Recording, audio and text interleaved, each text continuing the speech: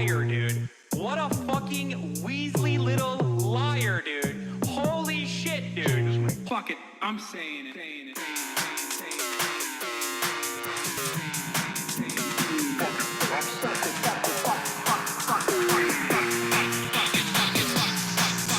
America deserved 9/11.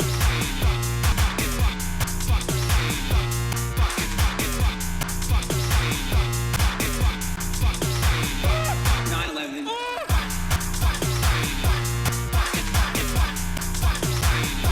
Only thing I know about the song is I think it's really funny. What a fucking liar, dude.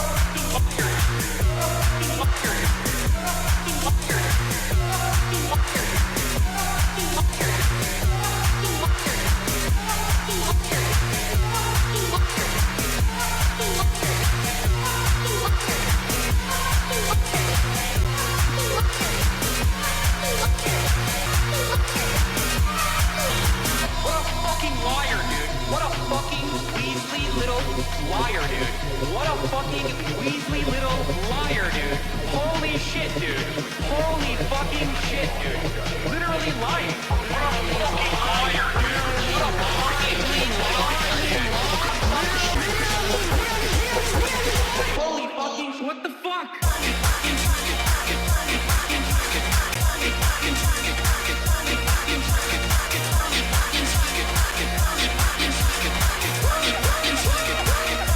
What's going on, everybody? I hope everyone's having a fantastic evening, afternoon, pre-noon, no matter where you are in the world. I'm Hassan Piker, and this is awesome. I'm broadcasting with you live from sunny California, Los Angeles. Folks, we're live and alive, and I hope all the boys, girls, and MBs are having a fantastic one because today's a beautiful day. Today's a wonderful day. Today is Newsday, Tuesday. Ladies and gentlemen, that's right. We got news out the wazoo. It's Newsday, Tuesday, folks. I'm live. I'm alive. It's Tuesday, September 16th, 2025. It is you said America deserves 9/11. 78 degrees and hazy here in Los Angeles, California. I'm Hassan Piker, and this is the part of the broadcast where I tell you about my personal news. Obviously, we have the press conference that just took place where they announced they told the preliminary investigations, they showed their work, they announced what the actual what the actual charges were for Tyler approximately 15 minutes Robinson, and that's event, still going on. Mr. Kirk you know was what? answering a question about mass shootings by transgender We'll get to that in a individuals second. when a gunshot rang Actually, out. you know what? Fuck it. Let's just The dive bullet right into it. struck Mr. Kirk in the No neck. personal news, He chat. slumped to the ground almost immediately. The bullet's trajectory passed closely to several other individuals dude. beside I'm Mr. saying Kirk, including This the chat questioner deserved the live who was stream standing broadcast of the directly in special front of report. Mr. Kirk. Children were visible near Mr. Kirk's stage when he was shot. Mr. Kirk was rushed we got to a genocide nearby coverage today hospital as well, where don't he was worry. declared deceased. The medical examiner's report is still pending. Some of the news perverts are going to freak UVU out. surveillance. So at the moment of the shot, a UVU police officer was watching the crowd from an elevated vantage point. As soon as he heard the shot, he began to scan the area for threats. Believing the shot came from a rifle because of its sound, he looked for potential sniper positions. He noted a roof area approximately 160 I'm blasting yards off. Hold away on. from Mr. Kirk as a potential shooting position and rushed there to look for evidence. The suspected shooting position is adjacent to an open, publicly accessible walkway.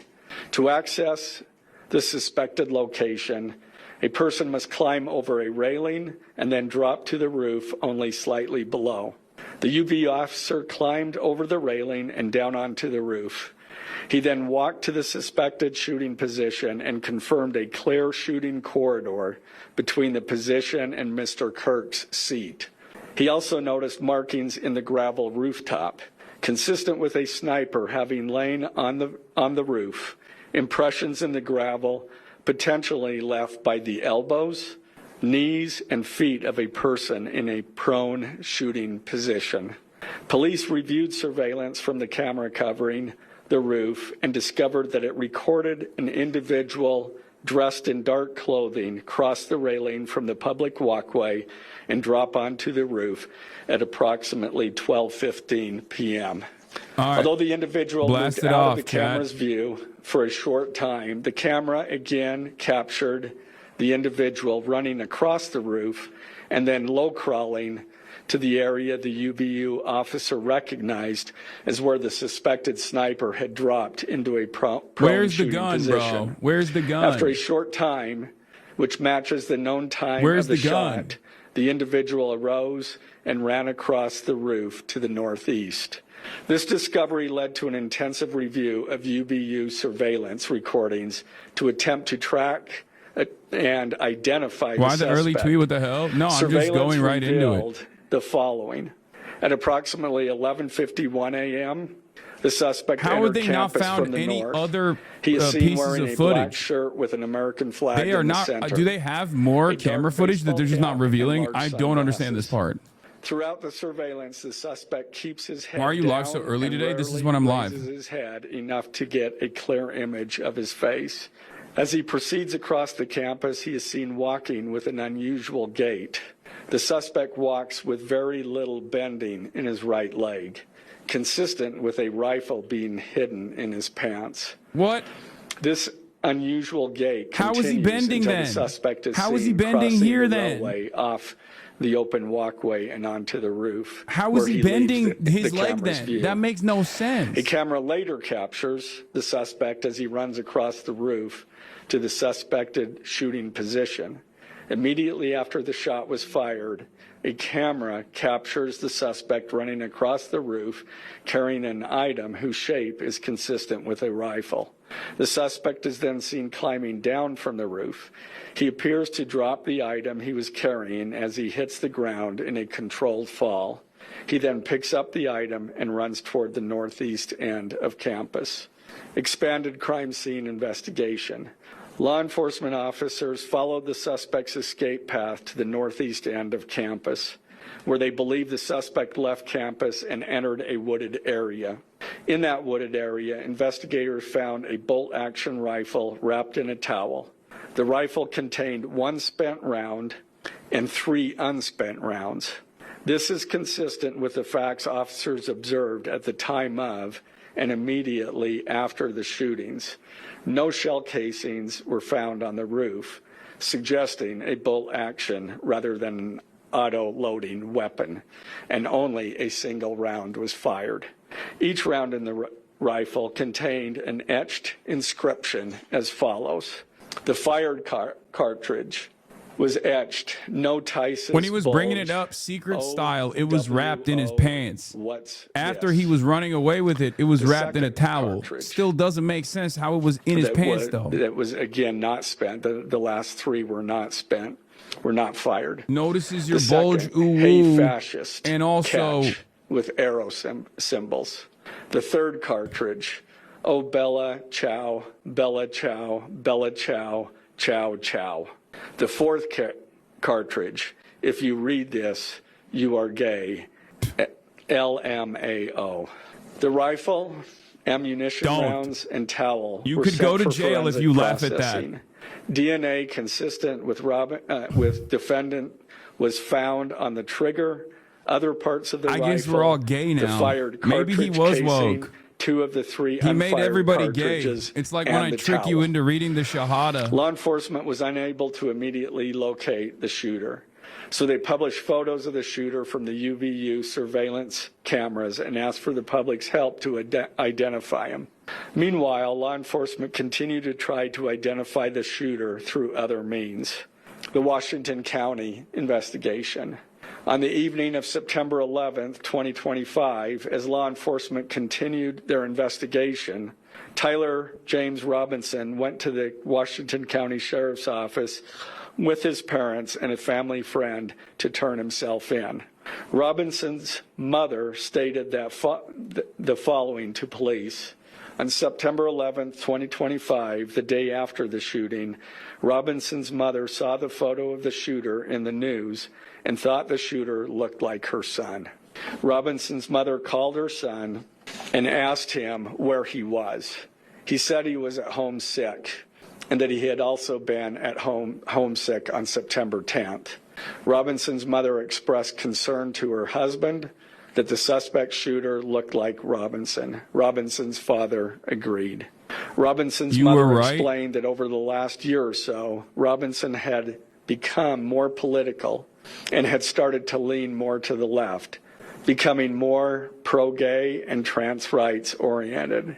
She stated that Robinson began to date his roommate, a biological male who was transitioning genders. This resulted in several discussions with family members, but especially between Robinson and his father, who have very different political views. In one conversation before the shooting, Robinson mentioned that Charlie KIRK would be holding an event at UVU, which Robinson said was a stupid venue for the event. Robinson accused KIRK of spreading hate. Robinson's father reported that when his wife showed him the surveillance image of the suspected shooter in the news, he agreed Is it really that illegal it to looked laugh? like their I don't know son. anymore. No, man, I'm He joking. also believed that the rifle that police suspected the shooter used matched a rifle that was given to his son as a gift. As a result, Robinson's father This guy was a gamer contacted from his Utah, son not and left asked wing. him to I send can a see him photo of being the woke, rifle. man. I don't know. Robinson did not respond. Guys, you have to remember something. Like, yeah, this guy killed somebody, but like for the way that like American politics works nowadays, when you're just like, I don't think we should actually assassinate gay people broadly, or like, I don't think we should kill trans people, that's considered woke. Okay. So that's a pretty wide spectrum of people that you could consider woke. So in that regard, yes, if woke means you demonstrate like basic humanity, right? Even though this person did something that's obviously a severe violation of the social contract, inhumane, right? Ended someone's life. Like when they're talking about woke, they just mean like person who doesn't want to literally fucking lynch random people that don't look like them. That's it. That's what they're talking about. So yes, by that standard, pretty much everybody's kind of fucking woke. To police and reported telling Robinson that it would be best if he brought all evidence with him to the sheriff's office to avoid police having to search his parents' home. The friend also asked Robinson if he had any clothes that Talk were to an actual related ex-Mormon what he leftist who did. can explain this to you. None of this is confusing to me. No, that he had disposed of the come on. clothes in different areas. I'm one of the only roommate. people on the internet, Police on the left, that didn't immediately interviewed run to the, Robinson's this is roommate, definitely a Groyper narrative. biological male who was involved in a romantic relationship with Robinson. The roommate told police that the roommate received messages from Robinson about the shooting.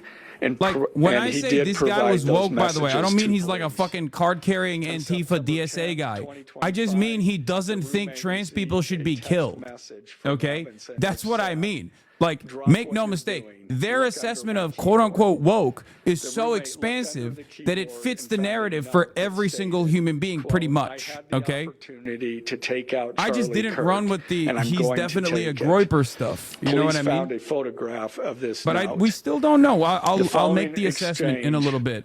Text exchange then took place. After reading the note, the roommate responded, "What? You're joking, right?" Robinson, "I am still okay, my love, but am stuck in Orem for a little while longer yet. Shouldn't be long until I can come home, but I gotta grab my rifle still. To be honest, I had hoped to keep this secret till I died of old age. I am sorry to involve you." Roommate, "You weren't the one who did it, right?" Robinson, Tyler Robinson was a bit of an L roommate, not gonna lie. Roommate, "I thought they caught the person." Robinson, "No, they grabbed some crazy old dude, then interrogated someone in similar clothing. I had planned to grab my rifle literally from my talking about drop the point incompetence of shortly the after, cops. but most of that side of town got locked down. It's quiet, almost enough to get out, but there's one vehicle lingering." Roommate, "Why?" Robinson, "Why did I do it?" Roommate, "Yeah." Robinson, "I had enough of his hatred. Some hate can't be negotiated out. If I am able to grab my rifle unseen, I will have left no evidence. Low-key, he's Going not to wrong. attempt to Like, if you retrieve grab it the again. rifle, Hopefully they have moved on. I haven't seen anything about them finding it. Roommate, how long have you been planning this? Robinson, a bit over a week, I believe. I can get close to it, but there is a squad car parked right by it. I think they already swept that spot, but I don't want to chance it. This is giving real Hamas fighters on the radio Robinson recordings released by again. Israel. I'm wishing I had circled back and grabbed it as soon as I got to my vehicle. I'm worried what my old man would do if I didn't bring back Grandpa's rifle. IDEK if it's had a serial number, but it wouldn't trace to me. I worry about prints. I had to leave it in a bush where I changed outfits. Didn't have the ability or time to bring it with. I might have to abandon it and hope they don't find prints. How the F will I explain losing it to my old man? Only thing I left was the rifle wrapped in a towel. Remember how I was engraving bullets? The effing messages are mostly a big meme. If I see notice bulge UWU on Fox News, I might have a stroke all right. I'm going to have to leave it. That really effing sucks. Judging from today, I'd say Grandpa's gun does just fine, IDK. I think that was a $2K dollar scope. Wink, wink. Robinson again, delete this exchange. Again, Robinson, my dad wants photos of the rifle. He says Grandpa wants to know who has what. The feds released a photo of the rifle, and it is very unique. He's calling me, RN, not answering. Robinson, since Trump got we do have a crisis in violence in this country, but honestly, we have a crisis in literacy too. Like, this is a 4.0 GPA kid. And even then, he was so fried where he was just like consistently communicating in memes, dude. How was that possible? Like, I've seen like white supremacist school shooters who literally write manifestos and you look at it and you're like, oh my God, this is not the major point, but like, I cannot comprehend how bad you are at fucking writing something legible. But this guy is not like that. He's like a 4.0 guy. What the fuck? The search for Robinson's residence. Police executed a search warrant on Robinson's residence. During that search, police discovered a shell casing with etchings like the etchings found on the shells in the rifle. I guess he's near just like, UVU. this is him just doing Police comms also found several with a friend target boards or a with bullet possible holes lover or in something. Robinson's I don't know. home. Now, as I stated in the beginning, when I read those allegations, these are allegations. And like the evidence set forth in this statement, those allegations, what you've heard from the media, even from state and federal officials, has not been tested in the crucible of a jury trial. I understand the public's desire to know the facts. My own family members have pressed me for information. Why are we reluctant to share the details of the investigation itself and comment on the case? Because I want to ensure a fair and impartial trial. I became a prosecutor because of my love for the ideals of this great country and the principles embedded in our Constitution. The free exchange of ideas and opinions is critical to this great American experiment, but so too are the protections afforded to the accused found in the Fifth and Sixth Amendments, the right against self-incrimination, the right to a speedy and public trial, the right to the effective assistance of counsel, the right to confront one's accusers, and the right to compel the attendance of witnesses. And perhaps most importantly, under our Constitution, the accused is presumed innocent until we, the state, prove to an impartial jury of defendant's peers his guilt beyond a reasonable doubt. That jury cannot rely on our allegations, on what they hear in the news, or on what they hear from a public official. The jury is the sole trier of fact, and they will ultimately determine those facts based on evidence a trial judge has determined is admissible. Again, as prosecutors, we bear the burden to prove guilt beyond a reasonable doubt. But make no mistake, we welcome this burden. I'd like to now introduce my trial team. Bro, they flubbed this investigation big time with Cash Patel too. This is a veteran and expert team. Of I some do of the feel like state's a best competent trial defense attorneys. attorney will make mincemeat Bruno, out of a lot of the who process is, discovery. one of Like, my two chief deputies, Ryan McBride. if the jury is boomer, he and may David walk. Sturgill, on the far Well, right there. I think they're fearful of and having those like two- this is one of the few instances where you got like a bunch of Mormons in this jury. They're not. I don't know how they're gonna feel about like a young Mormon with an incredible future ahead of him, like cut short by an act of vengeance or something. Like, I don't know. We'll see. prosecutors. Because, like, yeah, Chris there's a lot of Ballard, people on TikTok that my are. second He's going to chief jail deputy, regardless, who yes. will be But there's a lot handling of people on motions. TikTok that are just like talking about like you've done it. You really pissed us explain off just now, or some the shit like procedural that. steps. But We're not but I'm not so certain that grand like jury- we don't everyone have a is grand as jury hopped up system on like the on the federal courts do. Charlie It's a Kirk was our preliminary hearing MLK system. shit So that the you arrest see and online. filing of the criminal information are merely the first steps in the criminal justice process. Today at 3 p.m., the defendant will appear Dude, before it's a the judge same in the tribalism Utah that you Fourth saw from District the right Court when they for recognized his that this first was this appearance wasn't like to be the informed of normal these profile charges of like a and to septum ensure ring that he has an attorney to wearing represent him. you know, The hearing will be transgender Antifa guy. When they were like, what the fuck, he's from a good family? Oh no. And then they significantly de-escalated their rhetoric. Like, that's the same mentality you will hear from a local boomer jury in Who are Utah. in custody are held virtually. Like, A if he link was to that Brown, it's the hearing is death penalty available for sure, media right? on the Do you Utah understand what State I mean? Court's X account. If he's at brown, it's Utah the death State penalty for Courts. sure. If he's Now, trans, it's a death following penalty for sure. It's a defendant's death penalty first for all appearance, trans after that. He will be entitled to a preliminary hearing. At that hearing, the state will be required to show probable You're cause sleeping on the anti-gay the hate in Mormon defendant world? No, committed no, the for sure. crimes. They look at him The as like. purpose of the preliminary hearing I don't know. is not I don't to know. determine I don't guilt, know like the mindset of like simply to boomer assure the Mormons court enough, but that the I can totally see them has enough looking at the evidence situation to and be. purpose of the preliminary hearing I don't know. is not I don't to know. determine I don't guilt, know like the mindset of like simply to boomer assure the Mormons court enough, but that the I can totally see them has enough looking at the evidence situation to and being proceed like he to was led trial. astray by evil, you know. If a judge But- finds probable cause, but, you know, he and can binds the still be, case over for trial, an He can still arraignment find hearing salvation. will I don't be know. Do held. Mormons do that At stuff? that hearing, a judge will again inform defendant of the charges against him and require him to enter a plea to each charge. The next step following the I arraignment feel like is an everybody does opportunity that stuff. for You the know what I parties mean? to Like, that's file just like a any very relevant American motions, analysis of and then Christianity. No ultimately the matter what trial like itself. sect you find yourself This in, I feel like a case lot of has Americans have generated that a narrative. tremendous amount of interest across our nation. The messages and just even revealed that the world. roommate slash The girlfriend had no public's idea what was desire going for on. Information Yeah. is understandable, but it bears reiterating that this And case also will be cooperated with the tried in a authorities court of law instantly. consistent with our Constitution, not the court of public opinion. Thus, we will only discuss the case with the press occasionally. It will not be a day-to-day or even week-to-week occurrence. But we will only do so in a manner as not to jeopardize the fair trial process.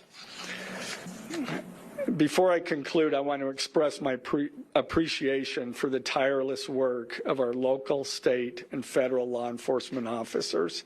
They have an extremely difficult, dangerous, and often thankless job. I'm proud to acknowledge the exceptional work they do every day, and particularly their work on this case. It was truly a marvel to witness. Their skilled work and dedication have brought us to this point. Enough. I'm also Enough. The dude's dad fucking gave him up. You didn't do anything. Bro, these guys literally make it seem like they did Minority Report every time, bro.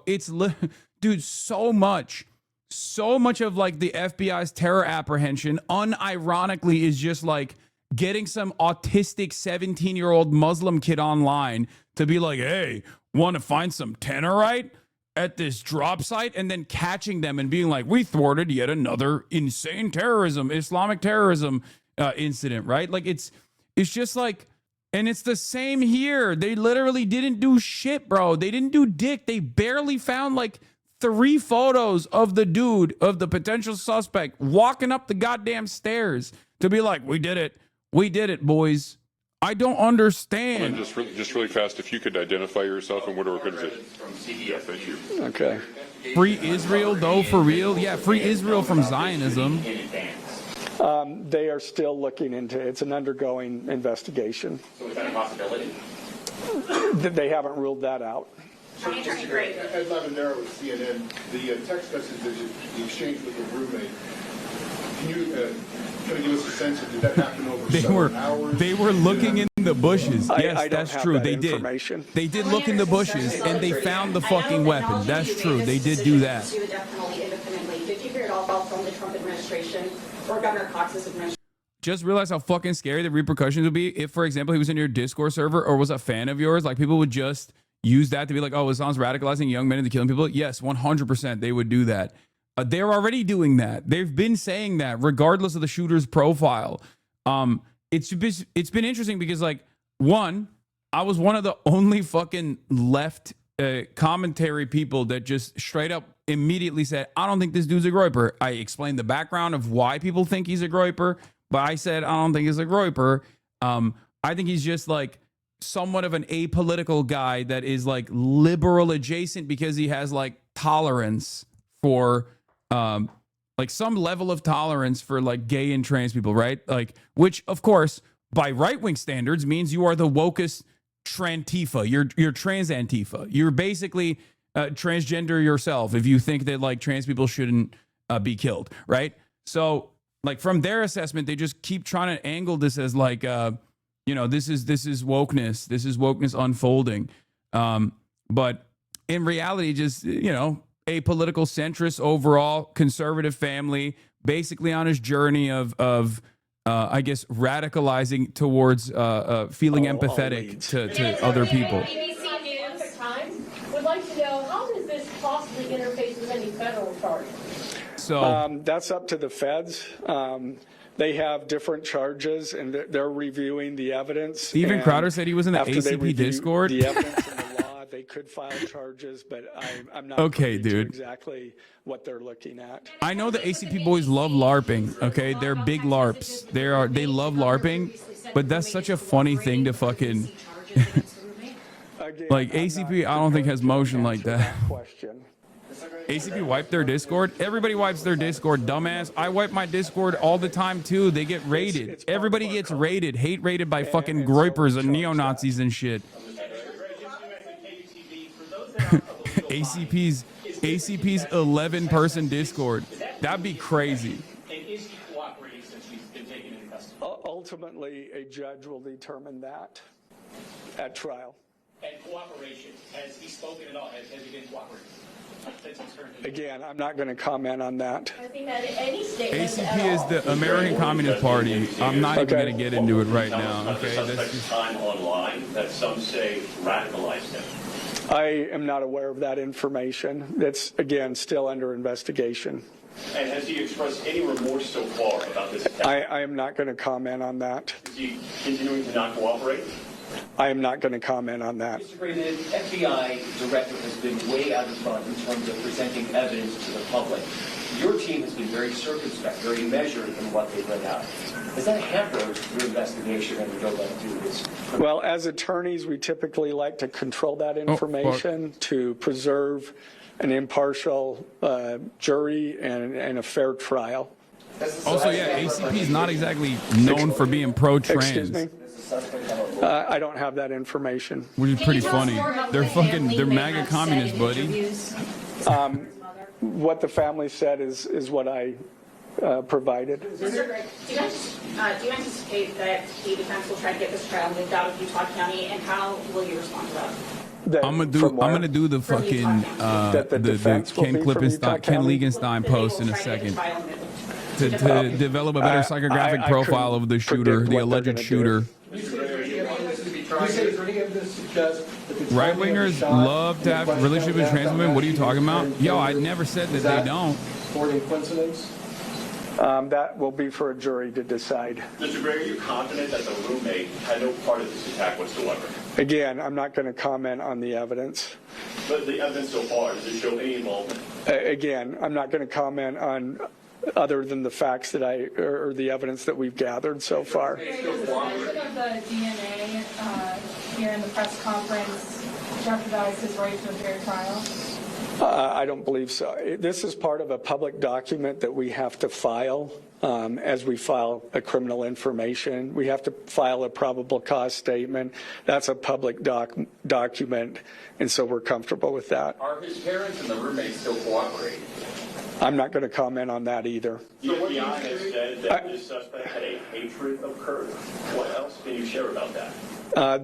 I can't share any more than what I've already said. This was an incredibly precise shot. Do you have any evidence that he went places to practice or have tracked his movements before the shooting that's given you insight into how he prepared? The evidence that I'm willing to share is what I just read in our statement, and it's in the information. I'm afraid we're going to have to cut it off there. Okay. Yeah. Did you consult Eric Kirk about seeking the death penalty? I'm not going to comment on that. Okay, thank you, ladies and gentlemen. There you have it, Jeff Gray, Utah County. Bro. Did we learn anything new here? Like the preliminary investigation, like the only thing that we learned is the secret messages between him and the roommate, right? Masa pulled the mic. Okay, calm down. And it feels like it feels like they basically admitted that the roommate had no idea what was going on. This dude just kind of did it on his own, and then basically revealed to the roommate who was cooperating with law enforcement, by the way. And he called the roommate love, as it my love, and that probably implies that they are in a relationship, right? Family says he leans left, but once again, that assessment implies, and I don't have any reason to believe that that's not true. Okay, I'm just simply stating when a MAGA conservative in Utah says you lean left or you're becoming a leftist, you're like radicalizing or whatever, they just mean you don't think gay people should be killed. Okay. Remember, they were like, Charlie Kirk is a wonderful moderate. Charlie Kirk is on the record being like, the Bible says gay people should be stoned to death. So like, obviously from that assessment, if you think like Charlie Kirk is a moderate figurehead akin to like an MLK style person, then yeah, you're going to think this guy who tells you like, maybe we shouldn't actually kill trans people and gay people. They are our friends and it's okay. Like they're going to look at that and be like, this is the wokest person on the planet. This person is basically a fucking communist socialist transgender now. Okay. He literally said he can't comment on anything. How are you going to go out there and present what you call evidence and claim as fact, but then pretend you can't comment further and literally say anything? Tyler Robinson was the voter that Kamala Harris targeted with a Liz Cheney endorsement. Yeah. Low key, Tyler Robinson, at least like the politics that they have demonstrated, with the exception of like dating a transgender person, because that I feel like is definitely, I wouldn't consider that to be like the normal position, like the normative position. Like that's not the overwhelming majority of Americans for sure. But beyond that, like if you just look at his politics, from what we understand, from what we have seen, Hasan, they're all chasers. No, I know. There's a lot of people who are chasers and whatnot. That's not what I'm talking about, right? Like, but basically my point is his politics are all over the place in the sense that like he's just like apolitical for the most part, but also doesn't think like gay and trans people are evil, which is one of the most like, that's like, half the fucking conservatives that are not online and they're not on Twitter, like half the people that voted for Donald Trump, if you ask them like, do you think gay people are evil? They'd be like, I don't really care. You know what I mean? Not the 30% base that's like firmly committed to the movement, but like there's a lot of people who feel this way as well. This isn't to say that this guy wasn't fucking, this guy wasn't someone who could be profiled as like lib left kind of, like a lib left kind of person, right? But yeah, Ken Leakenstein, exclusive. Leak message from Charlie Kirk assassin. Accused shooter's politics is not what the government and media say. Hey guys, I have bad news for you all. It was me at UVU yesterday. Thus, Tyler Robinson messaged his friends on Discord, seemingly apologizing for murdering Charlie Kirk. I'm sorry for all of this. I obtained this and other Discord chats. I've decided to publish. The legacy news media, as usual, refuses, along with new information I've learned about Robinson from the people who knew him best. I just saw the video. Holy shit. RIP, I guess. Bro didn't deserve to go out like that. Sad. Hey guys, I have bad news for you all. It was me at UVU yesterday. I'm sorry for all this. I'm surrendering through a sheriff friend in a... Wait, what the fuck? Oh, usernames are redacted because I know what his username is. This is not what his username is. I have his Discord username. This is not it. Anyway, it's not Zealous Monkey 55095. He changed it. Okay, Ken changed it for this article. Wait, what? He's saying this is the username? Wait, what the fuck? He has multiple. I have 2 Discord usernames. This is not the one I had. Wait, I'm gonna text him. Hold on. What the frick? Hold on. That's strange. Server based. I know he had multiple usernames. There's another in the article. You had his username for Hoscord? I don't have, he wasn't in Hoscord, you fucking idiot. I'm texting Ken. Anyway, so Ken has one of the usernames, he says, and it's possible the New York Times is a different one, or all these other outlets have different usernames. Anyway, hey guys, I have bad news for y'all. It was me at UVU yesterday. I'm sorry for all this. I'm surrendering through a sheriff friend in a few moments. Thanks for all the good times and laughs. You've all been so amazing. Thank you all for everything. Trump and company portray the alleged Utah shooter as left-wing and liberals portray him as right-wing. The federal conclusion will inevitably be that he was a so-called nihilist violent extremist, NVE. Meanwhile, the crackdown has already begun. As I reported yesterday, the country's practically ready to go to war. It's been so terrible, and seeing it from an inside perspective is so frustrating. A friend of Robinson since middle school told me, the childhood friend who asked not to be named for fear of threats, provided me with the above non-public photo of Robinson on a camping trip, a favorite activity of his, to corroborate their relationship. I think the main thing that's caused so much confusion is that he was always generally apolitical for the most part, the friend told me. That's the big thing. He just never really talked politics, which is why it's so frustrating. The picture that emerges bears little resemblance to the media version. Robinson, I am told, though quiet, was a well-liked person with a supportive family. The friend group who he interacted with on Discord, far from some kind of militia camp or Antifa bunker it's been portrayed as, represented a range of different political views, but mostly talked video games. Yesterday, FBI Director Kash Patel said in an interview that Robinson subscribed to left-wing ideology, citing his family's remarks to the investigators. But those close to Robinson say there was a lot his family didn't know about him. Their ideas are based on someone they didn't fully understand, the childhood friend told me. Though the family was generally supportive of Robinson, a claim corroborated by his mother's Facebook account, brimming with praise for Tyler, they didn't seem to know about his relationship with a transgender person named Lance, the friend said. When I asked if his family would have been accepting, the friend replied, I don't think even Tyler knew the answer to that question, which is why he kept it so low-key between themselves. Tyler's bisexuality, the friend said, was coupled with an openness on LGBT issues. But his wasn't some cookie-cutter lefty position on every other or even most issues, his friends say. Obviously, he's okay with gay and trans people having a right to exist, but also believes in the Second Amendment, the friend said, referring to the right to bear arms. The friend described, which again, that doesn't mean that this person is not like a leftist either, for the record. These kinds of things don't immediately reveal your position, okay? Just so you understand. The friend described Robinson as a fairly typical of a young man from his age from Utah, someone who loved the outdoors, was a gamer, and into guns. To all of us, he just seemed like a simple guy who liked playing games like Sea of Thieves, Deep Rock Galactic, and Helldivers 2, loved to fish and loved to camp, the friend said. It didn't really seem like that's all he was about. Helldivers 2, Into the Unjust Deep Dive, one step closer to finding the DRG dwarves. The phrase inscribed on one of the bullet cases from the shooting, "Hey Fascist Catch," though widely reported to mean he was a man of the left, is in fact a reference to the Helldivers 2 game. The 3 arrows, initially believed by federal agents to be a reference to Antifa, is also a reference to the Helldivers. Private Discord messages shared with me by a friend of Robinson's can confirm Robinson wasn't some political martyr. A search of posts for Robinson's containing keywords like Biden and Trump turned up with just one hit each. The Trump post was a passing reference to the 2019 impeachment inquiry. The Biden one came on a day after the 2020 election, where he provided an update to another friend asking about the status of the vote count. An impeachment inquiry has been placed against Donald Trump. He could get booted out if they find he committed the shit he's accused of. Who's winning the election? You would know, one of his friends asked Tyler Robinson. Biden is in the lead electoral votes-wise, but there are still some swing states that haven't finished voting, as well as most of the West Coast. Raw votes, Donald is in the lead by a little over 1 million votes. Who is probably going to win? He says, I'm not sure. When will we know? Not until pretty late, but we should have a pretty good idea by the end of the night, unless it's really close or something. He says, K. The childhood friend is a member of multiple Discord chats with Robinson. He described the group as trying to grapple with Robinson's motive, just like everyone else. Even the goodbye message he sent in one of our servers where Discord chats were hosted was so hard to believe. We all just thought, what a weird joke to make.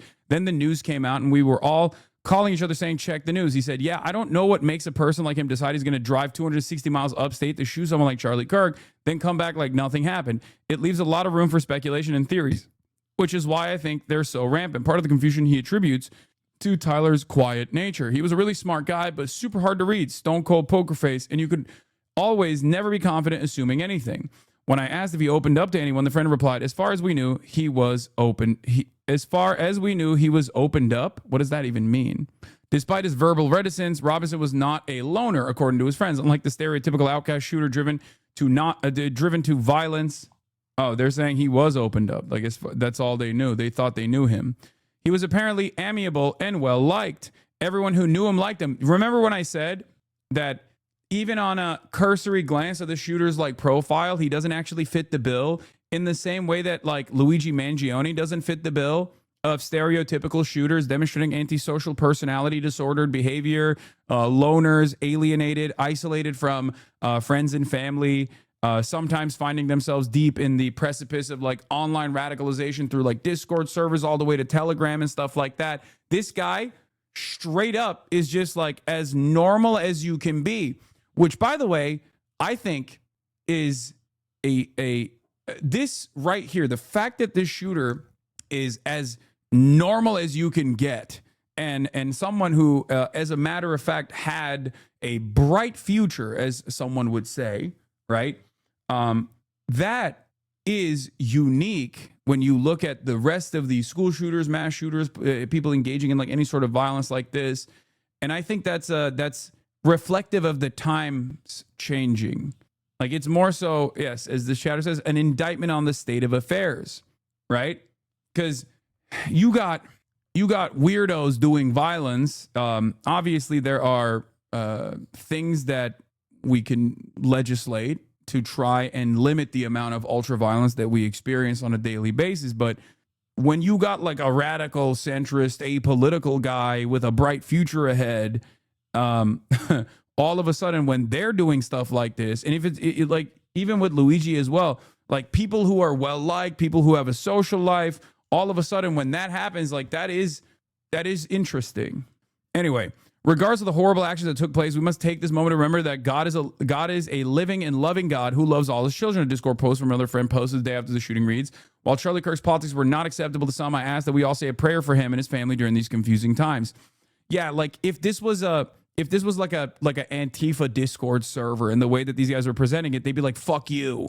God isn't real. There'd be like 8 people in there yelling about how even you invoking the name of God triggers me because I'm an atheist. And then they would like all yell at the person and probably find they'd be like, we need a new splinter Discord group away from these freaks.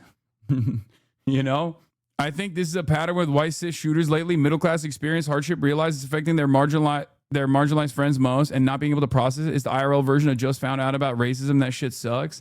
I mean, there's not really any other evidence of this. This is the first of its kind. I wouldn't even say that that's the same with like Luigi Mangione, because Luigi Mangione obviously was like impacted, harmed by healthcare, like the privatization of healthcare. He was impacted personally. And then that is the reason why he allegedly planned the shooting of UHC CEO Brian Thompson. Okay. Hey, everyone. If you have not seen the news yet, Tyler's post above, it true. He was taken into custody earlier today for the shooting of Charlie Kirk. Regardless of the horrible actions that took place, we must take this moment to remember that God is a living and loving God who loves all his children. While Charlie Kirk's politics were not acceptable to some, I ask that we all say a prayer for him and his family during these confusing times. Love you all. God bless. The last message is religious in nature, which just goes to show the apolitical nature of the server. We all have pretty differing views on politics, the friend said, of the Discord post. We all just exist as friends and just play stuff. Cat memes, weather updates, home improvement, and the odd Garfield reference populate Robinson's post. I'm going to eep pretty soon. Very eepy, he said in one post. An intentionally silly misspelling of the word sleep, a common Gen Z convention. He was bedbug general, bedbug inspector. Another John Arbuckle appears. It says gullible on the ceiling. Cat memes. Screenshot of another Discord chat where Robinson went by the username Bedbudge Inspector. Spring in New Hampshire. Spring in southern Utah. Had to replace a monitor that was on a wall mount. The top 2 mounting points needed to have a standoff, but the person who did the initial install didn't have them, so they just stacked like 8 washers to make a connection. Lol. I know the feeling. The federal government, the Washington crowd, and corporate media based in Washington and New York see the country in wholly partisan terms. Republican versus Democrat, red versus blue, old media versus social media, liberal versus conservative, right versus left, straight versus gay, and on and on. Charlie Kirk's assassination in Utah should remind us of the actual diversity of the nation and of the cost of polarization that demonizes the other side. No one in Robinson's group is cheering or justifying the murder in any of the messages I reviewed. They're just struggling to understand what their friend did. But Washington has become obsessed with the Discord chat, convinced it's some kind of headquarters for the murder and cauldron of radicalization and conspiracy. Today, FBI Director Patel vowed to investigate anyone and everyone in that Discord chat. Yeah, this is also another unfortunate byproduct of having like extremely offline boomers or online boomers that are online in the worst ways possible because they like their only understanding is like Facebook posts or whatever. Trying to investigate this and trying to find like why this took place, right? And they obviously are completely unequipped to do so, and therefore. Like, it's crazy how mild this dude's Discord profile is, okay? It is insane. I cannot comprehend it. Like, unless he was living a double life as, like, some kind of political radical. Like, the act that he took, the act that he engaged in is so radical that when you look at his fucking Discord profile, it gives me whiplash. Like, this is the most, like, normal fucking guy that did such an abnormal thing. What I see is a bunch of young people shocked, horrified, and searching for answers like the rest of the country. Yeah, remember what I talked about with like spontaneous murder, the stabbing that took place on the subway against the Ukrainian refugee. Like, that's a really terrifying thing for a lot of people because like it's truly, utterly senseless. It doesn't have any sort of like logical reasoning behind it. Like, there's no logical through line, right? This is not a justification of that, obviously, but there's no logical through line to the actions of the killer in that situation. So like, it terrifies people because it's truly and utterly unpredictable, and therefore there's not even any sort of like there's no security standard that you can apply in that circumstance. And this kind of feels like that in the way that like, if there was at least some sort of like logical through line here with respect to this person's actions, like, or his radicalization, there's at least something you can point to about where, like how he arrived at this position, right? How he arrived at this position. But there is nothing, it seems, at least from what we have seen from his profile, that indicates that, right? If you want the new messages in writing, they show it at page 8 on the indictment. Yeah, we'll take a look at the indictment. Obviously, this is what we wanted to see. Notices bulge ovo. That's the letters on the casings. The roommate. Police interviewed Robinson's roommate, a biological male who was involved in a romantic relationship with Robinson. The roommate told police that the roommate received messages from Robinson about the shooting and provided those messages to police. I suspect that. I mean, this is the girlfriend who is trans. That's the reason why they're saying a biological male. This is also another one of those problems with like not correctly classifying things for political purposes that make it a little bit confusing. So you have to like read between the lines, I assume.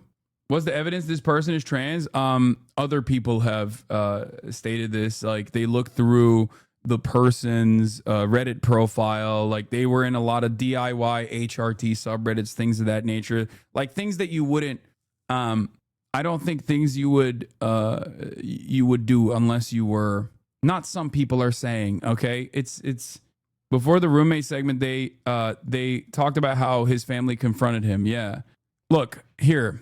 Robinson's mother stated the following to the police. On September 11th, the day after the shooting, Robinson's mother saw the photo of the shooter in the news and thought the shooter looked like her son. Robinson's mother called her son and asked him where he was. He said he was home. He was at home sick, and that he had also been at home sick on September 10th. Robinson's mother expressed concern to her father. The suspected shooter looked like Robinson. Robinson's father agreed. Robinson's mother explained that over the last year or so, Robinson had become more political and had started to lean more to the left, become more pro-gay and trans rights oriented.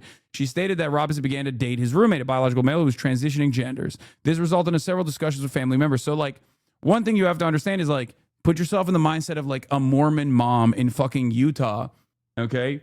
When you, from their perspective, like Tyler Robinson became woke. Okay. All of a sudden they think like he got radicalized into being woke, which is again, like a fairly normal position to be like, yeah, I don't, I think it's fine. I'm pro gay and pro trans rights. Like it doesn't matter to me. It's not that big of a fucking deal. So that is, like the reason why that's being presented as woke is because the right want to make the most normal position that one can have, which is to not just like have unlimited hatred in your heart for trans and gay people. They want to present that as like a woke position. It's not a woke position. It's just like a normal position. That's it. Like that's not. Anyway, of course, for a Mormon MAGA family, probably not. Right? How is having sex with a trans girl not woke? I mean, it's like asking me how is having sex with a black girl not woke? Okay. Depending on which family you're talking about, they could consider that to be woke. Okay. That's my point. Do you not understand? Also, there are mad chasers that are right wing as well. Alex Jones is a fucking chaser. Nick Fuentes is a chaser. What are we talking about? There's hella fucking right wing people that are chasers too. So it doesn't even like give you a consistent ideological profile in that regard. Also, this is Gen Z. Mad Gen Z is gay, bisexual, pansexual, whatever the fuck. Okay. So from that standard, even the most right wing motherfuckers on the Gen Z side are woke. Okay. But they're not. Anyway. This goes back to the insane standard that I was applying here, though. Okay, yeah, I get called woke for dating a white person as a Muslim, Lamau. Nick isn't a chaser. He's just gay. Sorry, I fucked it up. He's not a chaser. He's just into cat boys and went on a date with a cat boy because he's gay. Yeah. Now it's woke to fuck a woman. We may now fuck men. Exactly. It's woke, dude. It's woke. How are you gonna... Ew, dude. You're gonna fuck a pussy? Gross. You're gonna... What? Be around a woman? That is woke, dog. Real men fuck men. Anyway, yeah, that's gay as hell to have sex with a woman. Yuck. Gross. Be a real man. Fuck men only. All right. Anyway, where were we? Robinson mentioned that Charlie Kirk would be pro-gay, dated. She stated that Robinson began to date his roommate, a biological male who was transitioning genders. Now, this doesn't make a lot of sense because, like, it seems like Tyler Robinson was also sheltering their family from this information. This resulted in several discussions with family members, but especially between Robinson and his father, who have very different political views. In one conversation before the shooting, Robinson mentioned that Charlie Kirk would be holding an event at UVU, which Robinson said was a stupid venue for the event. Robinson accused Kirk of spreading hate. Robinson's father reported that when his wife showed him the surveillance image of the suspected shooter in the news, he agreed that it looked like their son. He also believed that the rifle the police suspected the shooter used matched a rifle that was given to his son as a gift. As a result, Robinson's father contacted his son and asked him to send a photo of the rifle. However, Robinson did not respond. However, Robinson's father spoke on the phone with Robinson, and Robinson implied that he planned to take his own life. Robinson's parents were able to convince him to meet at their home.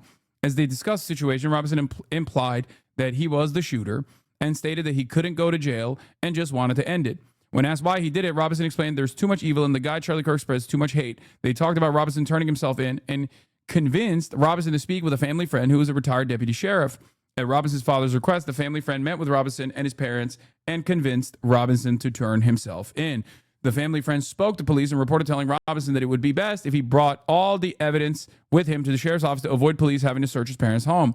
The family friend also asked Robinson if he had any clothes that were related to what he did. Robinson replied that he had disposed of the clothes in different areas. So then we get into the roommate, but the parents' suspicion is that the roommate is trans, right? Which still... Which of course corresponds to like all of the assessments made by other people about the roommate's Reddit profile, which was, definitely the profile of someone who was in the process of engaging in gender confirmation, transitioning, right? DIY HRT subreddits, things of that nature, from what I understand, according to Liv Agar's assessment. So then we get to the roommate. Police interviewed Robinson's roommate, a biological male. A trans woman who was involved in a romantic relationship with Robinson. The roommate told police that the roommate received messages from Robinson about the shooting and provided those messages to the police. On September 10th, 2025, the roommate received a text message from Robinson which said, "Drop what you are doing, look under my keyboard." The roommate looked under the keyboard and found a note that stated, "I had the opportunity to take out Charlie Kirk and I'm going to take it." Police found a photograph of this note. Oh, that's how they found the note. So that's not even a fucking manifesto. After reading the note, the roommate responded, "What? You're joking, right? I'm still okay, my love, but I'm stuck in Orem for a while, a little longer yet. Shouldn't be long until I can come home, but I gotta grab my rifle still. To be honest, I had hoped to keep this secret till I died of old age. I'm sorry to involve you. You weren't the one who did it, right? I'm sorry. I'm sorry. I thought they caught the person. No, they grabbed some crazy old dude, then interrogated someone in similar clothing. I had planned to grab my rifle from the drop point shortly after, but most of that side of town got locked down. It's quiet, almost enough to get out, but there's one vehicle lingering. Why? Why did I do it? Yeah, I had enough of his hatred. Some hate can't be negotiated out. If I'm able to grab my rifle unseen, I will have left no evidence. Going to attempt to retrieve it again. Hopefully they've moved on. I haven't seen anything about them finding it. How long have you been planning this? A bit over a week, I believe. I can get close to it, but there's a squad car parked right by it. I think they already swept that spot, but I don't want to chance it. I'm wishing I had circled back and grabbed it as soon as I got my vehicle. I'm worried what my old man would do if I didn't bring back Grandpa's rifle. I don't even know if it had a serial number, but it wouldn't trace to me. I worry about prints. I had to leave it in a bush where I changed outfits. Didn't have the ability or time to bring it with. I might have to abandon it and hope they don't find prints. How the fuck will I explain it, losing it to my old man? Only thing I left was the rifle wrapped in a towel. Remember how I was engraving bullets? The fucking messages are mostly a big meme. If I see notices bulge you vu on Fox News, I might have a stroke. All right, I'm going to have to leave it. That really fucking sucks. Judging from today, I'd say Grandpa's gun does just fine. I don't know. I think that was a $2,000 scope. Robinson, delete this exchange. My dad wants photos of the rifle. He says Grandpa wants to know who has what. The feds released a photo of the rifle, and it is very unique. He's calling me right now, not answering. Since Trump got into office, my dad has been pretty diehard MAGA. I'm going to turn myself in willingly. One of my neighbors here is a deputy for the sheriff. You are all I worry about, love. I'm much more worried about you, says the roommate. Don't talk to the media, please. Don't take any interviews or make any comments. If any police ask you questions, ask for a lawyer and stay silent. Bro assassinated Charlie Kirk, but was still scared of what his dad has to say. Yeah, I mean, exactly. That gives you a little bit of the mindset of this person who like that in and of itself kind of feels like this dude is not this radical Antifa fucking super soldier type shit. You know what I mean? He didn't think it all the way through in a way. Bro, he literally fucking clear. Dude, he has no OPSEC whatsoever. All of this obviously is like zero OPSEC. Not only that, but he planned it in a week, which sounds insane. Like in 1 week, he was like, oh shit, Charlie Kirk's coming to my neighborhood. That's terrifying. Low key. Not even low key. That is high key terrifying that like someone could just like find out that a public speaker who is a political commentator is coming to your neighborhood, and it takes 1 week for them to basically decide, I'm gonna do this and I'm gonna plan it out and basically almost get away with it too. Like, it's crazy. I guess it was also understandable that he was afraid of his dad, because the reality of the matter is the gun, if he had actually gotten the gun, he could have probably told his dad like, oh no, I have the gun right here. You know what I mean? So considering that his family turned him in, he wasn't wrong to be worried about that part. It wasn't even his neighborhood. It was like 200 plus miles away. I know. But like their state. From my perspective, I will say this much. I do a lot of events. I'm outside all the time. I'm around other people all the time. I'm in public all the time. I go to fucking chaotic situations. I go to fucking rallies and shit. And the only time where I feel a sense of danger is when I'm in like red states. The only time I've had like any fucked interactions while doing like IRL streams, for example, have been in red states, whether it be Nevada or whether it be Texas, even in blue areas in red states, right? Because of that reason, people do drive hundreds of miles to do like fuck shit, right? So count 6 is him telling his roommate to listen to her rights and ask for a lawyer. Yeah. So his prefrontal cortex won't be fully developed for 2 more years. Planning, decision-making, self-awareness, risk assessment. The people in blue states are too high to be driving that far for anything. I mean, it can happen anywhere. I'm just like, I'm looking at a game of chance here, okay? Witness tampering pertains to Robinson's statement to his roommate, telling the roommate, if any police ask you questions, ask for a lawyer and stay silent. I don't know if that's technically witness tampering. Deleting the text message exchange is witness tampering, but saying stay silent and you know, call a lawyer, that's not witness. Is that witness tampering? The deletion of the text message, like the demands for deletion of the text message, does make sense as witness tampering. That is absolutely witness tampering. But yeah, it's interesting because when you look at the charges and you look at all the evidence that has been presented thus far, I don't know how the fucking right wingers are going to operate here, but like the trans person is like low key a hero in this story, like one of the good people in this story, even from the right wing assessment, right? So that hasn't stopped people from obviously saying like this is Trantifa, but so he wasn't a groiper. I told you I don't think that it was too early to make an assessment. I mean, you could still be like a lover with a trans person and be groiper, but like there isn't enough here to suggest that he's a groiper. Okay, that's why I told you like it's important to make honest assessments no matter what, even if it's like even if there's a prevailing narrative. And I think for a lot of people it won't even matter. I think for a lot of people they will go along with depending on their partisan framework here, depending on what they were what they were predisposed to believe. You have no idea if the boyfriend was involved or not, Lamau. Wait, what? The boyfriend? You mean the trans girlfriend? I mean, that the evidence that we just read shows that not only was this person cooperating with law enforcement, but like the evidence itself that they have on hand shows that they were not fucking involved. I love this guy, man. I love conservatives. This is what I mean. This is what I mean. This is what I fucking mean. Dudes will just be like, nah, it can't be the white boy that did it. Must have been the trans person. Must have been the trans person somehow. You know? Yeah, but the left does the same thing. What do you mean? Guys, stop doing vague posting. Just say what you fucking mean, please. Okay? It's okay. You can say what you mean, even if it's like the dumbest thing I've ever heard. Trust me, there are plenty of stupid things that people say in this chat. Okay? Sorry, but I don't believe their evidence. Okay, fine, fair. ACP, was he an ACP member, Jackson, Hinkle, and Haas? No, I don't think he was an ACP member. I don't think this dude is even like anything but, this dude didn't even vote for the Democrats, man. The fuck are we talking about? He's not like, it shouldn't be that hard for men. God, if you're in this community, I understand why. If you're in this community, I understand why it's so difficult for you to. What is this? Okay, it's hard for you to comprehend if you're in a fucking highly politicized community such as this one, for you to go, there is no way this person has like no decipherable political tendency, no ideological tendency, no ideological leaning. I know, okay, I understand that because you are insanely political. But what you have to realize is the overwhelming majority of people in this country do not have the same kind of perspective that you do. Okay? They don't know anything. They don't care about anything. There is nothing that's like decipherable from the perspective of like political radicalization, even though what he did is unique in the sense that you would expect the ideological profile to be very clear.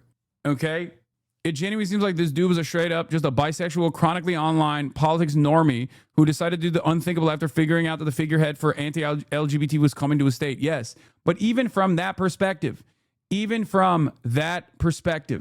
like it still doesn't make sense because the final act here is the act that you would expect from someone who is a radical, right?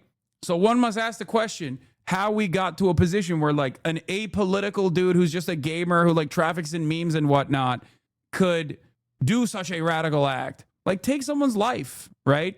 And that's the reason why I said, judging by what I knew at the time when I wrote the New York Times op-ed, looking at the shooter's profile where I clearly stated to all of you, and many people in this community fucking got mad at me as well, that this doesn't have the makings of like a hyper radicalized groiper or anything like that when those narratives were being flung around.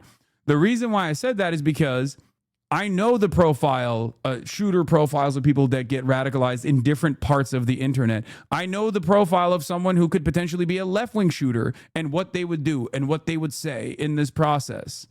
Okay? This is why my initial assessment was One that stated, look, as I said, Tyler Robinson Kirk's alleged shooter came from a Mormon family, both law enforcement and military, but I'm not so certain if he himself was right-wing. A lot of memes posted on casings are ironic or of the left variety, different than previous far-right shooters. It's too soon to tell, but this is very important to understand as well. We're talking about like the Groyper angle. Feel like you don't do this unless you're in some right-wing nihilistic brain-rotted spaces. Yeah, I saw that as well. He was talking about like the Gopnik posting.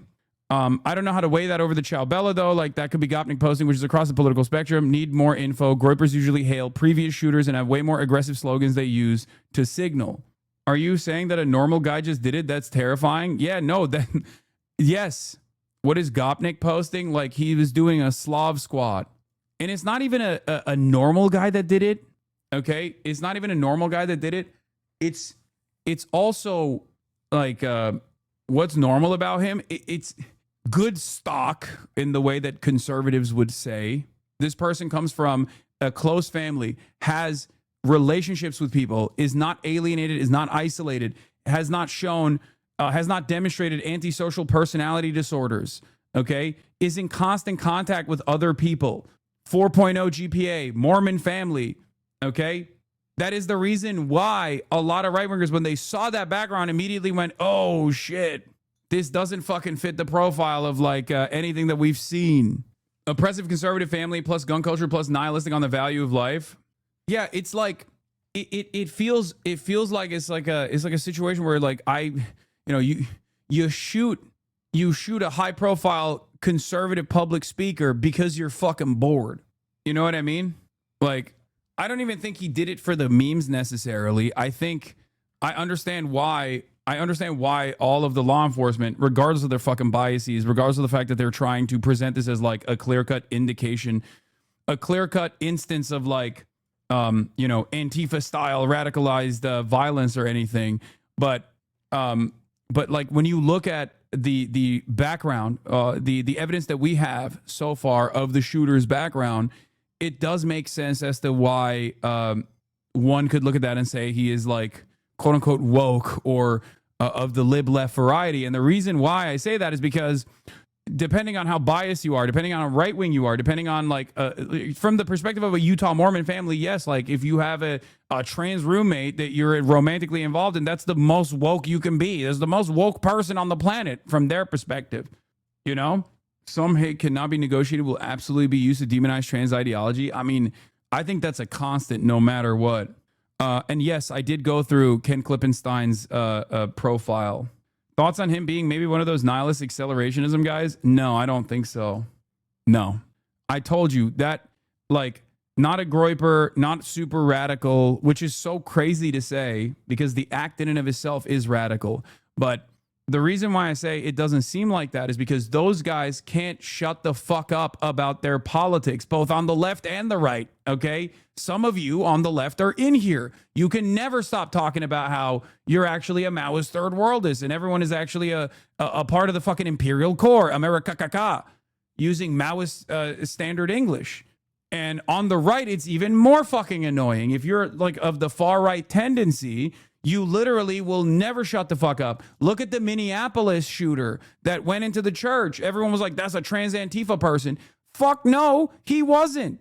You want to know why I know he wasn't a fucking trans Antifa person? He had hung out with like the AK guy on YouTube. He literally fucking wrote high profile far right figures' names on his gear. Like, he was very clearly a nihilist, accelerationist, esoteric, neo-Nazi style shooter, many of which exist in society, many of which have actually engaged in fucking acts of ultra violence over and over and over again. Doesn't matter if the media fucking claims that they're actually leftists or whatever, right? Same with the recent Colorado shooter that actually shot up his school, literally as Charlie Kirk had been shot at Utah. How is this a radical act? He is at best a lib. Sorry, I'm just confused by the terminology. The reason why I say it's a radical act is because killing someone is a radical act, okay? Devoid of political background. It's just you shoot someone and you kill someone. That's a radical fucking act. What do you mean? He shot someone, one shot, straight to the cartord, like straight to the fucking neck. That's as radical as it's going to get, okay? It doesn't get more radical than that. It's a high-profile political assassination. is more personal than political, like Luigi, an intelligent normie. His description is almost Sigma from his friends with a single cause after falling in love with his roommate. Labels don't do the investigation any good. Sorry for the politics frogs. Yeah, I mean, why does his ideology matter? Even if he's a principled leftist, it doesn't justify national crackdown of the left. Of course not. Of course not. Of course it doesn't fucking justify that. Stop trying to be specific anatomically. Okay, shut up. I always say it wrong. It's carotid, right? Carotid artery. Carotid. Carotid artery. English is my second language. Shut the fuck up. Carotid. Anyway, whatever. That doesn't matter. Let's get back to it. Charlie Kirk suspect appeared to confess to murder on Discord, sources say. Here's the of developments additional in the reporting investigation into Charlie Kirk's assassination. CBS News has confirmed a Washington Post report that the suspect, Tyler Robinson, appeared to confess in an online group chat just before his arrest. Meanwhile, Vice President J.D. Vance stepped in to host an episode of Kirk's podcast, urging Trump supporters to report and call out anyone celebrating Kirk's death. Carter Evans is covering all this from the courthouse in Utah. Carter, good morning. Good morning, Tony. The alleged shooter is expected to make a virtual appearance in court from jail when those charges are filed today.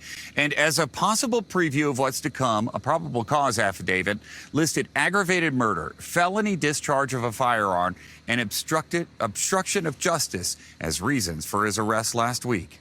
There was evidence, DNA evidence. FBI Director Kash Patel said Monday DNA evidence found on a screwdriver at the scene of the shooting and on a towel wrapped around the alleged murder weapon had now been linked to the suspect. Patel added his agency is reviewing the alleged gunman's online activity and cell phone data. He had a text message exchange, he the suspect, with another individual, in which he claimed that he had an opportunity to take out Charlie Kirk and he was going to do it because of his hatred for what Charlie stood for. Why didn't that person say something?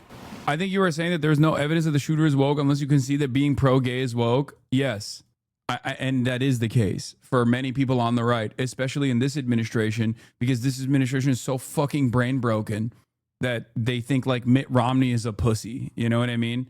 Like the modern Republican movement, or at least like the National Republican Party, and the way that they communicate certain issues implies that like if you're fucking pro-gay or pro-trans, you are woke. You are literally Antifa. You're trans Antifa. You're Trantifa.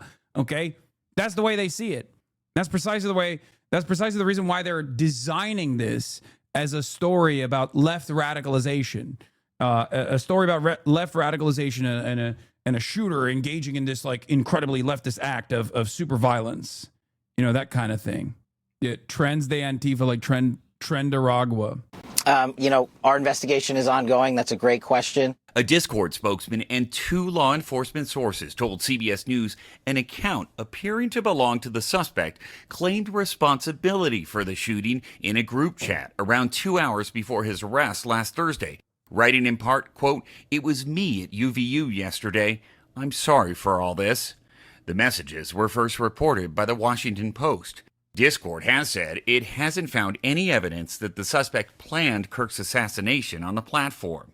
While no motive has been identified, the FBI director said the suspect's family and friends told investigators he subscribed to a left-wing ideology. We have to talk about this incredibly destructive movement of left-wing extremism that has grown up over the last few years, and I believe is part of the reason why Charlie was killed by an assassin's bullet. Posting is this part was also, again, super nutty. This part is as big as a story as the assassination of Charlie Kirk, and yet liberals seemingly are fucking falling asleep at the wheel once again, whether it be the Ezra Kleins of the world at the New York Times or people who are authoring articles in liberal institutions and mainstream liberal institutions, or whether it be the Democratic Party broadly. This is an abject lie. The notion that like left radicalization has become increasingly more violent year over year, this is a real problem, is fucking so insane, especially because there's an unprecedented amount of right-wing political violence in this goddamn country. There's so much evidence to this reality. There's evidence from independent studies that have been conducted. There's evidence from the Department of Justice itself that conducted its own investigation that showed once again that white supremacists, white nationalists, white far-right anti-government extremists are responsible for the large share of crimes, political crimes, and domestic violence incidents, like domestic terror incidents in this country, okay? The only thing they can hold on to is this notion that Democrats and liberals broadly have a higher percentage of acceptance for political violence as opposed to the right. And I described to you why that is the case. Because of the way that we perceive violence in this country. We perceive violence as not violence directed by the state towards marginalized groups, but instead someone engaging in the act of resistance against those violent structures. That is the reason why people who are on the liberal side can sometimes say, yeah, like there's a level of political violence that can happen in the process that that I wouldn't worry about, I wouldn't have an issue with. Whereas Republicans don't ever have to dream of a world where they have to engage in anti-state violence, because the state itself in a liberal capitalist dystopia is always reflecting on their violent desires anyway. It's already designed around doing harm and doing violence to these out groups, whether they be undocumented, whether they be trans, whether they be fucking black or brown people. That's violence in and of itself, but that's not perceived as violence broadly. Understand? Will you ever have an opinion? Will you ever have an other opinion, even if it doesn't fit your agenda? Wait, what? What the fuck what is this demand? What does that even mean? Why won't you change your entire worldview that's built around empathy? Why do you want me to be inconsistent? I demand you become inconsistent and lose sight of your moral compass. Hey, bro, have you tried just mixing up your opinions for a fresh look? Yeah. He said, bro, come on stream one of these days and start chirping like a MAGA guy, you know? Like, if you wanted to present me as a dishonest actor, okay, even though I was alive, like, my opinions early on were known about the shooter's possible ideological tendencies. And it seems like my speculation reviewing all of the readily available information at the time came true, that he wasn't a groyper. I didn't lean into that narrative, even though that narrative took root, and a lot of liberals actually ran with it, and a lot of leftists actually ran with it as well. And they ran with it so much that even the Republican side actually agreed on that front to a certain degree. And they actually scaled back their demands for civil war quite a bit. Of course, the administration didn't stop. The administration didn't scale back. They were just like, we don't give a fuck what the shooter's profile is. We're still going to fucking go after the left. Friends podcast late Monday, Vice President J.D. Vance vowed to prevent what he called festering violence on the far left. And appearing as a guest, President Trump's Deputy Chief of Staff, Stephen Miller, argued Kirk's death was the result of an organized campaign of terrorist networks, though he offered no evidence to support that claim. We are going to use every resource we have at the Department of Justice, Homeland Security, and throughout this government to identify, disrupt, dismantle, and destroy these networks and make America safe again for the American people. Now, for now, investigators say the suspected shooter is believed to have acted alone, and we're expecting to learn more about that later today in court. Also today, FBI Director Kash Patel is expected to face questions about his agency's handling of the case when he testifies on Capitol Hill. Nate? Carter, thank you. We begin with Garrett Tenney live at the Utah County Jail in Spanish Fork with all the breaking details on this investigation. Hi, Garrett. Carly, good morning to you. We have learned that the suspect told at least several individuals that he was planning to assassinate Charlie Kirk. In one of those instances, it was in a note he left for his romantic partner. In another, it was a text message to a separate individual. Neither person has been charged, but they could be down the road as the investigation continues. Here, Another narrative that's like flinging around online that I also did not subscribe to is the notion that this was like an Israel hit, right? The reason why I said that, it was most likely not Israel, even though I fucking hate Israel. I'm the #1 hater of Israel, right? The reason why I said that is because like it just didn't make sense that Charlie Kirk was like about to turn on Israel any moment now, right? That narrative is huge, just not in your bubble. No, it's in my bubble too. What are you talking about? No, I know. It's a massive narrative. It's one that is like far reaching. It's one that people believe on I would say like the anti-Zionist side that isn't anti-Semitic, like the critics of Israel side have also grabbed onto this narrative. It's also a narrative that many far-right figures and like right-wing figures also believe as well.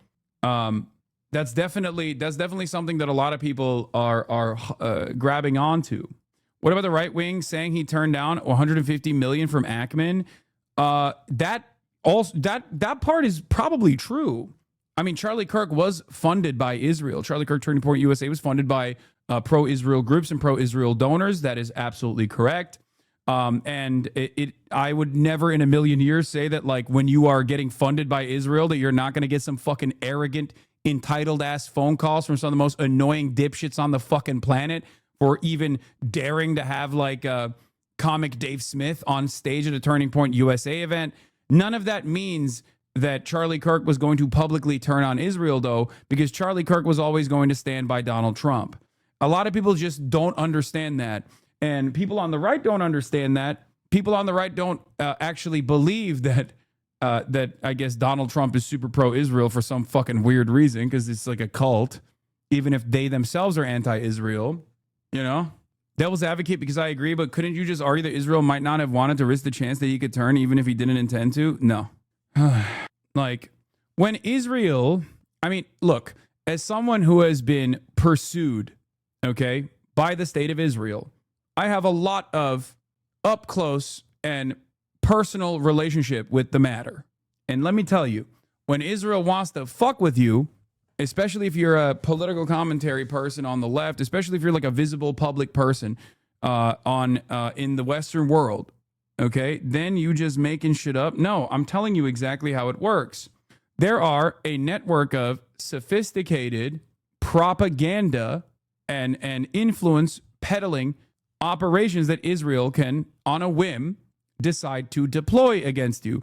It's more so bot farms and reputation smearing. Okay, there are a million different things that they could do before they arrive at, you know, this assassination.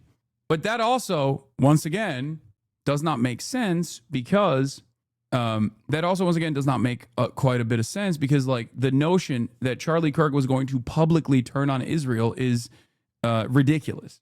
Your Uncle Jank on TYT thinks because he was turning against Israel too. Yes, a lot of people think that, and I don't know where they're coming from with this. I mean, I understand. I have no reason to believe that the gray zone reporting is incorrect. It has been confirmed by Candace Owens as well. The notion that like that Charlie Kirk, here's the Israel narrative. We covered it extensively yesterday, but I'll give you a quick summarization. Okay, Gray Zone reported. Blumenthal at Gray Zone reported that Charlie Kirk had a secret Hamptons meeting with Bill Ackman and two of the Babylon Bee guys. Okay, there were some other people that were also there.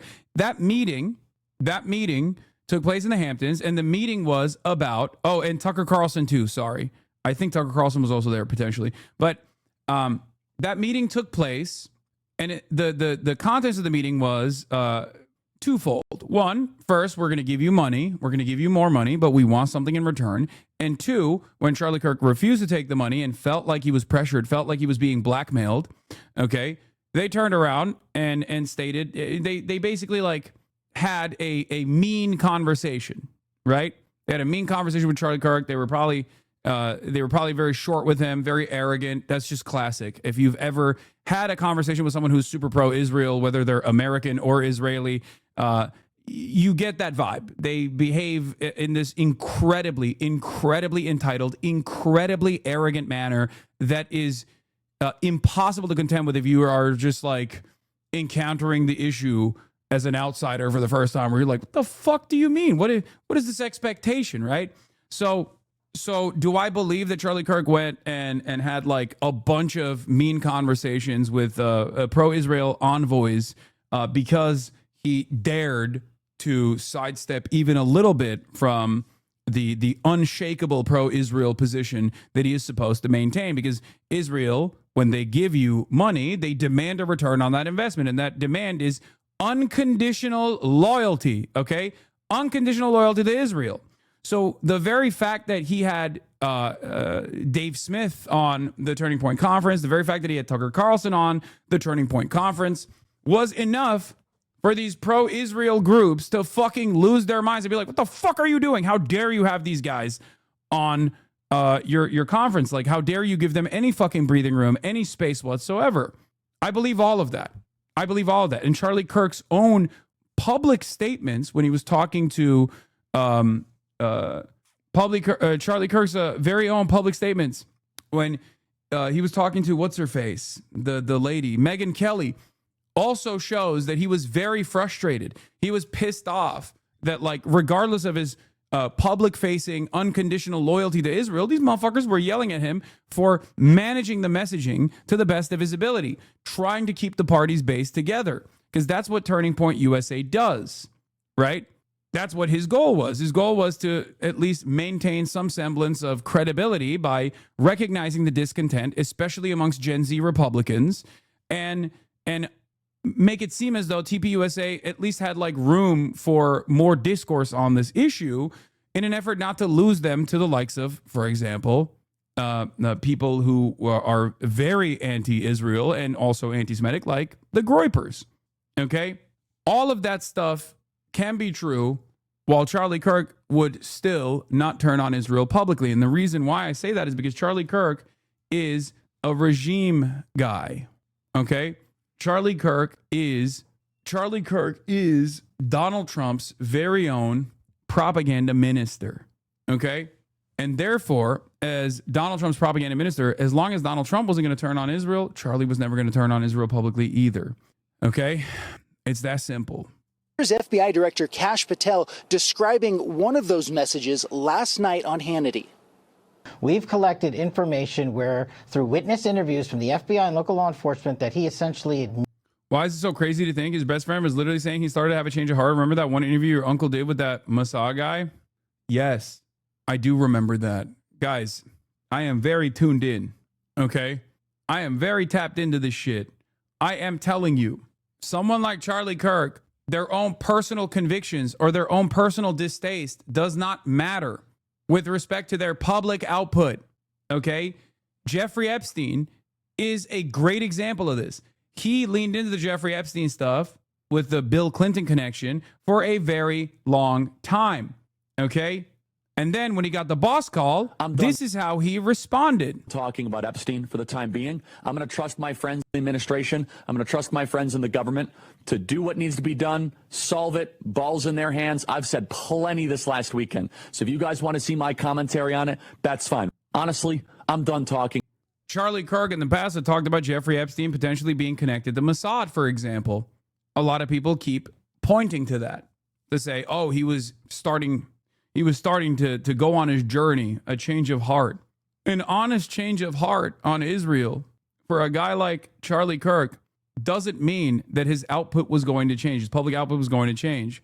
I can totally see him refusing to take $150 million from Bill A. Packman, specifically because he doesn't want that level of control over Turning Point USA. I can totally see him being frustrated by the demands that Zionist groups were making to Charlie Kirk about how he gets to manage his pro-Israel slant, okay? Especially at this point where he has like enough evidence of his success in terms of communicating on these sorts of issues. So obviously, from his perspective, he's like, what the fuck do you mean? I know what I'm doing. You guys have a real bad, messaging problem. Just don't fucking interfere in my affairs.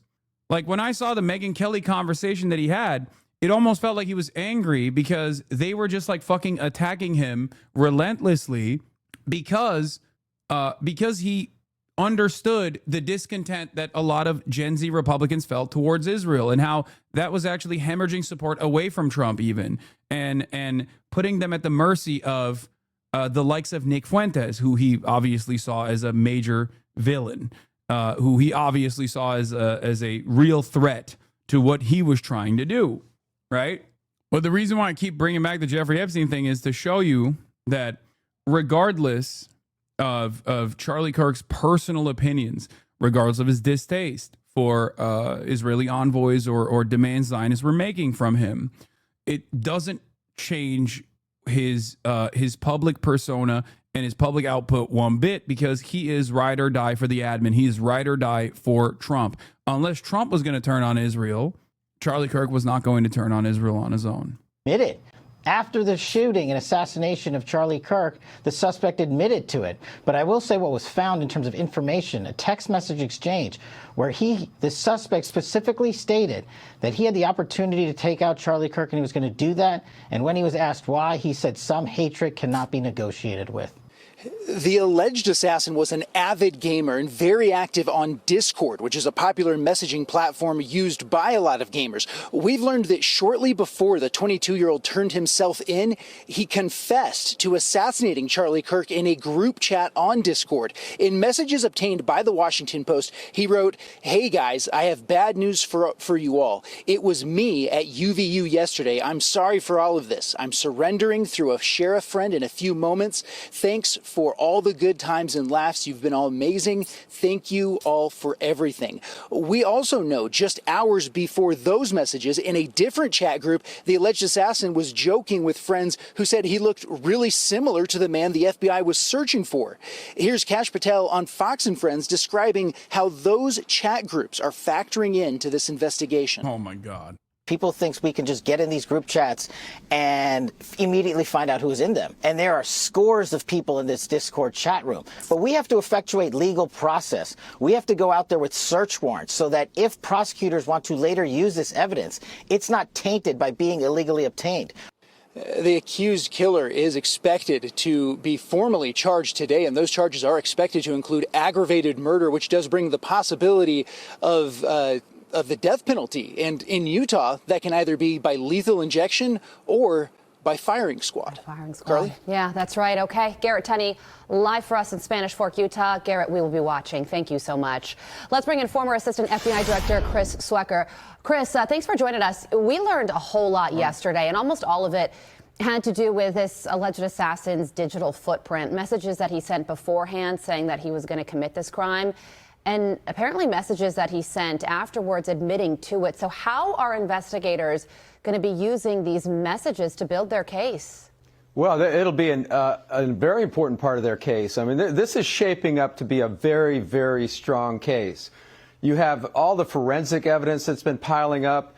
You have these statements in the gaming chat room, if you will. The FBI has been gathering all this evidence in, as well as the other investigative agencies. And it really... There's something so crazy about having to listen to fucking boomers talk about an issue that we all know a lot better than they do. Like the way that they're describing this stuff, you would think is like this incredibly scary thing, you know? Oh, they're doing talks in the chat rooms, gaming chat rooms, you know? George Zinn, elderly rabble rouser who falsely claimed he shot Charlie Kirk, is hit with child pornography charges. Oh my God. I don't know what the fuck to say no more, man. What evidence did he send his plans before the killing? There is no evidence that he sent his plans before the killing. The only thing that they have is that he wrote a note and hid it under the keyboard of his roommate / partner, and then told them in a private conversation that was revealed in the preliminary investigation to check under the keyboard, which implies that they had no fucking clue what was going on. Are you going to be at ArabCon 2025? No, I will not be. It does paint a picture. So you knit all that together for a prosecution, and there just aren't a whole lot of defenses to this type of evidence. What I think Kash Patel was correct. What people wonder, why isn't the FBI in these chat rooms monitoring things that are going on? It's just not that easy. They need. Yeah, they are. The problem here isn't whether or not this dude was like a leftist or not.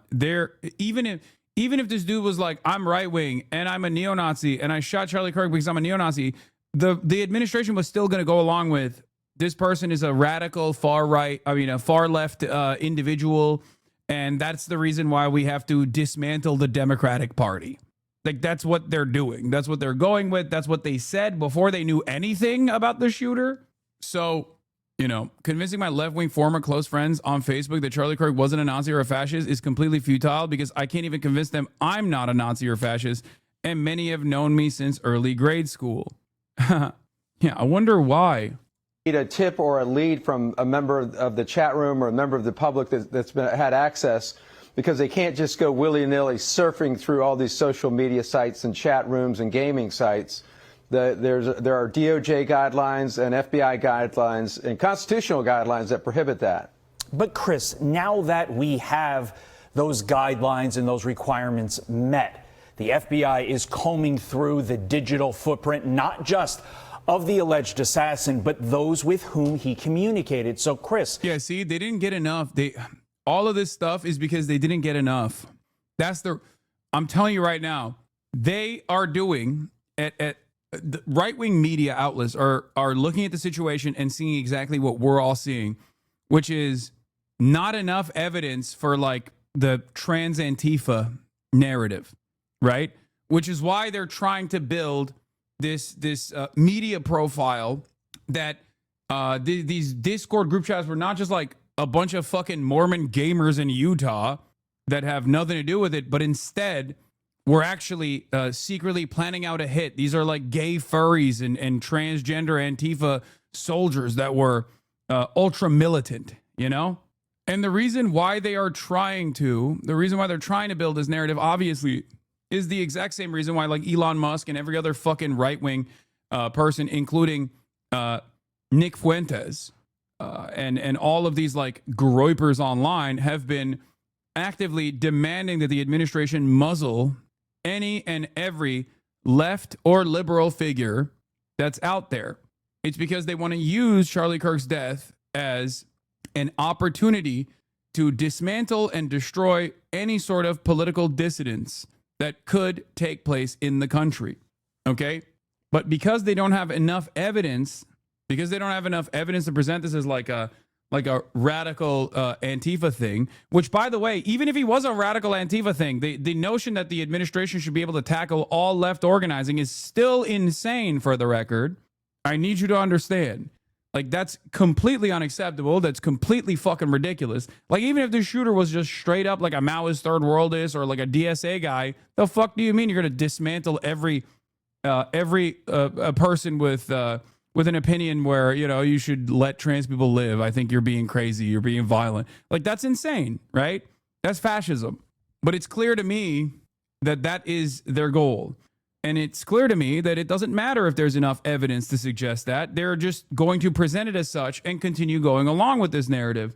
And the worst thing that could have possibly happened to the national right-wing movement on this is the initial response from the right that scaled back when they found out he was from good stock as a white kid from Utah from a good right-wing MAGA family, and then the subsequent investigations into what a groyper actually is. Because those narratives took hold, and it actually had lasting impact. A lot of people believe that now. To me, the real question at this point is what charges could this possible extended network face if they are found to have radicalized Tyler Robinson into killing Charlie Kirk? Yeah, it opens up the possibility of a conspiracy type of charge. That's going to be very difficult. This type of charge is very difficult if it's encouragement or passive, just listening to the information and not reporting it to law enforcement. That's a tough one. But that's something that I'm sure they're looking at very hard. If it's after the fact and they didn't say anything, that's one thing, maybe accessory after the fact. If they were privy to pre-planning and information that would have helped them help law enforcement intervene and prevent this, then it starts to get a little bit stronger. So I think it remains to be seen here. It could be a stretch, but let's see what happens. I think they have a better chance of doing that type of case in federal court. So one of the charges he is currently facing, it could change later today, but one of the charges he was arrested on is aggravated murder. And you heard Garrett say that does meet the criteria for the death penalty in Utah. Do you see that is where this case is going? Absolutely. I mean, that's been mentioned in press conferences. It's been, the governor made it a specific point to mention that. And I think that's one of the reasons that, the state charge is much stronger, is they want to leave that death penalty on the table. There is a federal death penalty, but it's a little bit more difficult. So, and Utah has had executions in the not too recent past. So it's up there for and I would not be surprised at all to see the death penalty enhancement in the indictment itself. And some notes on what people can expect later today. FBI Director Kash Patel set to appear before the Senate Judiciary Committee. He's going to obviously face questions on this probe. There's also going to be an appearance by this suspect, 5 p.m. Eastern time. It'll be virtually streamed from the Utah County Jail. There's also going to be a press conference held at 2 p.m. Eastern time to talk about the charges filed in this case. So we will be watching all of it as it unfolds. Or wait, no, not this. There's another court hearing that will be televised as well. Did you see they're going to give TikTok in part to Oracle, so the Ellison family might end up owning TikTok, CNN, and CBS? One Trump-aligned billionaire family could end up controlling CBS News, CNN, and TikTok. 3 categories of social legacy media outlets. Legacy owners becoming friendlier with Trump, Meta, WAPO, Los Angeles Times. Sold to Trump allied owners, CBS, soon maybe TikTok and CNN, facing massive lawsuits from Trump, New York Times, and Wall Street Journal. It's so ironic that one of the few outlets that is not like directly compromised by Donald Trump is unironically a far-right billionaire who actively has been the strongest advocate for Donald Trump. Rupert Murdoch is not a sufficient Trump loyalist by Trump's own standards, and now he stands alone alongside the New York Times. Both of these outlets are also hyper pro-Israel, for the record. Okay? That's another thing. That's another thing that you have to remember. These initiatives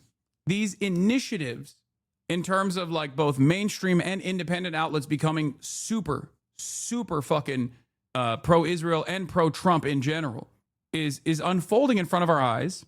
Larry Ellison and Larry Ellison's son are now going to be owning the, like, I would say, 33% of all American media, both independent and also legacy publishers. That's crazy. Is Larry Ellison a competent billionaire, or is he like Elon Musk? He is a competent billionaire. Yes, he is a CIA billionaire. He is the most competent billionaire. It's more terrifying that he gets to control TikTok. Are you kidding me? None of these guys are good. I would go so far as to say Larry Ellison might even be worse somehow. Well, probably not. Yeah, Mark Andreessen is on this too. He's the CEO of Oracle, which is considered the most evil company in tech, which is saying something. So even those who are seen as critical of Donald Trump, even outlets that are seen as critical of Donald Trump, one is owned by Rupert Murdoch, who owns fucking Fox News, who is perhaps most responsible in terms of mainstream media outlets in the United States of America for Donald Trump's rise to power. And the other is the New York Times. Again, lightly critical of Donald Trump at times, because they do engage, and at least when it comes to domestic affairs, like they engage in decent news coverage from time to time, but also still very much pro-Israel anyway. Oh. Remember when the Dems helped pass the TikTok ban after it was dead in the water because people were saying mean things about Israel? Yes, I do remember. I do remember that. Fantastic stuff from the Democrats. Once again, another instance of liberal capitulation to far-right reactionary authoritarian initiatives that will end up hurting them in the fucking long run. I don't know about the TikTok deal. The TikTok deal is looking like a complete surrender by the admin, and it may even be illegal. If true, the U.S. will let Beijing determine what appears on the news feeds of 180 million U.S. TikTok users. Not quite America first. Even the advisors to the deal are renouncing it. It's the ultimate taco trade, said one U.S. advisor. That's a Financial Times. That's the pink tint of the Financial Times, which means I will take this reporting. I will take this reporting sincerely. This is probably the closest you are going to arrive at the truth. Out of all the major publications, once again, as leftists, as Marxists, as socialists, we say Financial Times is probably one of the best. Okay? It's the ultimate taco trade, said one U.S. advisor close to the deal, referring to the acronym Trump always chickens out. After all this, China keeps the algorithm. Beijing has said the U.S. spinoff of TikTok to be sold to American investors in a deal orchestrated by President Donald Trump will use parent company ByteDance's Chinese algorithm. Wang Jingtao, deputy head of China's powerful cybersecurity regulator, told reporters on Monday night that U.S. and Chinese officials had agreed to a framework that included licensing the algorithm and other intellectual property rights. I don't know if it's a bad deal overall. I don't see that. I think that person is fear-mongering a little bit. Yes, I'm white Chinese. That's why I pronounced that Chinese person's name very well, because I'm white Chinese. Let's see. Let's do a paywall remover and try to see if we can get it. Okay, we got it. Beijing has said the U.S. spinoff of TikTok to be sold to American investors in a deal orchestrated by President Donald Trump will use parent company ByteDance's Chinese algorithm. Wang Jingtao, a deputy head of China's powerful cybersecurity regulator, on Monday said the U.S. and Chinese officials had agreed to a framework that included licensing the algorithm and other intellectual property rights. He said ByteDance would entrust the operation of TikTok's U.S. user data and content security without elaborating. So this kind of looks like the same. This means that there will be a backdoor to like all of the user data, but they will still control the algorithm. But I will say that the U.S. TikTok regulators have already conceded on a bunch of stuff on the Israel issue, right? There's already a pro-Israel person that was tasked with combating anti-Semitism on the platform. So not sure how free the Chinese algorithms are going to look like. For context, Oracle already operates all of China's U.S. data stored in Texas, so it would not be surprising if Oracle were the biggest buyer in the U.S. markets. Yeah. Trump, who is expected to finalize the deal when he speaks to China's President Xi Jinping on Friday, has again extended the deadline for the U.S. app to be divested from its Chinese owner. The U.S. president on Tuesday issued an executive order moving the date to mid-December, allowing time to negotiate and implement an agreement for greater U.S. control of the app. TikTok's powerful recommendation algorithm has been at the heart of a geopolitical tug-of-war over the short video app since the first Trump administration, when Beijing unveiled export controls on algorithms to thwart a forced sale of the app. The artificial intelligence algorithm underpins the app's prized ability to serve up addictive videos tailored to individual users, but has also raised fears among national security hawks that it could be manipulated to push Chinese propaganda or polarizing material to users. I wish that was the case. If that was the case, I'd be the biggest fucking political voice in the United States of America. That is the reality. Very clearly, they are either oblivious to what they have here, or they're just playing ball with the admin. Like, one of the smartest things that the Chinese government did very clearly was tweak the algorithm in favor of Charlie Kirk videos. Donald Trump literally gave a stay of execution to TikTok for that reason. Okay? That's what happened. They tweaked the algo to boost right-wing sentiment on the application.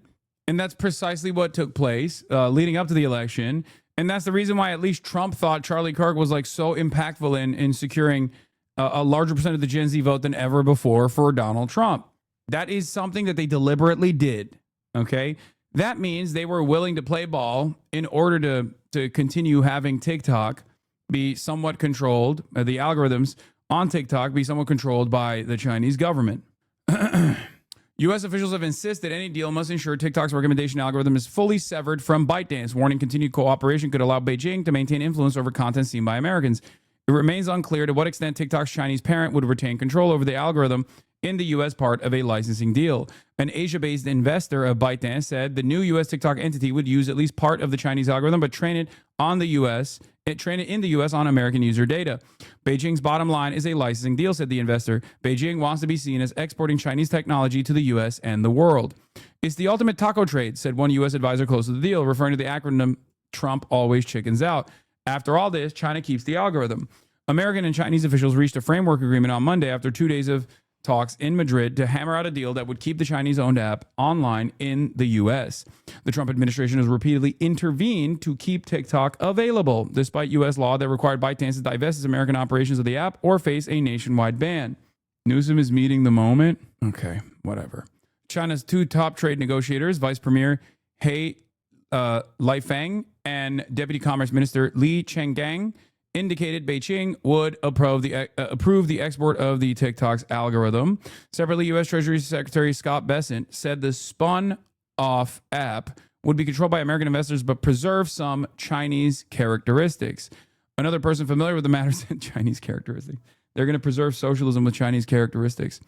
Another person familiar with the matter said TikTok had been developing a standalone U.S. app in anticipation of a deal, but was keen to ensure that content generated by American users will still be available to users in the rest of the world.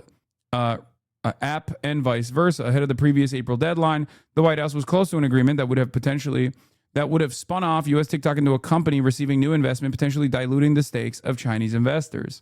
Under the terms of that deal, investors including Andreessen Horowitz and Silver Lake would have owned about half of TikTok's U.S. business, while large existing investors, including General Atlantic, Susquehanna, and KKR, would have held about 30% of the new entity. As a part of that deal, Oracle, which already stores the personal data of American users on its U.S. cloud servers, would have taken a small holding in the new business and also been responsible for securing U.S. apps data. Trump on Tuesday said his government had been talking to a group of very big companies that want to buy TikTok. People briefed on the matter said the broad consortium of about a dozen Wall Street investors from April had narrowed significantly after some, such as Blackstone, pulled out. Some new large investors are in talks to join the group. Analysts have said the algorithm must be fully operated by the U.S. entity to meet the requirements of the divest or ban law signed by the then President Joe Biden last year that would preclude a licensing deal with ByteDance. But the law allows U.S. presidents to determine if ByteDance is fully divested from TikTok, giving Trump the power to approve the deal. So, not exactly sure what level of control they will have over the American-facing side of the application.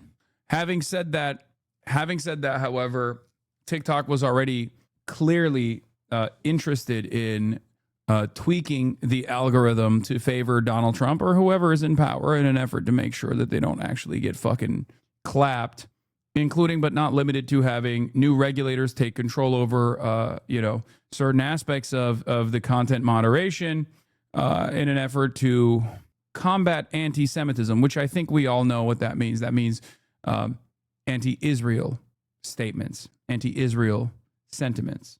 So, and we already covered this yesterday, but on the same day, Sludge revealed the Democratic PR firm SKDK is under contract with Israel's foreign ministry to run a bot farm on Instagram, TikTok, YouTube, and more to flood the zone with pro-Israel messaging. Netanyahu claimed countries like Qatar and China invest huge sums to influence Western media with anti-Israel agenda using bots, AI, and publications. You open your phone and you're bombarded, especially on TikTok, is far more powerful than traditional media. Yeah, Hasbarists have decided, and pro-Israel people have decided that, like, they're going to release counter narratives and flood the zone, as they have already, and it still doesn't change the reality on the ground. So obviously, I don't know how impactful this will be, but once again, we talked about this already, but SKDK, a leading Democrat PR firm closely tied to Biden advisors and Senator Chuck Schumer's circle, has signed a $600,000 contract to run a bot-based program for Israel's foreign ministry.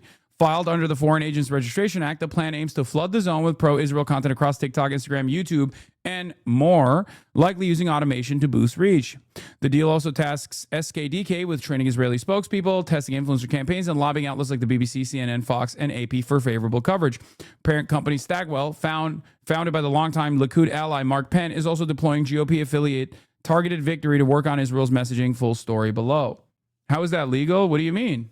Excuse me, sir, if Israel is doing it, what the fuck? Oh, God, I don't want to see Drew Pavlo.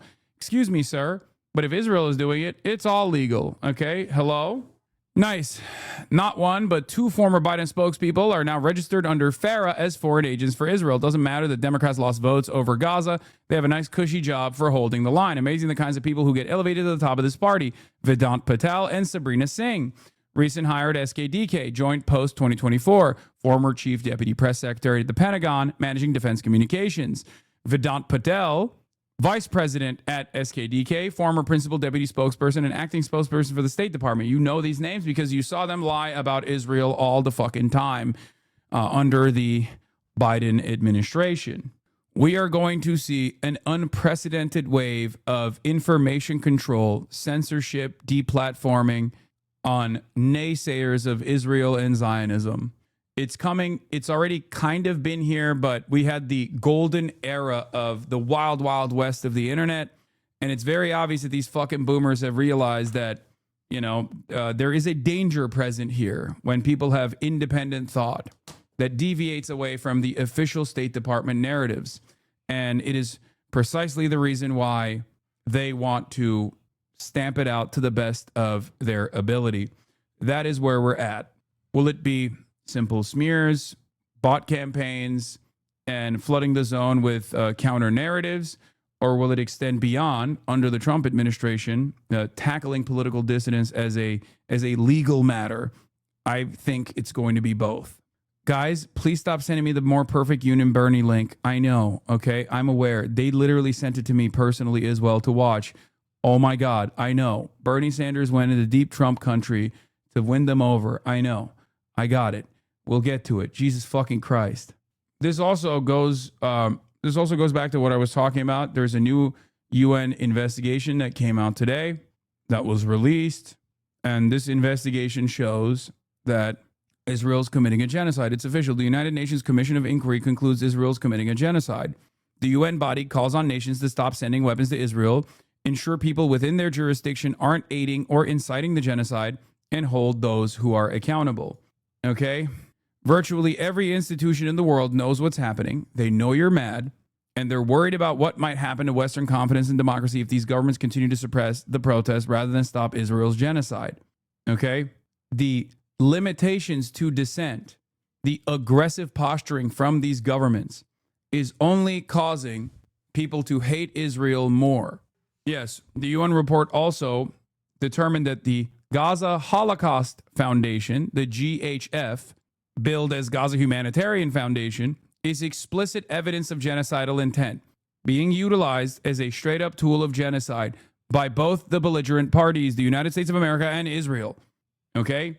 This UN one is the big one. It's an independent commission and has been working on this case for over a year now. It's probably the most thorough review ever done on the subject. Where will you stream if Twitch caves to all the BS and bans you? I don't know. Probably YouTube. I have more fears than, I have more concern beyond deplatforming at this point. I think you have to understand. Is this the nail in the coffin for Israel? Not necessarily. And the reason why it's not the final nail in the coffin for Israel is because America, the big dog, is obviously attached to the hip to Israel and has consistently offered it tremendous support. Elon is targeting Pestany now. Oh yeah, I saw that as well. Isn't that interesting that Sex Pestany, who has said unlimited violence, has threatened me with death threats, is now getting a taste of his own medicine after utilizing right-wing groups and right-wing content creators for years and years to actively try to get me deplatformed.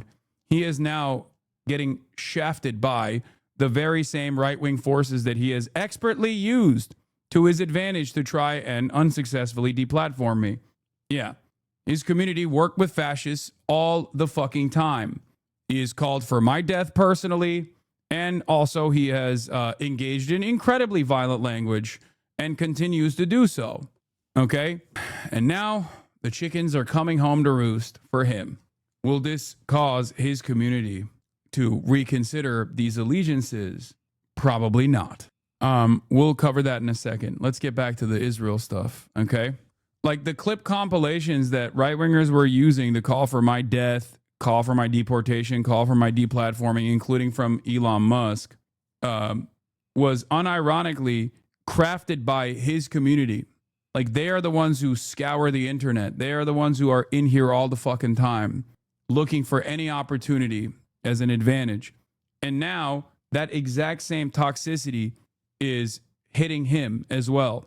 Maybe this will cause them to reconsider their allegiances with a lot of these right-wing institutions and a lot of these right-wing people in general, because they think that these right-wing people can be used against those they've perceived as ideological enemies only because of his own personal spite.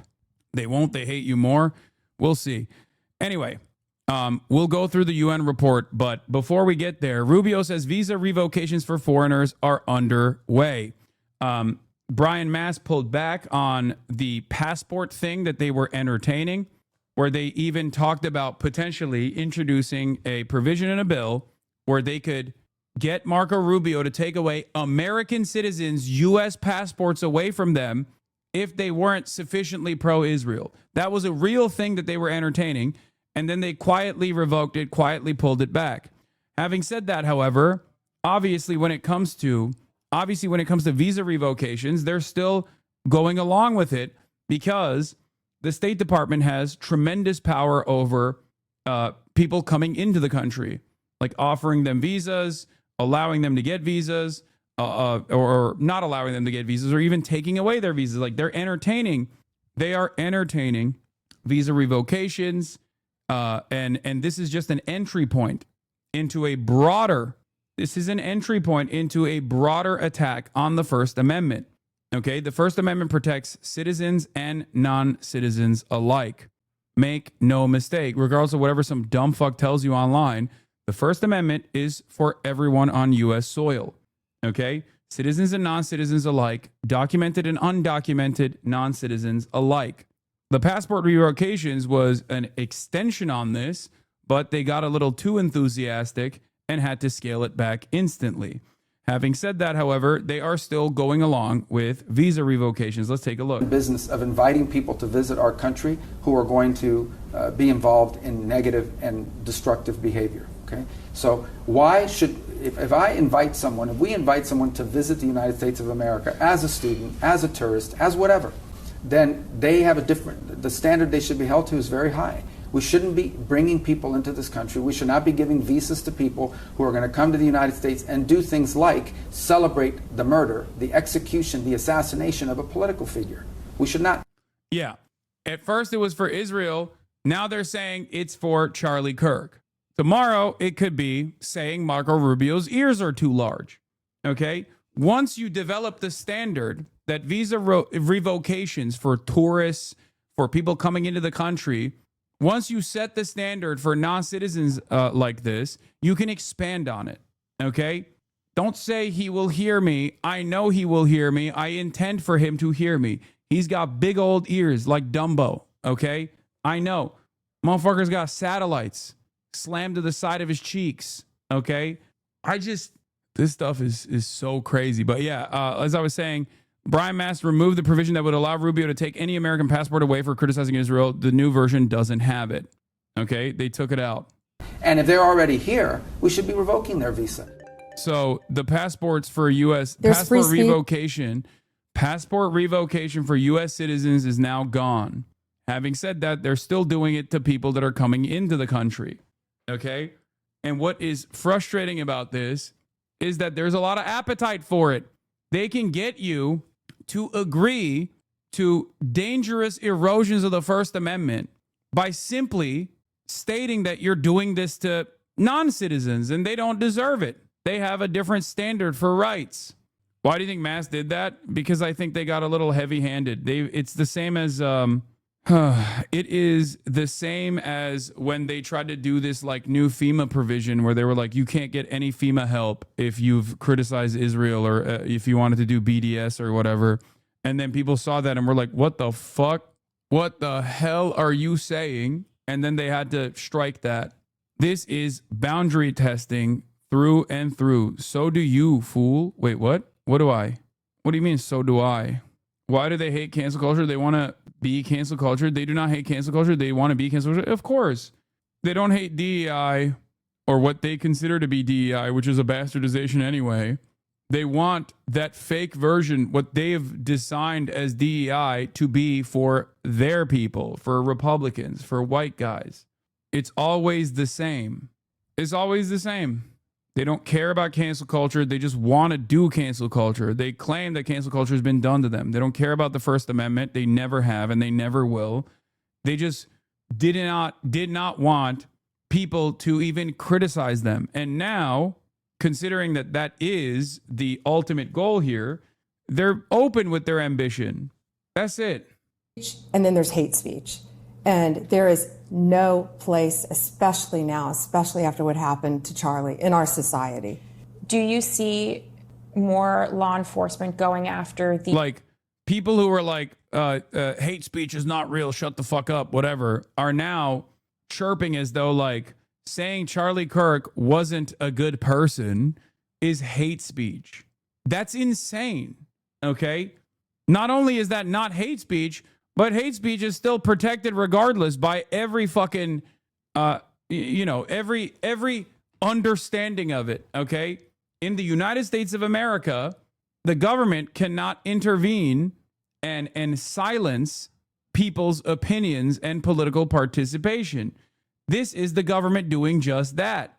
it's doubly fucked because not only is it not hate speech, okay, Charlie Kirk or right-wing political figures or Donald Trump's favorite fucking YouTuber is not a protected class, okay? It's so stupid. What an insane thing to claim. These groups who are using hate speech and putting cuffs on people, so we show them that some action is better than no action. We will absolutely target you, go after you, if you are targeting anyone with hate speech, anything. And that's across the aisle. And what do you make Pam Bondi saying she's going to go after hate speech? Is that, I mean, a lot of your allies say hate speech is free speech. You'll probably go after people like you because you treat me so unfairly. It's hate. You have a lot of hate in your heart. Maybe they'll come after ABC. Well, ABC paid me $16 million recently for a form of hate speech, right? Your company paid me $16 million for a form of hate speech. So a form of hate speech. Pretty much only direct threats that could be considered actionable, as well as remarks meant to incite public chaos or exceptions of the First Amendment. Yes. She elaborated on Twitter after people yelled at her. Hate speech that crosses the line into threats of violence is not protected by the First Amendment. It's a crime for far too long. We've watched the radical left normalize threats, calls for assassinations, and cheer on political violence. That era is over.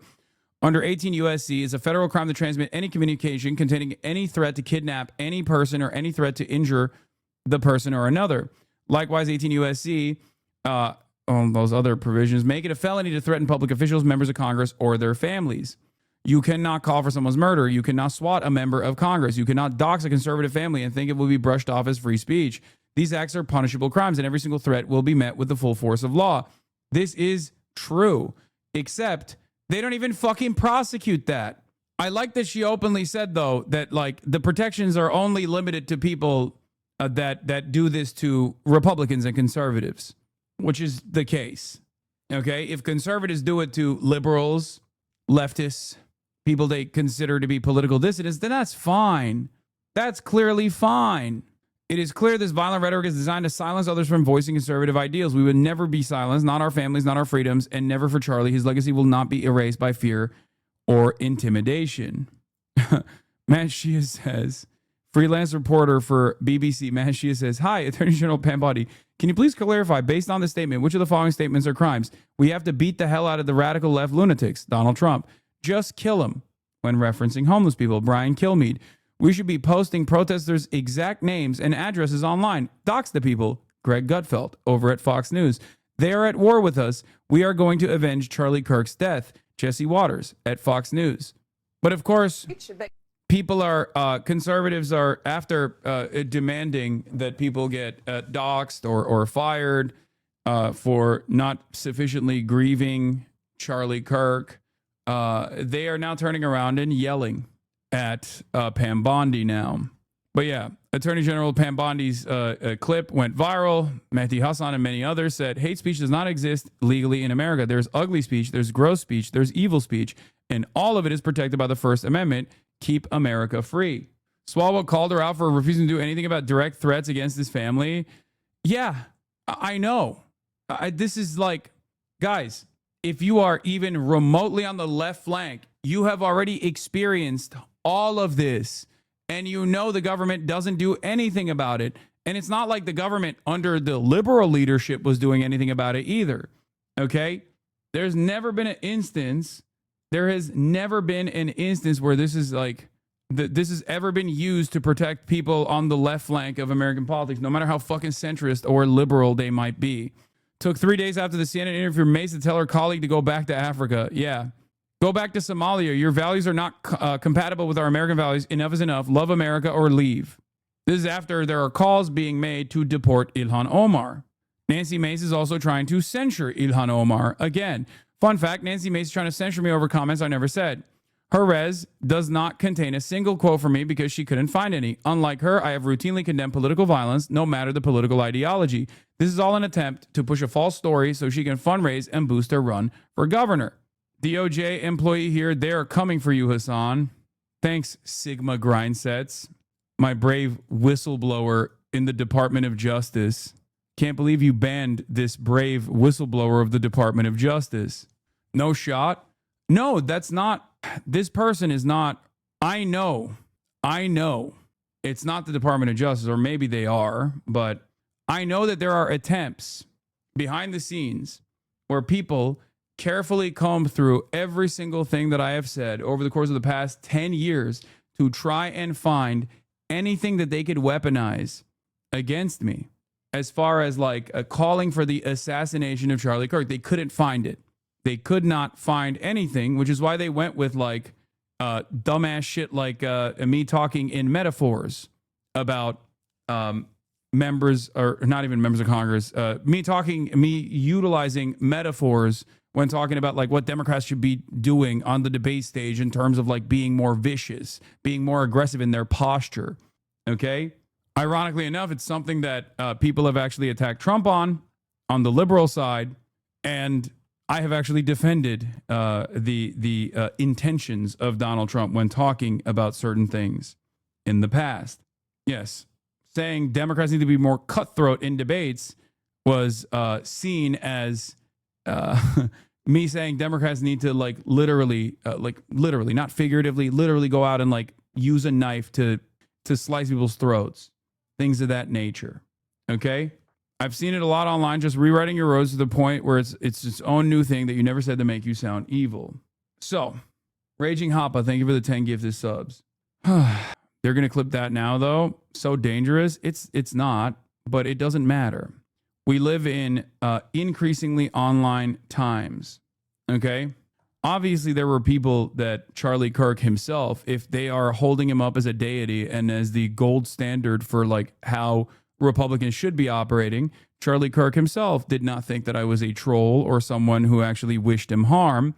So much so that not only was I around him physically on debate stages at the DNC, but also he was willing to debate me. So clearly, he didn't see it that way either. Having said that, that's not going to stop the Republicans that are actively trying to do everything in their physical power to get the government to prosecute me. RG Vaggie, thank you for the 50 gifted subs. So I know for a fact that there are initiatives by right-wing groups right now to try and engage in this kind of deplatforming because they don't really give a shit about Charlie Kirk. They just want to fucking silence political dissent. But here's Matt Walsh, after spending the last couple of days being the largest advocate for cancel culture and the largest advocate for free speech erosion, turning around and attacking Pam Bondi. Bondi says, if you want to go and print posters with Charlie's picture for a vigil, you have to let them do that. We can prosecute you for that. We have right now our civil rights unit looking at that. Matt Walsh says, get rid of her today. This is insane. Conservatives have fought for decades for the right to refuse service to anyone. We won that fight. Now Pam Bondi wants to roll it back for no reason. The employee who didn't print the flyer was already fired by his employer. This stuff is being handled successfully through free speech and free markets. This is totally gratuitous and pointless. We need the Attorney General focused on bringing down the left-wing terror cells, not prosecuting Office Depot for God's sake. It's just such a remarkable change here. Like he is literally saying like this is a silly fucking fight. You should be using your prosecutorial tools to literally stamp out any sort of left-wing opposition to the administration instead. He's not mad because she's doing too much. He's mad because she's not doing enough. Okay? Am I agreeing with him? Do you agree that the Attorney General needs to focus on bringing down the left-wing terror cells? Because if you don't agree with that, then you don't agree with Matt Walsh. Walmart employee here. A customer said they don't like you. Okay, thanks. Thanks for the update. Anyway, we have the Utah County Jail. Tyler Robinson is expected to appear in court shortly. We are awaiting. But basically, Attorney General Pam Bondi is saying that it is a civil rights matter to refuse service to someone if they are conservative, even though the Republican initiative on this front that went all the way to the Supreme Court was that you can refuse to make a cake for a gay couple at a bakery if you feel like you're homophobic. That's your right. That's your constitutionally protected right as a Christian. Anyway, Donald Trump also has said numerous things that proclaim that he doesn't necessarily care about free speech at all, and he is totally willing to prosecute people on being annoying to him directly. And a woman, in many cases, women, you can see they're professional agitators. I had one the other night. I had 4 the other night, all in one group, total phonies. I started to scream when I got into a restaurant, oh, you know, something with Palestine. And I said, well, I'm doing a great job for peace in the Middle East. I should get lots of awards for that, right? With the Abraham Accords and everything else. But a woman just stood up and started screaming. And she got booed out of the place, too. The people, there were a lot of people in the restaurant. I went there to show how safe, and it was safe. I mean, the woman is just a mouthpiece. All she was a paid agitator. And you have a lot of them. And I've asked Pam to look into that in terms of RICO, bringing RICO cases against the criminal RICO, because they should be put in jail. What they're doing to this country is really subversive. Yeah. And is he talking about Medea Benjamin, my queen, my goat? Yeah. How often is it ever a paid person? I don't know. Do you feel like you need to be paid to protest this administration and its numerous violations of your civil liberties? Oh, no, he's not talking about Rico Code Pink. He's talking about this. People confront Donald Trump at a D.C. restaurant. He smiles at the camera as they chant, "Free D.C., free Palestine. Trump is the Hitler of our time."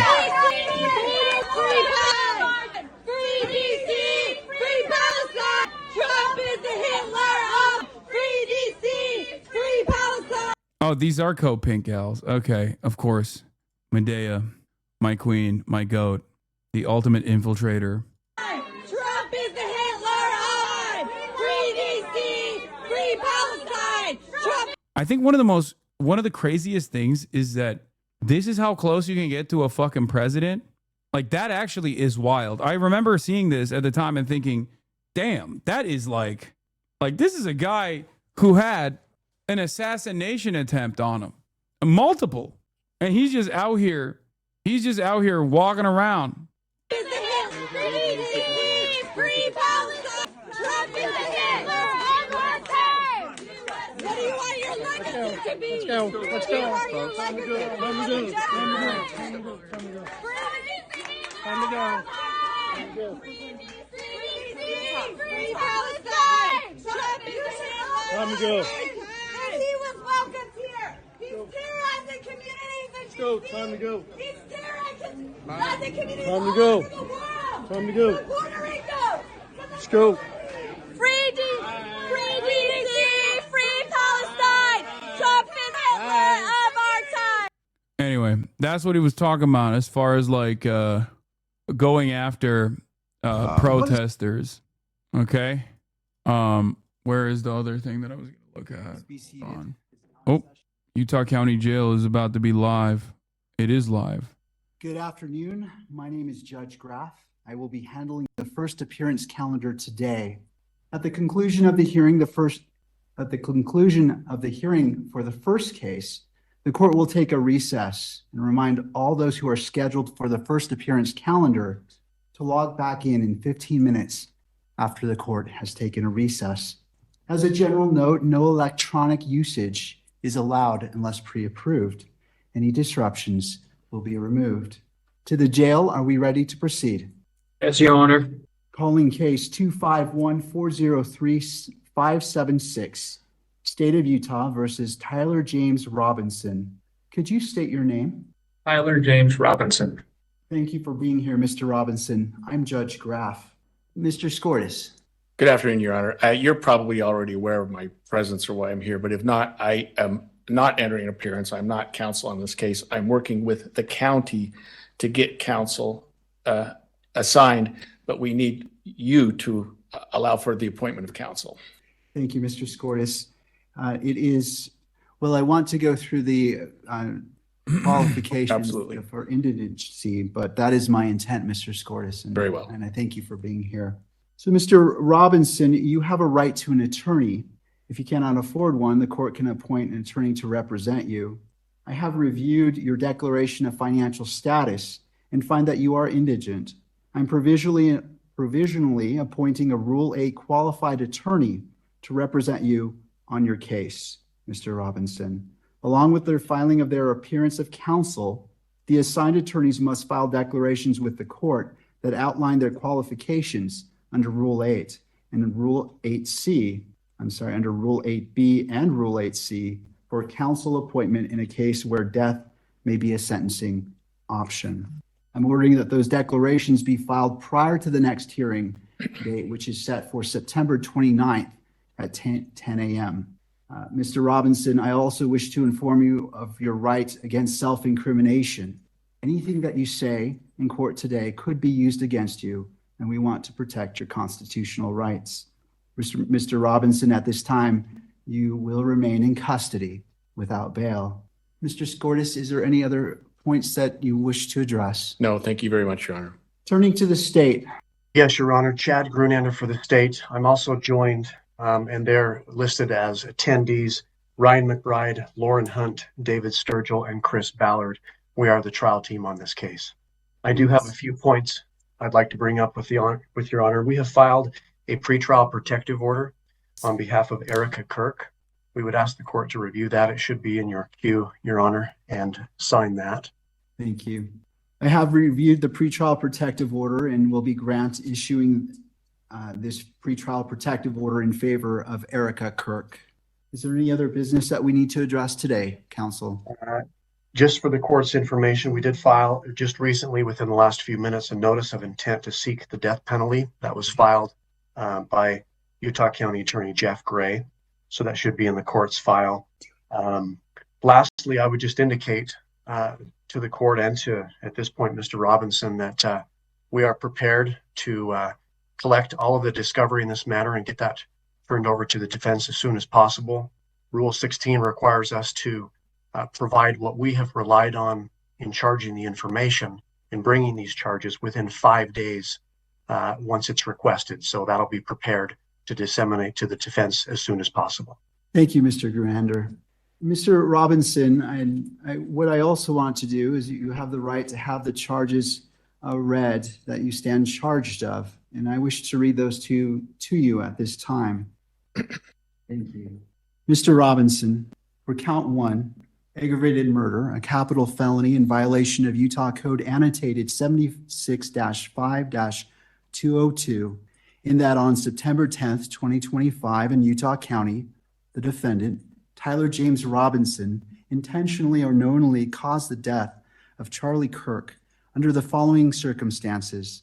The defendant knowingly created a great risk of death to another individual other than Charlie KIRK and the defendant. Notice conviction of this offense may carry the death penalty or pursuant to Utah Code 76-3-207.7, a mandatory term of imprisonment for life without parole or an indeterminate term of not less than 25 years, and that may be for life. Victim targeting enhancement in violation of Utah Code Annotated 76-3-203.14 sub 2. Tyler James Robinson intentionally selected Charlie KIRK because of Tyler James Robinson's belief or perception regarding Charlie KIRK's political expression. Notice, if the trier of fact finds beyond a reasonable doubt that the victim targeting enhancement applies, the sentencing judge or the Board of Pardons and Parole shall consider the defendant's selection of the victim as an aggravating factor. Violent offense committed in the presence of a child aggravating factor, the sentencing judge or the Board of Pardons and Parole shall consider as an aggravating factor in their deliberations that the defendant committed a violent criminal offense in the presence of a child.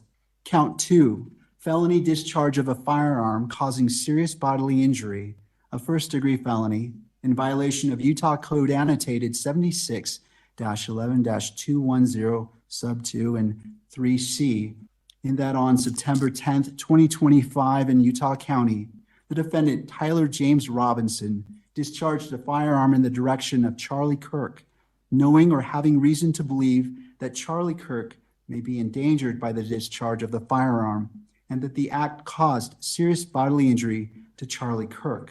Victim targeting enhancement in violation of Utah Code Annotated 76-3-203.14 sub 2.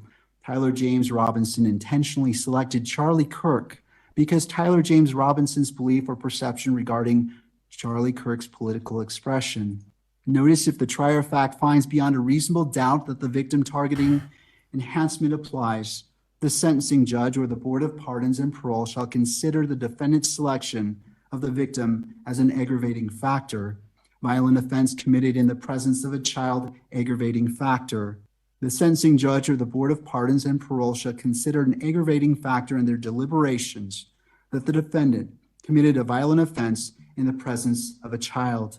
Count 3, obstruction of justice, a second-degree felony in violation of Utah Code Annotated 76-8-306 sub 2, in that on September 10th, 2025 in Utah County, the defendant Tyler James Robinson, with intent to hinder, delay, or prevent the investigation, apprehension, prosecution, conviction, or pursuant to any person regarding conduct that constitutes a criminal offense, conceal or remove the firearm used to shoot Charlie Kirk, and the conduct that constitutes an offense would be a capital felony or a first-degree felony.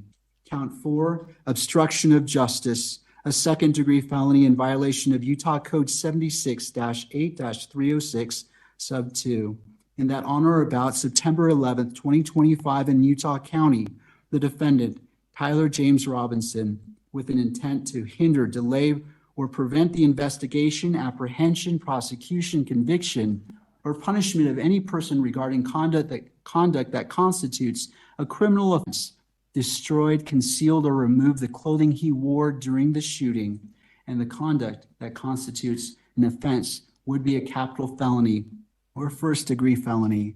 Count 5, tampering with a witness, a third-degree felony in violation of Utah Code Annotated 76-8-508, in that on or about September 10th, 2025 in Utah County, the defendant.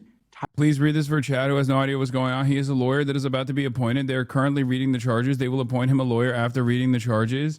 Someone also explain what he's wearing. I don't know. Is that like a fucking stabbing vest or something? Use or otherwise cause his roommate to withhold testimony, information, a document, or an item to wit, directing his roommate to delete like a suicide incriminating prevention text vest? messages.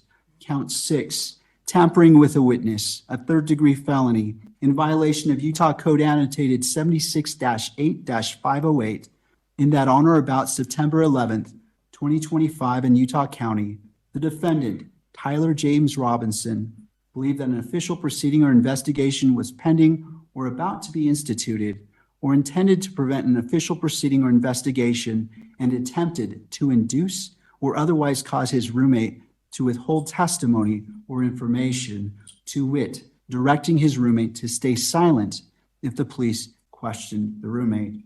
Count 7, violent offense committed in the presence of a child, a Class A misdemeanor in violation of Utah Code Annotated 76-3-203.10 sub 2 and 76-3-203.14 sub 3a little double I, in that on or about September 10th, 2025 in Utah County, the defendant, Tyler James Robinson, committed criminal homicide in the physical presence of a child younger than 14 years of age, with knowledge that a child was present and that may have been seen or heard the commission of the criminal homicide.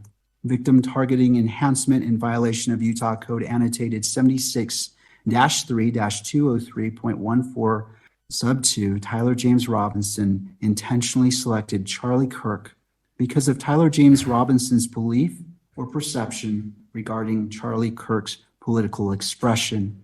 That concludes reading the information. Mr. Robinson, this case is set for September 29th at 10 a.m. It will be a waiver hearing, and I will be the judge assigned to this case. And Mr. Robinson, I invite you to join us at that time.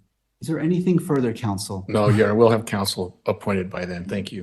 Mr. Gurander, anything further? One item, just for clarification, Your Honor, the hearing on the 29th, is that in person or WebEx?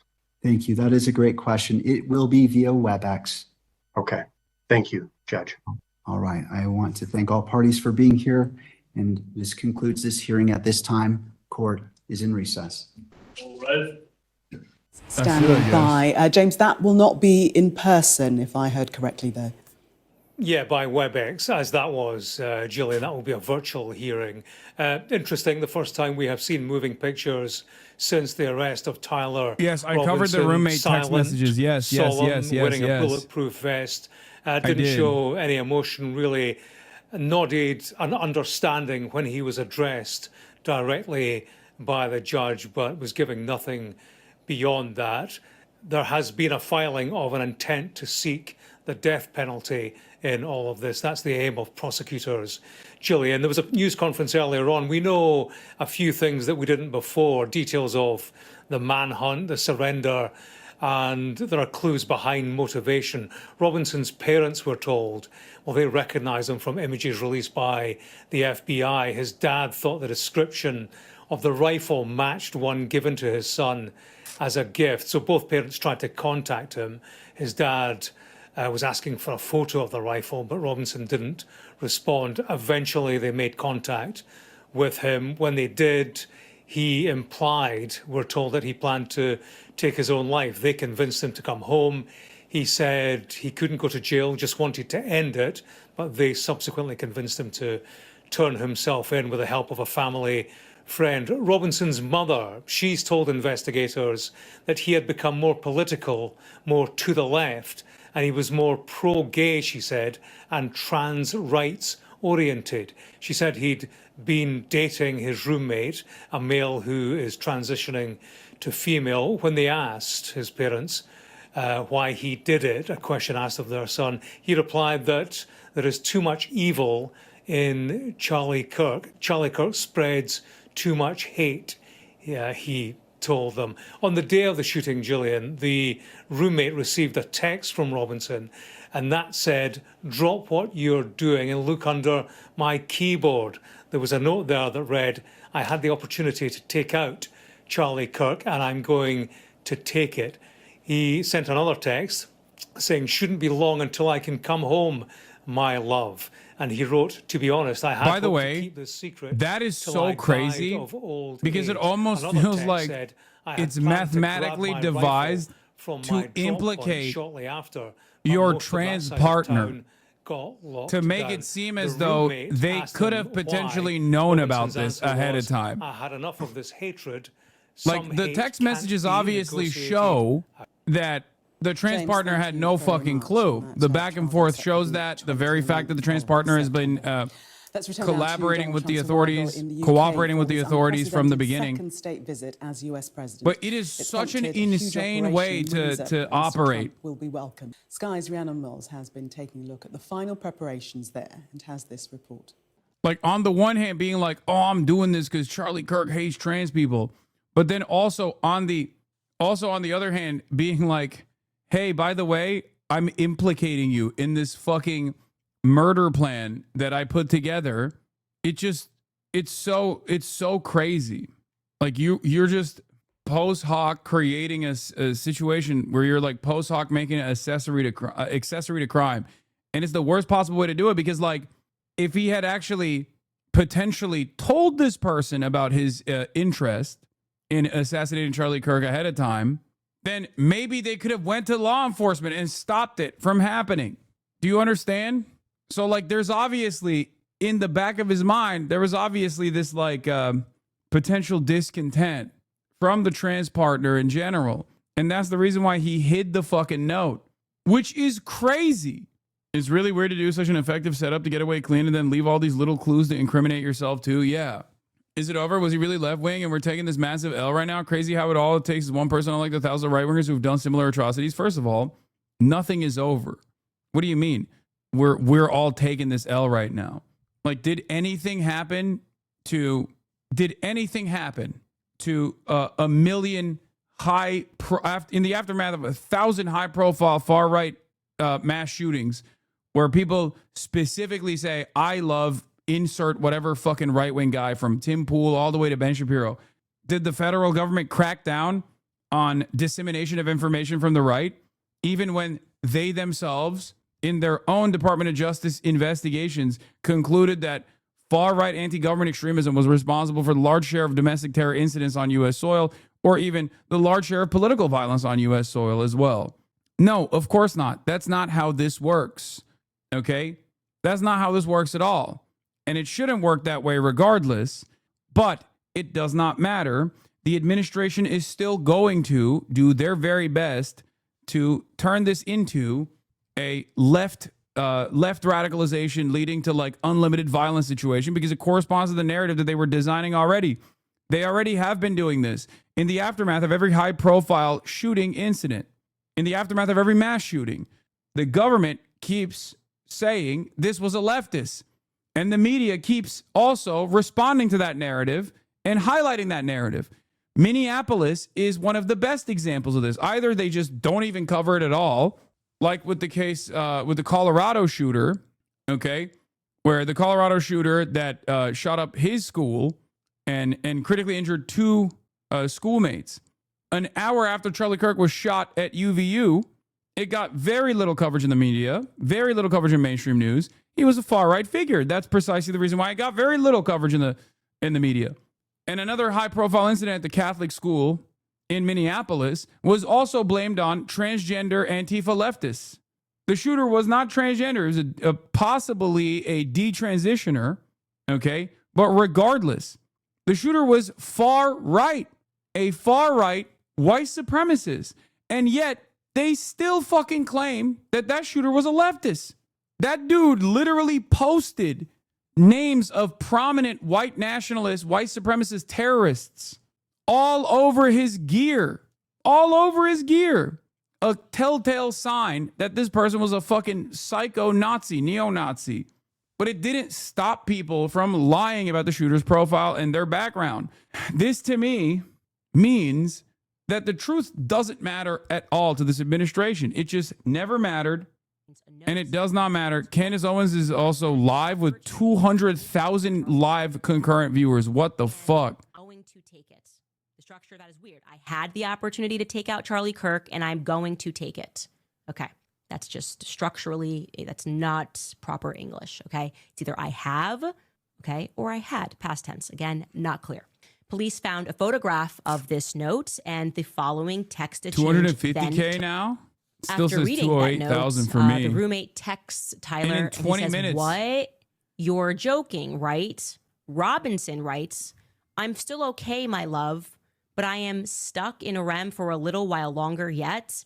Shouldn't be long until I can come home, but I gotta grab my rifle still." Oh, you mean with us? To be honest, I had hoped to keep this secret till I died of old age. I am sorry to involve you. The thing roommate that's like replies, kind of weird about this back and forth with the roommate, by the way, is that it basically, like, why is this so, like, why is this such a large revelation? Like, he basically cops to it and admits it and says everything that an investigator would want to get out of this back and forth correspondence, like detailing how he like hid the gun. He wanted to circle back and get the gun. Robinson says, "Why did I do it?" Roommate says, "Yeah." Robinson says, Like, it's the most insane text message chain I've ever seen. I'm not going to say it's like fake, it's made up or anything like that. But it's just a very weird pattern of speech. Maybe he was just a fucking weird guy. Roommate says, "How long have you been planning this?" Robinson says, "A bit over a week, I believe. I can get close to it," referring to the rifle, "but there's a squad car parked right by it. I think they already swept that spot, but I don't want to chance it." Robinson says, "I'm wishing I had circled back and grabbed it as soon as I got to my vehicle.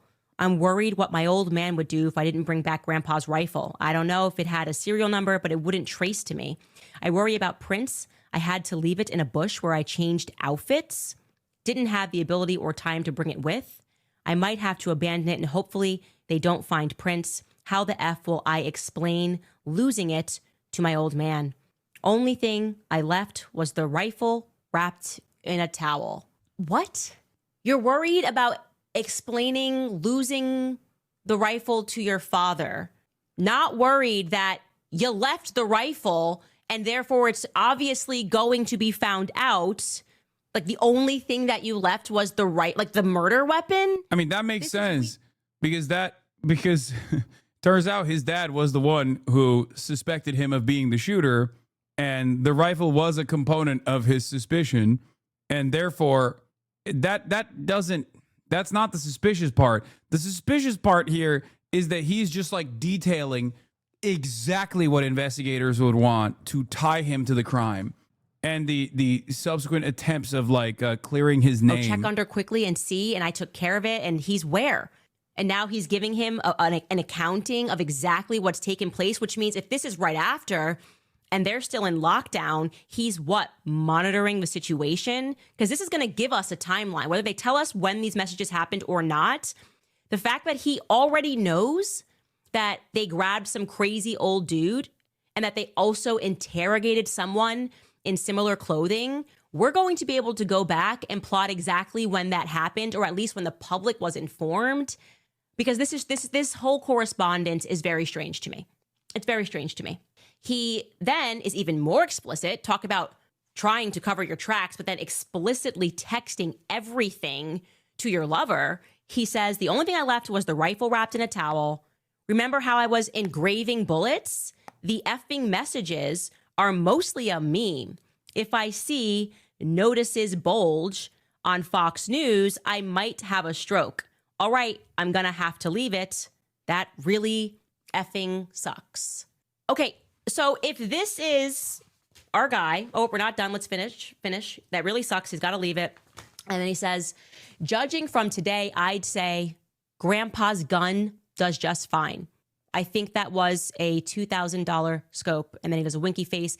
And then he tells him, delete this exchange. And then Robinson says, my dad wants photos of the rifle. He says, Grandpa wants to know who has what. The feds released a photo of the rifle, and it is very unique. He's calling me right now, not answering. So his dad's calling him. Okay, well, the dad, this is interesting. When is this text chain taking place? Okay. Because we just heard that, the dad, they figured it out the next day. They're making it sound like this all happened back to back. Is this happening over 2 days? Why not tell us this instantly so I can work it into my timeline? Okay, are these messages day one? And then what? They had no correspondence at all until he jumps right back in and says, my dad's calling me. Where were you when your dad called you? You guys live together. Why are you texting at all? Why didn't this kid immediately call? If they're in lockdown and he needs to go back and get his rifle, right? This kid could have, and I'm speaking about Lance, could have contacted immediately. Yeah, it is awfully convenient that this text message back and forth literally plugs all of the narrative holes that we had that the investigation could not address. That, and also the fact that the George Zing guy has CP. And says, well, since Trump got into office, my dad has been pretty diehard MAGA. Robinson says, I'm going to turn myself in. Why can't you have this level One of live my production value? here. You've been doing this for nearly a decade and it's still ass. The fuck are you talking about? What's wrong with you? First of all, this is a pre-produced show that she puts together for like an hour. I'm live for 8 hours, sometimes 9 hours.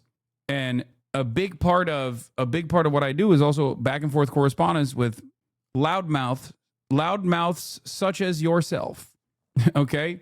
She does not do chat interactions. She has a producer that changes camera angles. What'd you say? Around some of these exchanges, there's ellipses above if you look really closely. Yeah. And it looks like they're cherry picking certain exchanges. So that my dad is super MAGA just comes out of nowhere because they picked it from a totally different part of the conversation. Yeah, these messages are clearly doctored, is what I would say. They're doctored. Now, they could decide why they're doing that. Tyler's being forthcoming. We're protecting him in some capacity. I find that to be unacceptable. Okay?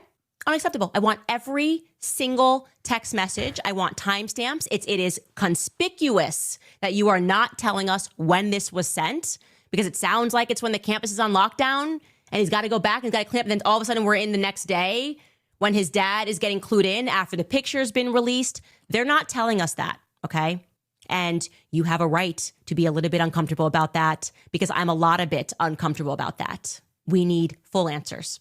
Further to that point, I have found this strange from the beginning that for whatever reason, we're not hearing too much about this Lance guy other than like he's been extremely cooperative. He's handed over his messages. I'm not implying that Lance was involved, I am implying that it's weird that we're not hearing more about him, right? You're telling me he lived with the guy. You're telling me us now that he's been texting with the guy about his plans. They're in love. Is nobody interested in learning more about this character? Okay, so Tyler's people are saying Tyler's a good kid. People around Tyler, classmates, are telling me he's a good kid. So I go into our tips box, and it turns out that actually Lance Twiggs' family has tried to reach out to me over the weekend. Obviously, I was in a very aggrieved state, and I was not prepared to even accept viewers that Charlie live Kirk was viewers. not on this earth, okay? And I realize that they're saying to me, like, you know, we want to speak with you, and there's more than one family member that has reached out because we trust you, and we don't trust the media. Good by me. They are, it sounds to me, a very good family.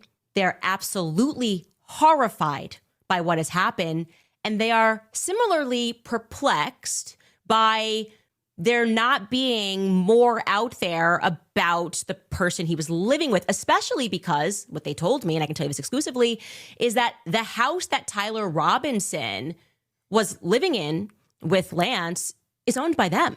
Tyler Robinson is paying rent to them.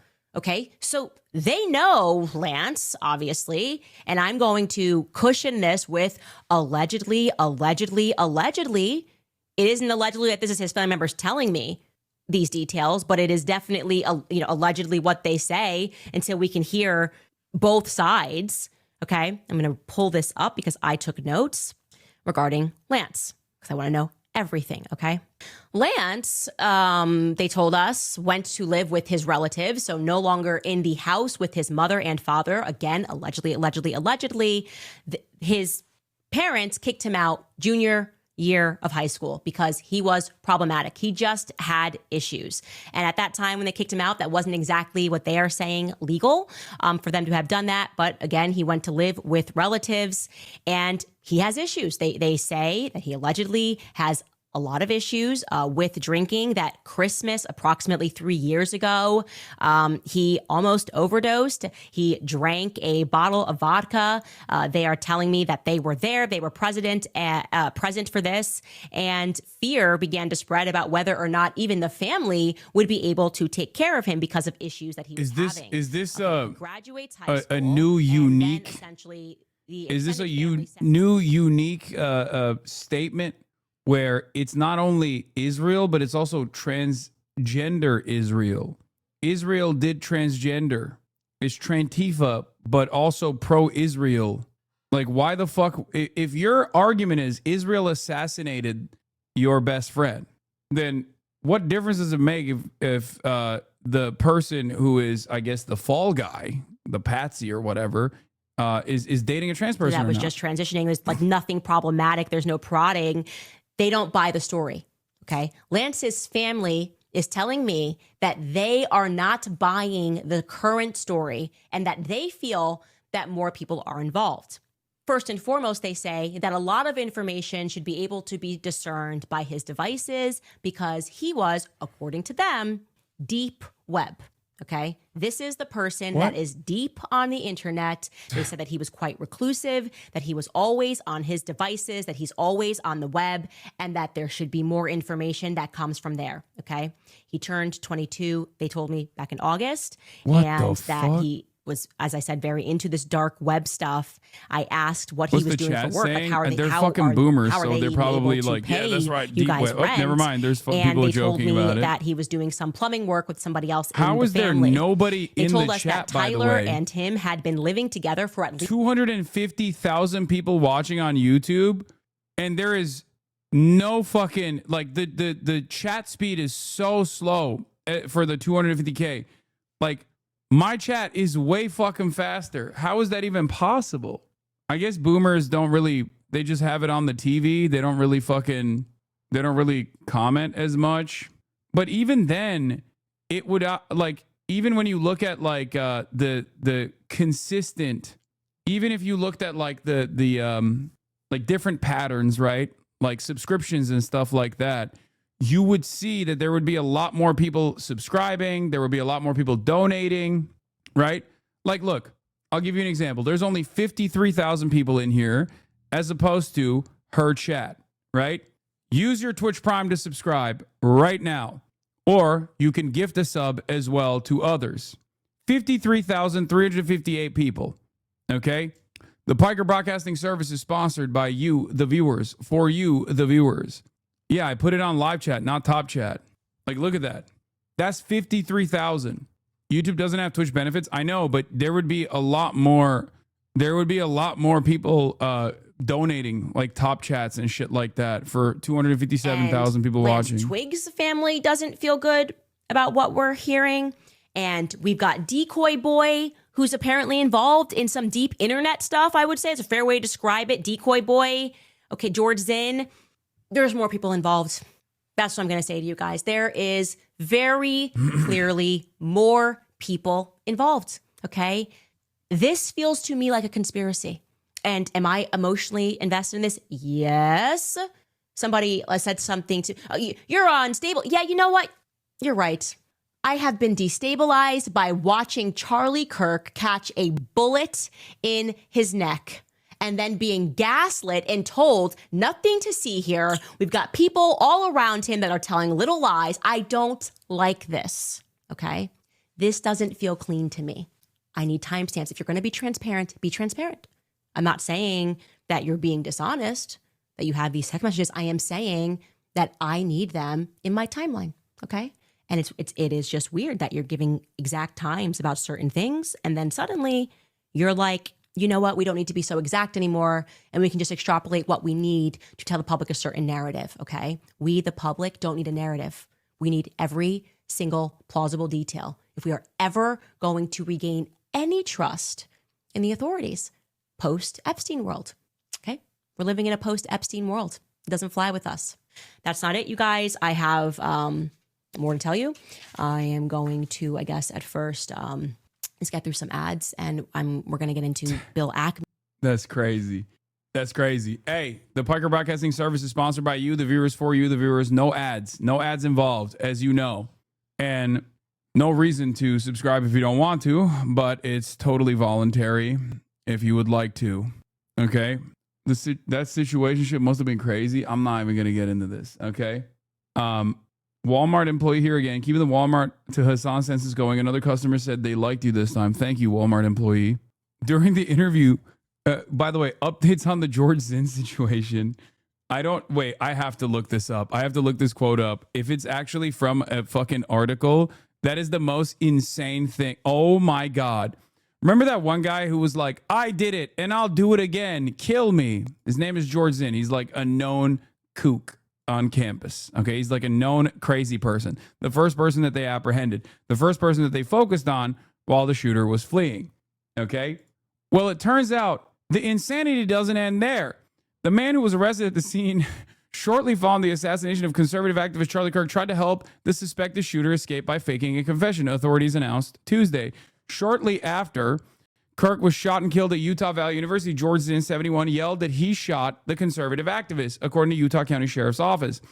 Zinn was then taken into custody by Utah Valley University police, but was not cooperative with the authorities and did not want to talk to investigators. He was eventually released.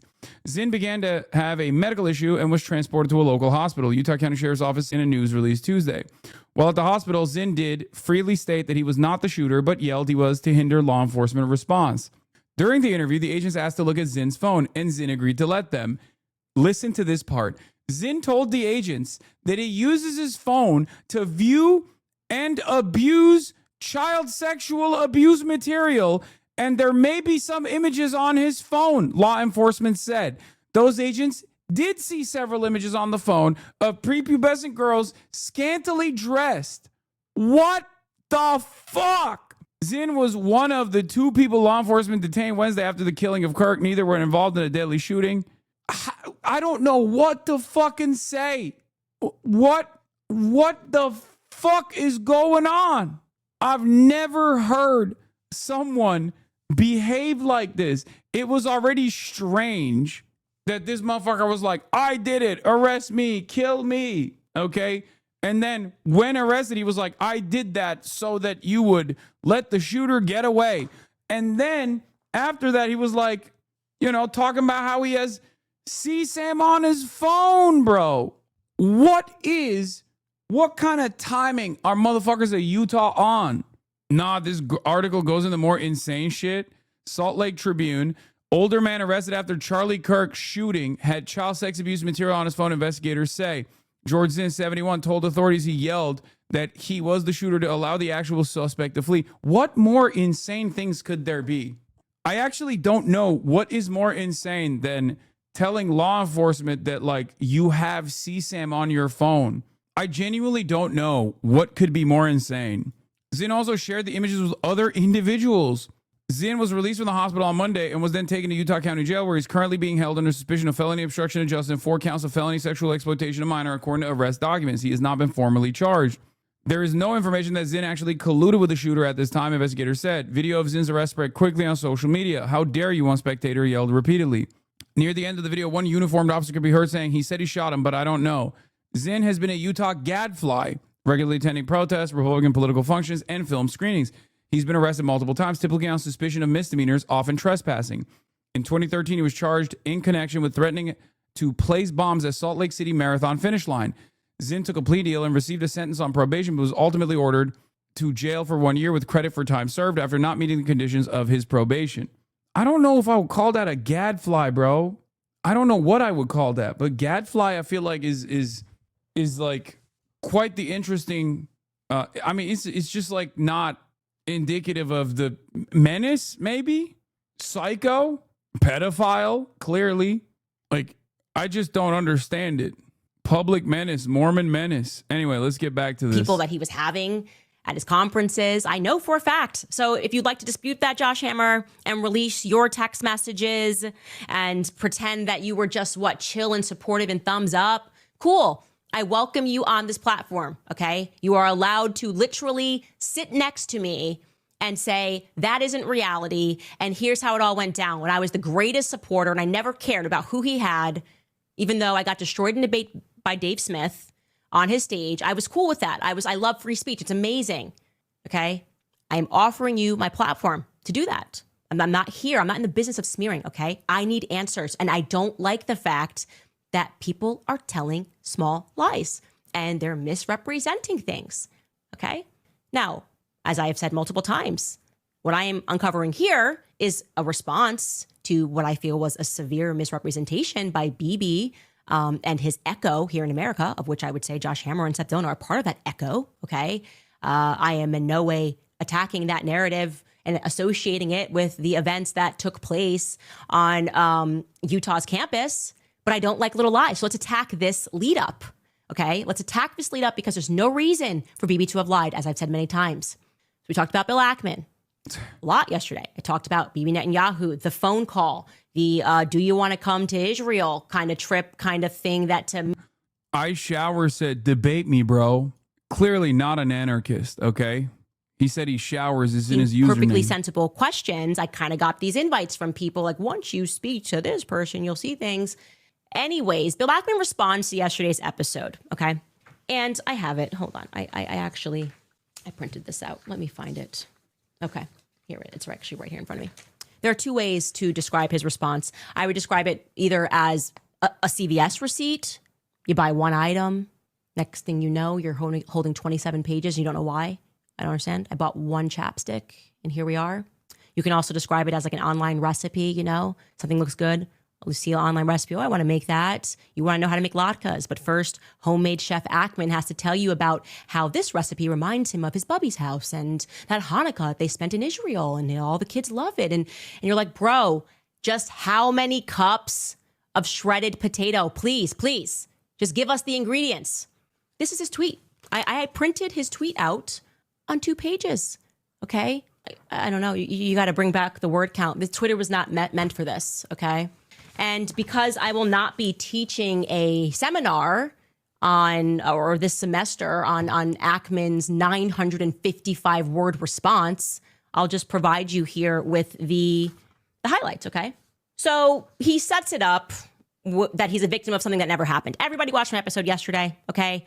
I never said the sentence, Bill Ackman blackmailed Charlie Kirk. That never happened. But of course, he's doing the typical, the Israeli brand thing is I'm a victim. And let me tell you why I'm a victim. So he just sets it up And I don't know why he's putting these things in parentheses of Charlie's supposed evolving stance. Okay, we can watch clips of that in a little bit. It's not supposed. And saying it's supposed doesn't make it so. It kind of blows my mind that people tune into this. I'm not going to lie. It's like obviously having 250,000 people watching this live stream makes it somewhat newsworthy because it's obviously a part of like the current culture. Like this is something that people are tuning into a lot more than they're tuning into like Ben Shapiro, a lot more than they're tuning into Steven Crowder. Like this is the new wave of right-wing content creators out there. It's Candace Owens, it's Tucker Carlson, it's, whether we like to admit it or not, Nick Fuentes.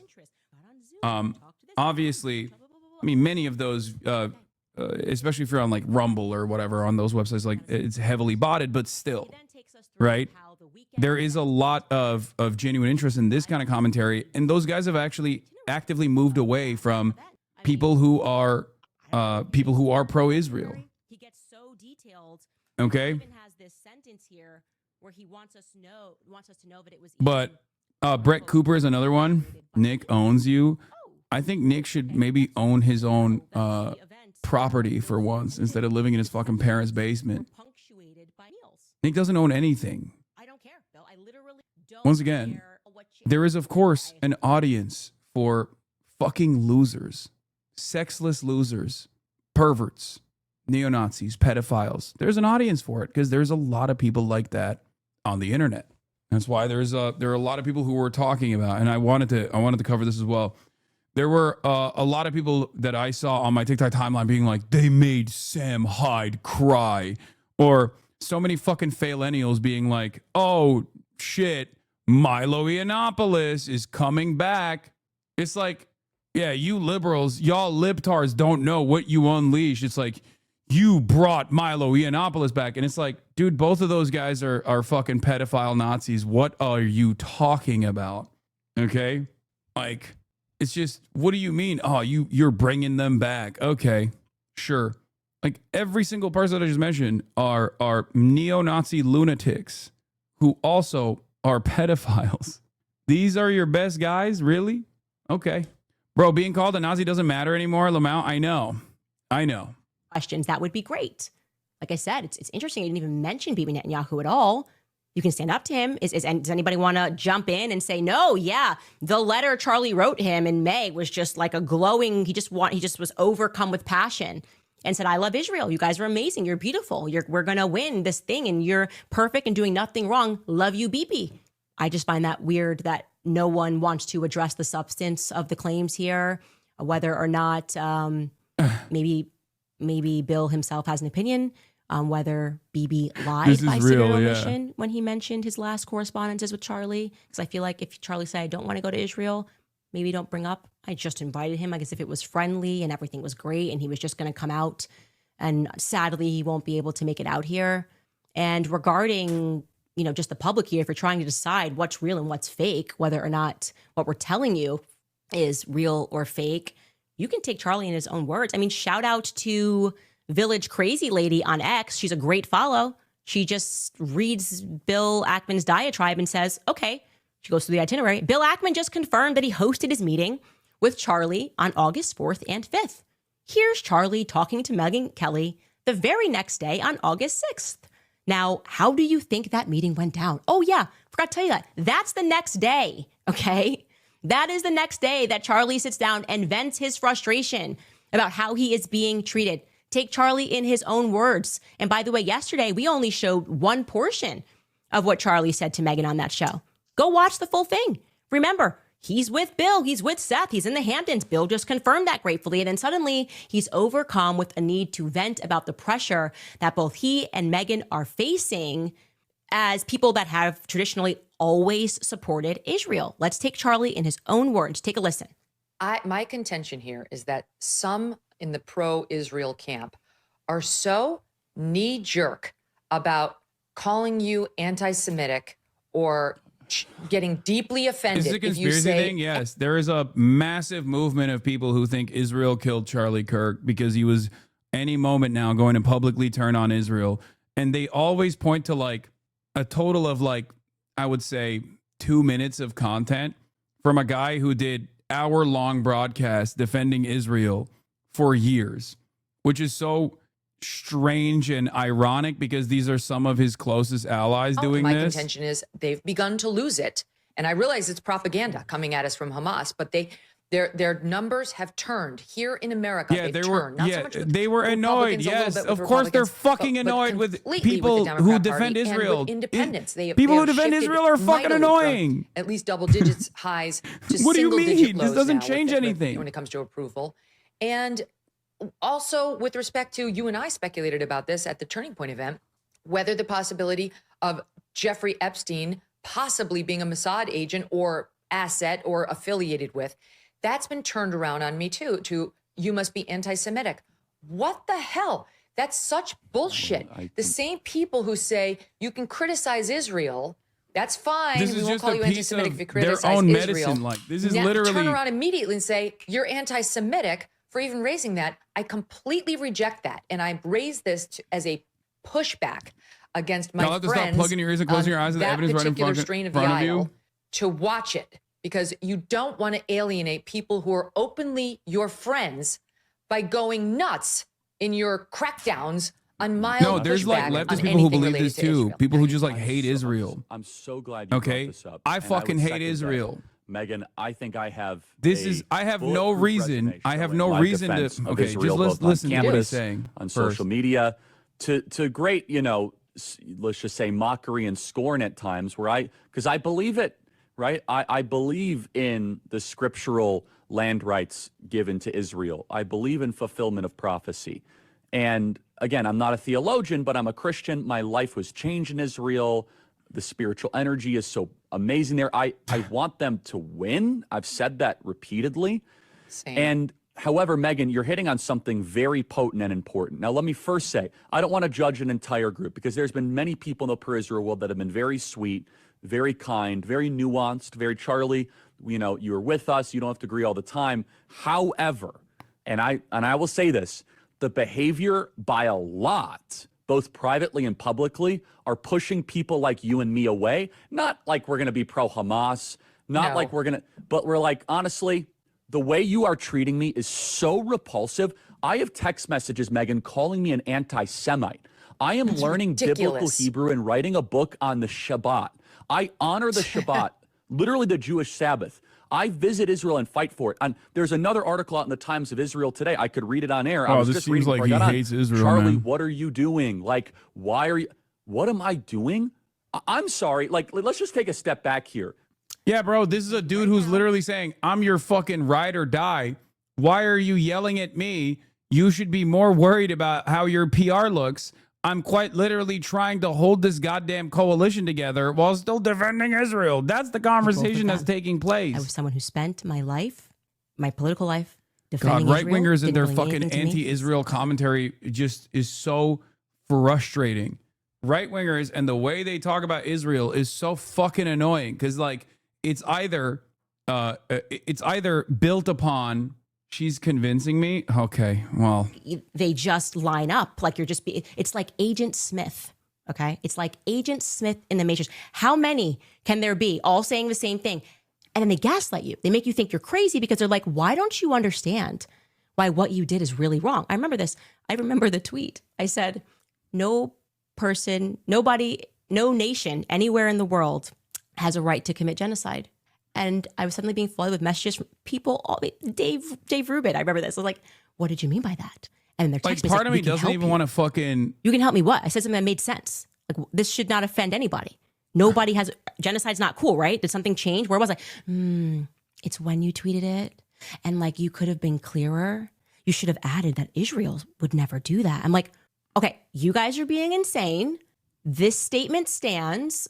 I was referring to Brian Mast's remarks, but even if I wasn't, I'm becoming Candace and I just Owens tweeted Pill. Thank you genocide for is always showing me the wrong, light. Hold on, that I'm gonna tweet should cover always be right. her statements in a second. I can feel that energy.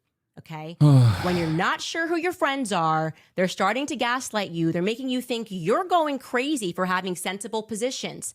And there's no halfway house for this. Okay. I can tell you that.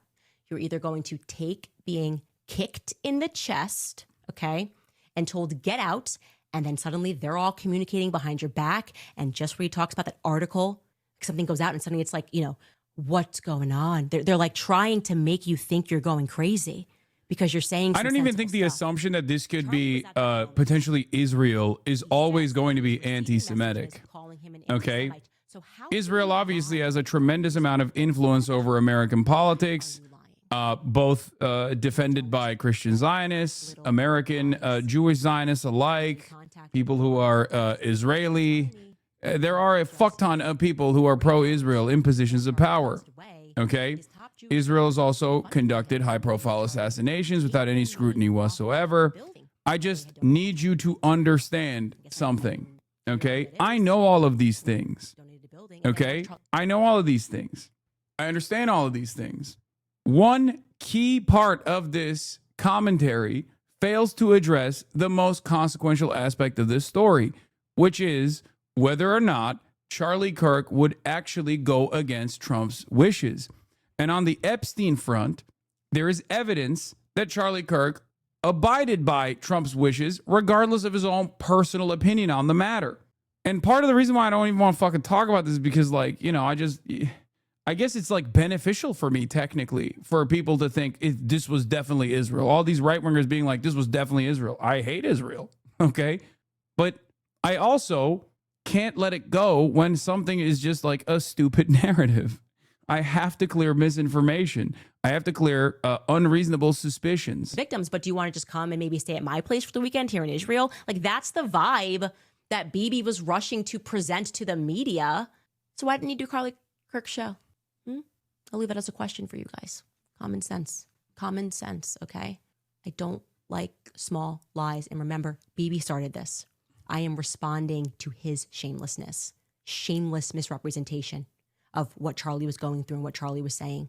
Because, and I want to be clear, to me right now, it feels, and I'm using a corporate term here, a bit like a hostile takeover, okay? It's misplaced anti-Israel sentiment because it's just a dumb premise, to be honest. Charlie and Charlie's honest it's not even. idea.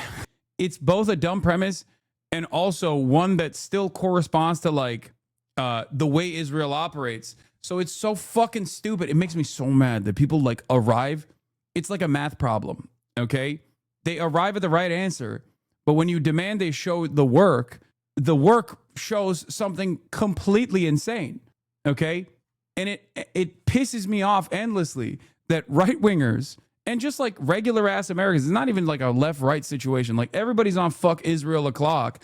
But if you don't arrive at fuck Israel o'clock through the appropriate anti-genocide, anti-fascist perspective, then you might be super fucking predisposed to Israel-style shit happening in the United States of America. Ethno-supremacist arguments being made by a fascist administration, and you might be perfectly open to that. Do you not understand what my frustration is? On the one hand, I don't want people to not recognize the genocide and not be anti-Israel. I think that it's good that there are a fuck ton of people, but it's still dangerous in the long term if people are not anti-Israel because Israel is a fascist state. Okay? Don't let perfect be the enemy of the good. No, this is the same as people. Truth is more important than anything else. Okay? The truth is more important than anything else. Arriving at a conclusion through misinformation is dangerous in the long run. Hear that the response to me asking the reason why I say this, especially as it pertains to Israel, is because then you're basically saying Nick Fuentes is a beacon of truth or is a good thing. It's good that there's a Nick Fuentes style figure out there who is anti-Semitic and also anti-Zionist, right? The reason why I take issue with that is because he's a fucking fascist, self-described fascist. The reason why I despise Israel is because Zionism is also a fascist ideology. I'm anti-wanton murder of human beings. I'm anti-ethno-religious supremacist ideologies. I don't want America to do Israel for white Christians, for example, here on U.S. soil. I don't know why this is so difficult for people to understand. And those guys are not your allies, and they will also inevitably turn on you anyway. So, right conclusion, wrong solution in this circumstance as well, where, if people arrive at this like fuck Israel attitude through a sequence of misinformation, they are more predisposed to believing in fascist narratives when it's happening at the domestic level. Do you understand? We can't ever have any fun. I know. It seems like something easy to understand. I don't know why people aren't getting it. Because people are desperate. And if you're desperate, you want to believe, you want to say, look, nothing seems to work. Okay? Nothing seems to fucking work. So I'll take it any way I can. I think that's part of the reason why. We know your stance. Let's listen to hers. I already have. I already covered it yesterday. She's just going over it Bill again. Ackman that made an absurd amount of money while we were in COVID lockdowns and we couldn't work? Are you the same Bill Ackman who like turned that into like billions? I'm pretty sure you are. So maybe check yourself, okay? I'm so sick of this. Nobody can make money but us. By the way, the person that was in the Hamptons, other people that were at the Hamptons that are all talking about this, said Bill Ackman got up and gave a presentation and told them that they shouldn't own property and they should give money to, like, stocks. That's how they can be successful. They just want to rule over us all, don't they? Allegedly, that's what he said. Bill Ackman, you can reply. Did you tell people that they shouldn't own property when you gave your presentation on this now infamous meeting in the Hamptons, which wasn't publicized until I publicized it? I don't know. I'm just asking questions. Are we allowed to do that? Or are you going to sue me? You're going to crush me? You're going to impoverish us all? Why are you guys like this is my question. Laura Loomer in too. Like this is like how Bill, I guess, wins the argument. They're like, Bill gave money. It's all about money all the time. Bill Ackman says he's offering $1 million to whoever any information he has regarding the person who assassinated Charlie Kirk. And then she attacks me yesterday and she's like, Bill Ackman gave $1 million, Candace. What did you give?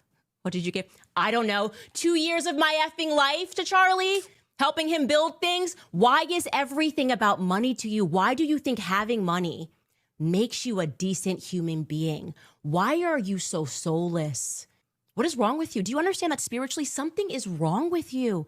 If your instinct, just so you guys know, regular people don't behave like that. I want you to know, because you made a okay, one other thing that I need to explain to you guys is like this is how people also get looped up in like Alex Jones conspiracies. If I have a disagreement and okay, what I did, if you say, well, Alex Jones was right about black helicopters, mass surveillance, people getting rounded up in camps, because technically he was right, but too early on that.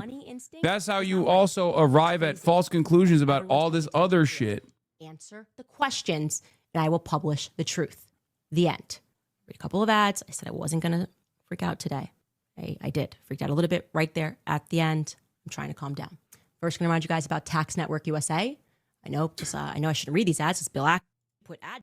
Anyway, Comrade Candace. No, you guys are so fucking dumb. Oh my God. Anyway, I guess I'm of two minds on this because it's like, don't interrupt your enemy when they're infighting, Explain it to us, damn. Wait, what? She's eating, not gonna lie. Explain it to us, damn. Oh my God. Oh my God. I have already, and I will continue to do so. Okay? As the number one hater of Israel, well, I guess technically number two, because Candace Owens did win Anti-Semite of the Year by StopAntisemitism.org, run by one woman, one crazy psychopathic ultra-Zionist living in Long Island. Candace Owens' takes on Israel revolve around this notion that Jews, not Zionism, not Zionists, but like Jews in general, the international Jewry is a monolithic force that is here to destabilize the Western world. Okay? This is not dissimilar to what the Nazis also believed, that international Jewry, by way of promoting moral degeneracy through the arts, through the colleges, and also the international Jewry, these rootless cosmopolitans, by way of an international socialist solidarity network, was trying to disrupt and destroy superior Western civilization. Okay? This is an incorrect assessment. This is not only obviously very harmful and made up, it led to a lot of violence, specifically the Holocaust. Okay? But this kind of faulty assessment leads people into believing that the enemy is Jews as a whole, and not international capital. These people do not correspond to any kind of ethnic or religious creed. if there is something as close to a monolithic force, that is the force of international capital. Okay? That's it. Ethnic associations, nationalistic associations do not mean anything. What matters most is profits. What matters most is continuing to churn out super profits. That's it. There are no allegiances, and every single thing that liberal capitalist governments do is done at the behest of ensuring that profit margins continue to expand. But given technological innovation, streamlining the productive process, automation, profit rates have a tendency to decline. Okay? So these guys look for newer and different ways in which they can continue increasing profit margins. One way to do that is by basically enslaving the global south. Your enemy are not your neighbors. Your enemy are not Jews. Your enemy is not random undocumented migrants. Okay? That's it. People who have the same class position as you have the same class interests as you, whether they recognize it or not. And fascists routinely disrupt this way of thinking. This is how they behave at the behest of capital. It is not only an unnecessary distraction, but it is one that has, at least historically, led to unlimited violence. So just as the Trump administration says, it's actually the Guatemalan migrants that are fucking up your life, or it's the transgenders that are ruining your life, and then they hyper-focus on these people, these subgroups, and turn them into enemies because they're much easier to discard. People are much happier with discarding these groups because they are not a part of it and they can be conditioned into hating them. Fascists will turn around and say the ultimate enemy, specifically anti-Semitic fascists, neo-Nazis and the like, will say the ultimate enemy are the Jews. Now, of course, unlike the Guatemalan undocumented migrant or the transgender person, Jews in the United States of America, at least right now, not the same throughout history, but at least in modernity, are not systematically disenfranchised. This is part of the reason why these people can take advantage of the unlimited enmity that Israel has caused, while simultaneously conflating all of its actions as actions being done at the behest of international Jewry and Judaism. Okay? The American fascist of a neo-Nazi variety and the American fascist of the Zionist variety end up handshaking when they say the exact same thing. Israel is doing this for Jews, and you are an anti-Semite if you actually criticize Israel. That is the woke version of dual loyalty. There is very little, with the exception of the hatred that Nick Fuentes has for Israel and Jewish people. There is very little difference in the starting premise between Nick Fuentes and Jake fucking Tapper. They both believe Israel represents and Zionism represents all Jews' interests. There is very little difference between Jake Tapper and someone like Ethan Klein, who is a liberal Zionist. They both, all of these people I'm describing, all say the same thing. One simply says this is a bad thing, and one says it's a good thing. That's it. It's wrong. So just to pack this up one more time, I'm just going to refer to my GOAT, a man who also addressed this at the time of growing fascism.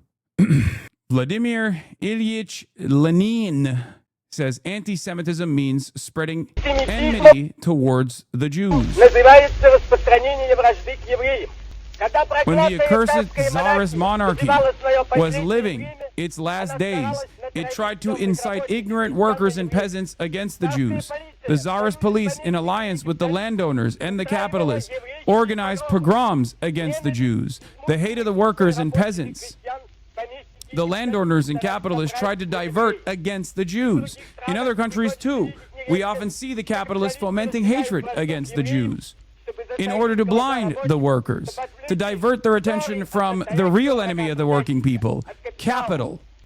Hatred towards the Jews persists only in those countries where slavery to the landowners and capitalists has established abysmal ignorance among the workers and the peasants. Only the most ignorant and downtrodden people can believe the lies and slander that are spread about the Jews. This is a survival of ancient feudal times, when the priests burned heretics at the stake, when the peasants lived in slavery, and when the people were crushed and inarticulate. This ancient feudal ignorance is passing away. The eyes of the people are being opened. It is not the Jews who are the enemies. It is not the Jews who are the enemies of the working people. The enemies of the workers are the capitalists of all countries. Among the Jews, there are working people, and they form the majority. They are our brothers who, like us, are oppressed by capital. They are our comrades in the struggle for socialism. Among the Jews there are kulaks, exploiters and capitalists, just as there are among the Russians and among people of all nations. The capitalists strive to sow and foment hatred between workers of different faiths, different nations, and different races. Those who do not work are kept in power by the power and strength of capital. Rich Jews, like rich Russians, and the rich in all countries, are in alliance to oppress, crush, rob, and disunite the workers. Shame on accursed Tsarism, which tortured and persecuted the Jews. Shame on those who foment hatred towards the Jews, who foment hatred towards other nations. Long live the fraternal trust and fighting alliance of the workers of all nations in the struggle to overthrow capital. Do you now understand why it's fucking idiotic? No group of people are monolithic. If they were, Jews, especially in the United States of America, would be 100% invested in everything that Israel is doing, because Israel has tried. Israel has tried so fucking hard for so fucking long, for the past 80 years, to basically poison every single young American Jew's mind with unlimited support for Israel. That it's a incredibly important aspect of young American Jews' identity. Okay? If that was the case, there would be no discontent towards Israel by American Jews. It's so fucking stupid. Bro said this 100 years ago and we still haven't learned shit. Yeah, of course. Well, partially because he was seen as a threat to the international order and was presented as an enemy. This is why I consistently repeat that you have to understand exactly what the reason is. Like, if your hatred for Israel stems from enmity developed for Jews, if you consider Jews to be a monolithic force, if you do not believe in people's class positions, if you do not believe that people are subject to change their perspectives, if you feel like there is this intractable association that all Jews have towards the state of Israel, then you are going to be wrong. And not only are you wrong, but you are wrong in the same direction that Jake Tapper is wrong in. Okay? You are wrong in the same exact ways that Jake Tapper is wrong, because he also believes that Israel is profoundly important for all Jews and must be protected, in the same exact way that Candace Owens believes Israel is profoundly important for Jews who are a monolithic force, and therefore it must be destroyed. Okay? Zionism is a fascist ideology. And just like people of all different backgrounds can find themselves in the throes of fascist ideology through dedicated social conditioning, people can find themselves in the throes of Zionism. Those people can be convinced. Those people can change their minds. Okay? It's that simple. What makes Lenin and Hitler philosophically different from each other? Please let us know. I mean, this argument, this question, I don't know if you're asking in some sincere, cynical way, is one that I describe my personal worldview as one that is different from all of these motherfuckers that are on the right. I believe that people are a byproduct of nurture more than nature, in its simplest terms. Okay? People believe the things that they do and operate in the ways that they do, okay, because they're conditioned to believe certain things. People are, first and foremost, slotted out through their class position. The overwhelming majority, if not damn near 99.9% of the population of the planet, albeit in reductive terms, can be slotted into the category of a worker, a wage laborer, someone who works for another. And then the 0.1% can be slotted into the capitalist, the bourgeois, one who actually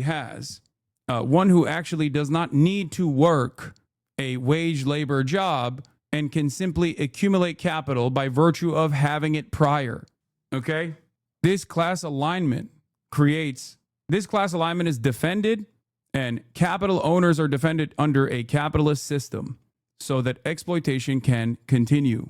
And in the process, as conditions worsen, material conditions worsen, when there is volatility and anger and resentment in the air, capital owners will devise new ways of dividing the population to make sure that they do not recognize their class position, but instead recognize other qualities that create points of division, create anger and animosity. Someone's national background, someone's ethnicity, someone's religion, someone's documentation or immigrant status, and even someone's gender identity, someone's sexual orientation. These things do not matter. They don't. They're what make us human beings. We're different from one another, but ultimately we're all human. We're all the same. But the capital owner focuses on that to foment dissent, to foment division amongst the working class.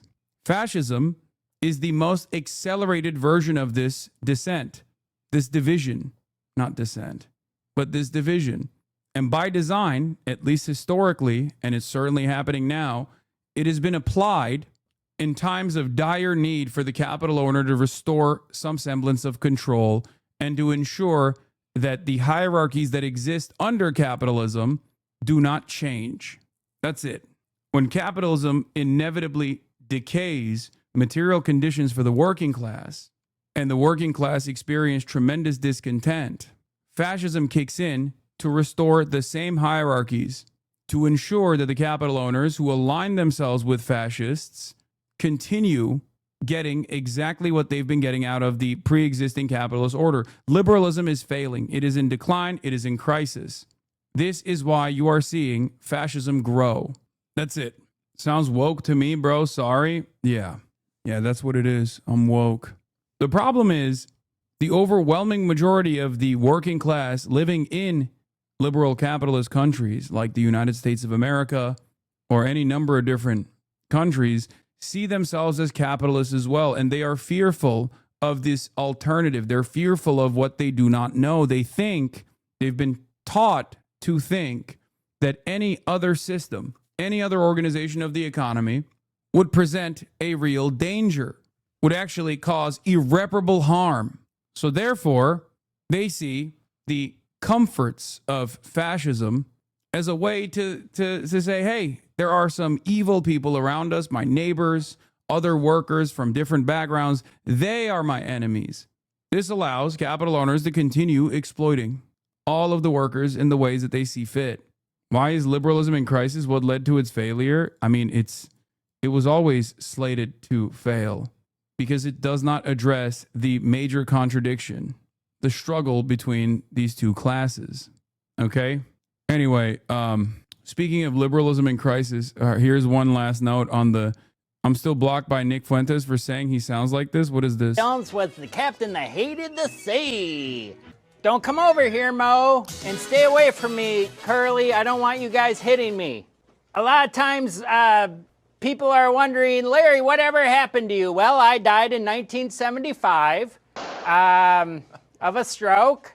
And before that, we had a resurgence of our films. A lot. I don't understand this, but yeah. Speaking of the crisis in liberalism, let's get back to one of the interesting conflicts that has arisen. As I was saying, one of the major defenders of liberalism, as you know, is sex pestiny, molestiny, child molestiny, also known as the streamer destiny. Now, for many, many years, through unlimited envy and anger and resentment, this person has decided that that I was the number one villain that was creating a real threat that might tackle American democracy. Okay? What's interesting about that, of course, is that in the process of designing me for his own cult-like community as the number one enemy, he basically took on positions that were diametrically opposite to mine, including but not limited to being a supporter of Israel and its genocide, right? But also aligning with a lot of people that wanted to kill me, including pedophile neo-Nazis such as Sam Hyde, and also pedophile neo-Nazis such as Nick Fuentes. He quite literally turned around and hung out with Nick Fuentes and propped him up when he was an irrelevant character, an irrelevant side character. He gave his phone number to all these other podcasts and whatnot. He didn't care because he is a debate mercenary, if you will. He didn't have any sort of real ideology. And while he was doing so, for years and years, he used this community to find whatever they could to negatively frame me, to present me in a false light through a somewhat sophisticated smear operation. This operation also obviously took new light and a renewed strength when he associated himself with Zionist groups in this country that are also just as fucking insane, but this time with a level of institutional, with a level of institutional control and influence. A big part of the clips that are flying are all around the internet right now about how violent I have been came from his community, right? They've been at this game for quite a while to limited success. It hasn't really worked at all, right? He's aligned with the likes of Ethan Klein. That backfired spectacularly on him. And members of his community have also aligned with far-right figures that have also ended up hurting them in the aftermath of their association. But now, one of the last allegiances that they had put together is also backfiring on them. Here's Loner Box and Dan Saltman, who spent a year branding me as a terrorist supporter over my Palestine advocacy and lobbied congressmen to take action against me, worrying about how those exact same congressmen now want to throw Destiny in jail. Let's take a look at this video. So, like, congressmen are tweeting at the FBI telling them to investigate Hassan and throw him in jail, and the same thing with Destiny. That's kind of insane. Yeah. It's not kind of insane. It's fucking yeah, nuts. It's very insane. Yeah, it's very bad. It's very insane. Yeah, fuck. Yeah, it's not good. They literally engaged in fascist censorship attempts when they thought it would eradicate the left, that it would eradicate my support, it would get me deplatformed. And now those exact same motherfuckers, including Elon Musk, who was recently retweeted, who recently retweeted Dan Stalkman for a clip compilation that Destiny's community had created, that Tectone posted. That very same Elon Musk is now saying Destiny should be arrested. Phil Labonte, if you just saw Destiny endorse political violence today, be advised that this is not a one-time thing and it's not new. Let him say what he wants, but then also pay the price under the law. Elon Musk, I don't think this jackass should be banned, but Amazon should stop paying him to incite murder. That's insane. Separately, incitement to murder and domestic terrorism is a felony crime. For that, he should go to prison. He can resume streaming when he has served his term. The chickens are coming home to fucking roost. They thought he got recently banned, by the way. Yeah, I saw this. He said, unreal, Elon Musk and other conservatives just got me banned from Twitch. My entire income is gone now. So much for the party of free speech, which, of course, happened a long time ago. Okay? And it's ironic because the reasons why he got banned, if conservatives knew, they would probably actually defend him. At the time, they may have. I don't even remember. But it was an endless torrent of not so liberal commentary that he was engaging with, whether it be attacking trans people or whether it be demanding that white supremacists drive over Black Lives Matter protesters because he was worried that BLM protesters were actually going to ruin Joe Biden's chances of winning the 2020 election. Of course, Laura Loomer is one of the dumbest fucking morons out there. and ate the bait and said, you should have thought about that before you decided to justify political violence. They're so stupid. And Representative Anna Paulina Luna said, I have forwarded this to the FBI for investigation. Inciting violence and murder. This guy's disturbed and unhinged, needs to be investigated. Hash out the crime statistics? Not exactly like. You need conservatives to be afraid of getting killed when they go to events so that they look to their leadership to turn down the temperature. The issue is right now, they don't feel like there's any fear. Like, I don't know. It's like memes. It's just memes to everybody, I guess. I don't know, bro. I don't know. I don't care. I'm playing video games. Okay, I'm done today. I don't give a fuck. God, it's gonna be so fucking gay if I get killed in the next fucking 2 months of shit I'm doing. Well, the cuck shit out here. Please don't anybody make any actual fucking, the most cucked, weak ass, fucking bullshit ass speeches on my side. God, if it happens, holy shit, I'm gonna make a death note before I go out to go live and not. God, it's so cucked. It's so optics cucked. After spending years and years saying some of the most heinous, insane, unhinged shit over and over and over again, and routinely also, to be fair to him, giving it to the Republicans as well, including, but not limited to, talking about the fucking firefighter that got shot behind Donald Trump in terms that really frustrated a lot of conservatives, and openly spending every waking moment, spending every fucking waking moment becoming even more unhinged. Like when he went on the Piers Morgan show and said this, Destiny just said the quiet part out loud, this conservative says. I think that liberals need to wake up and finally realize that if they're not willing to do it, it will never come down. If you wanted Charlie Kirk to be alive, Donald Trump shouldn't have been president for the second term. Every time he's in office, this happens. People joked about when Biden came in, it was so boring, nothing was going on. 7 out of 10 of the largest protests in American history have happened under Donald Trump. I think that liberals need to wake. And now Tim Pool is farming him as well. Liberal calls for the death of conservatives following the Charlie Kirk assassination. He did 20 minutes on this. And Donald Trump Jr. is posting about it, saying this is the mainstream of the Democrat Party. I don't even know what the fuck to say. These motherfuckers are literally using Destiny's Community's clips because they couldn't find anything. They couldn't find anything recent of me saying anything that's even remotely advocating for violence or anything like that specifically. And I know they're looking. I know that right-wing groups are currently desperately looking for anything that they can tie me back to Charlie Kirk in a violent manner, right? And DGG basically gave him all of the shit that, you know, is readily available out there. All this like false framing, all this out of context shit. But then those very same forces that these guys often collaborated with are now coming after Destiny as well, because he can't fucking be normal ever. He always gets in his own goddamn way. At least the energy is spent not trying to kill you. Oh, there's plenty of energy against me too. Let's be real. But yeah, like the Guts clip is really desperate that even Epstein's community didn't ever use it. Yeah, it's very obvious that I'm using metaphor in this situation. Do you think everything he said is covered by free speech? Yes, I do. Not the death threats against you though. What do you mean? No, ultimately, I think like everything that Destiny is trying to say here is obviously very clearly, everything that he's saying here is incisive deliberately. But what he's very clearly trying to say is that like Donald Trump needs to fucking lower the temperature. Okay? That's what he's trying to say. That's it.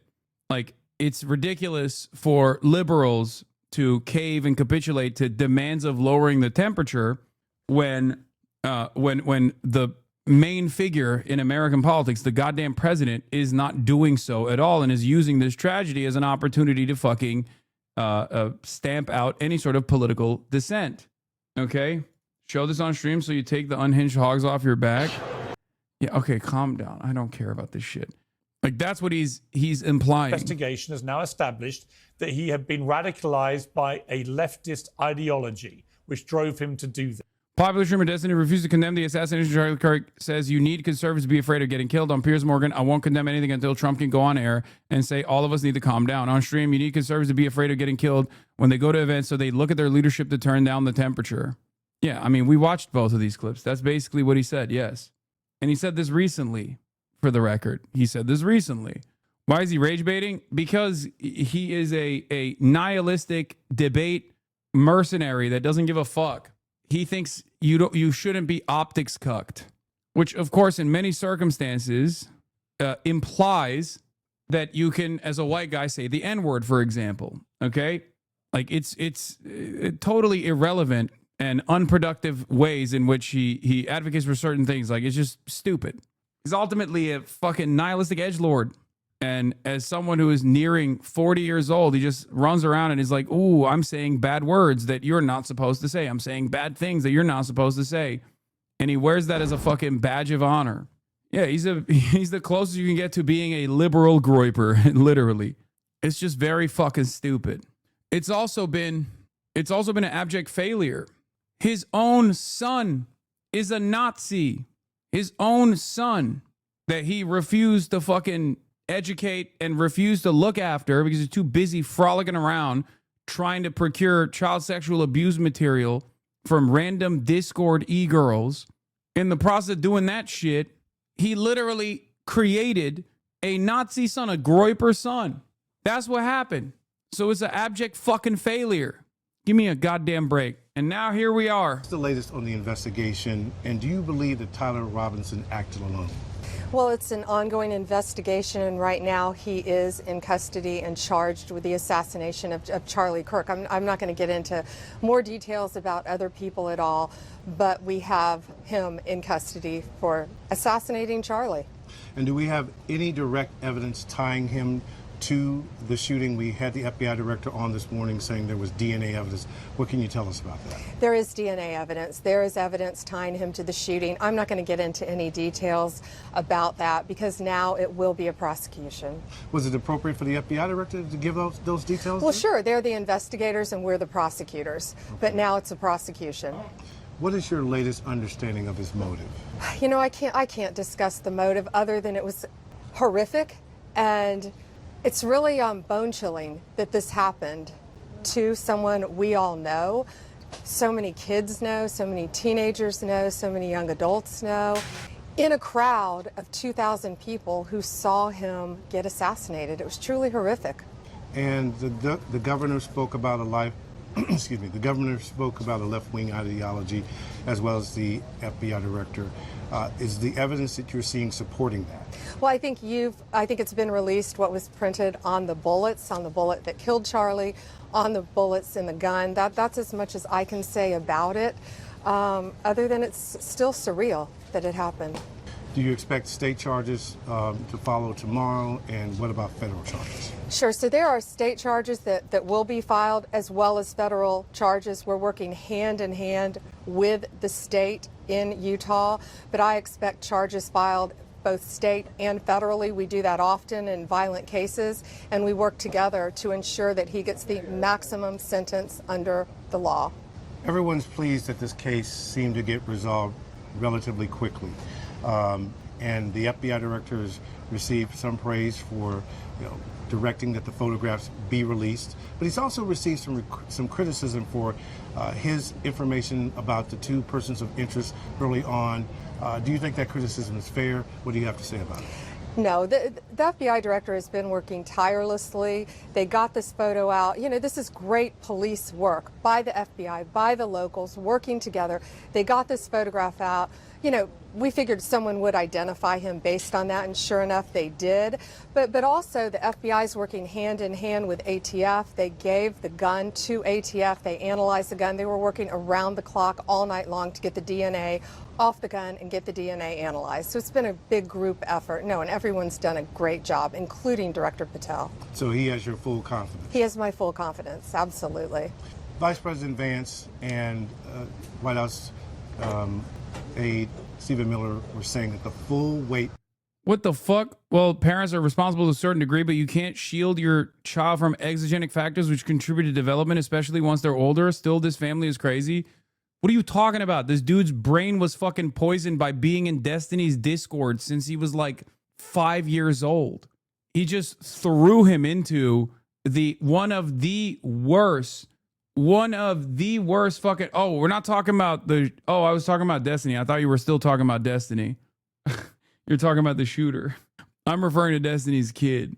I thought you were making an argument about me saying the Destiny's child being a Nazi. As far as like exogenic factors works in this circumstance, the person is 22 years old. It's a little bit different than 14. Remember, I walked away. after making that argument. All right, let's continue. Should be used to target and investigate left-wing radical groups. Do you share that position? Absolutely. We saw what happened to Charlie Kirk. He was assassinated speaking to college students peacefully, and he was assassinated. Anyone who commits such violence will be prosecuted to the fullest extent of the law. Look what almost happened to Governor Shapiro in the governor's mansion. His wife, his family, they were asleep upstairs and someone tried to light his house on fire. You know, there are so many crimes of violence throughout this country. Doesn't matter who it is. We're going to come after you if you commit a violent crime. But the president did say he believes it's mainly on the left-wing radicals. But as you mentioned, the governor's mansion being set afire. Bro, it's crazy. This right here is so fucking crazy. Like every prominent media outlet should be attacking this statement. It's just completely made up. And as is the case with many things that the Republicans falsely claim, the exact opposite is the truth. You could say, listen, left, right doesn't matter. America's a very violent country. And I do agree with that. Okay? I agree with that. But if you're going to look at this on pure partisan lines, it's not even a question that right-wing political violence is the most common type of political violence. Mass shooters that fucking come out and openly say like, oh, I'm terrified of the Great Replacement. This is not my assessment. This is the assessment of the Department of fucking Justice, by the way. What are we talking about? Including gang violence. See, that's not, I know what you're trying to do here. Okay, I'm not going to eat the bait. It's just a factual inaccuracy. And it's such a basic thing that you can address. And yes, of course, the Department of Justice, under her fucking, under her watchful gaze, has deleted that study last week. Now 404 Media is actually covering it as well. So I'm glad that like more people are aware of it. This just came out today from 404 Media. We covered it before. I think it was a Jason Palladino scoop, if I'm not mistaken. DOJ deletes studies showing domestic terrorists are most often right-wing. Anyway, that chatter saying, oh, are you counting political gang violence? That person is referencing what Charlie Kirk said in his last breath. We had the former Speaker of the House for the state of Minnesota killed along with her spouse. We had the state senator, wounded along with his wife. So it's clearly not just one side, is it? No, and in the state speaker's house, I believe they said that they were supporters of Governor Walz. So people are all over the board, who are doing this. And don't forget, we had 2 Jewish young people gunned down just minutes away from where we are right now for anti-Semitism because somebody hated Jewish people so much that they gunned down 2 young people right here in D.C. I was at that horrific crime scene. It doesn't matter who it is. Yes, who killed Charlie? Left-wing.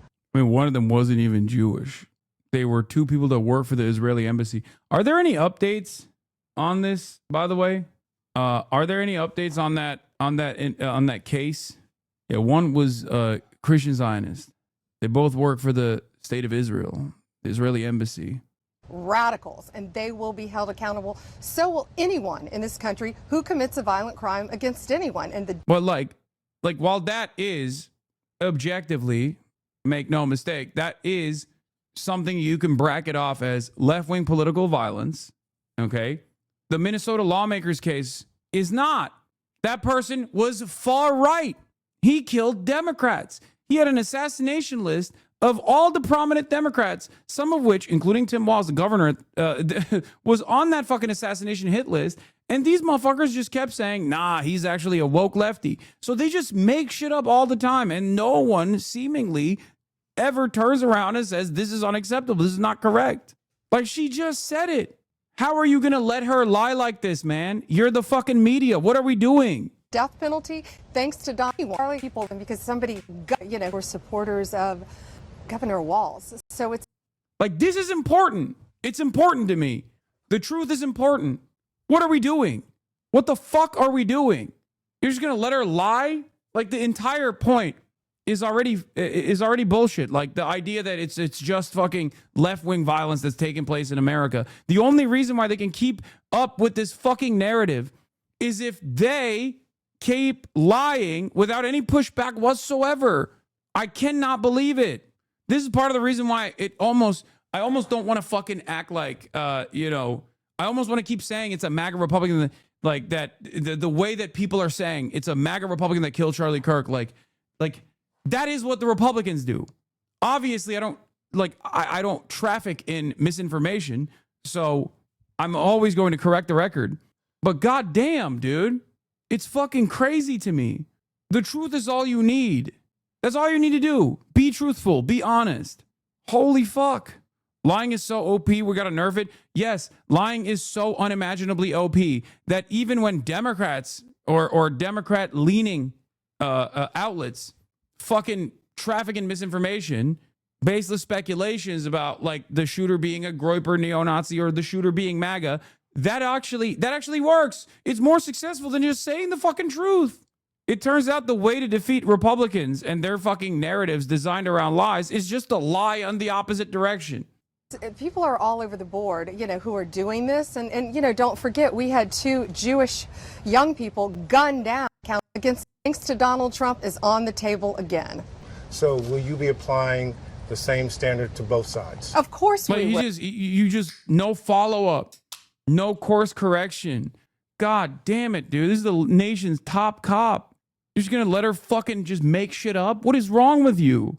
What the fuck is wrong with you, man? Any crime of violence will not be tolerated in this country by Donald Trump, by the Department of Justice, and hopefully not by state and local officials either. And you can guarantee the American people you'll be operating based on the facts and the law?